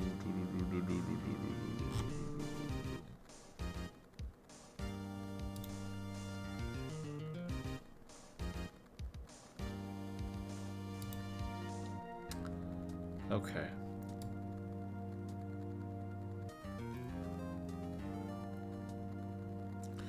Let's go say hi to Otter Pups.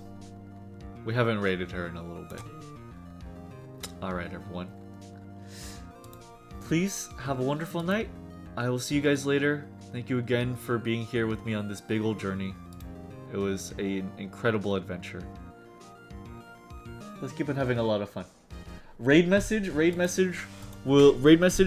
be the dog found out. Yeah, that'll be the raid message. All right, everyone. Good night. Bye bye. See you. Good night.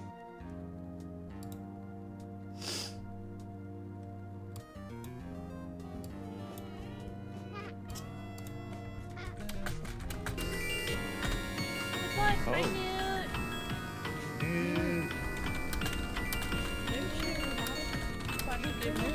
The dog found out. The dog found out. The dog found out he's pregnant. Whoa. It's such a beautiful miracle. I think Newt would look so beautiful pregnant. What? Wait. I would throw him a baby shower. Nothing weird. I'm just saying. Wait. Whoa.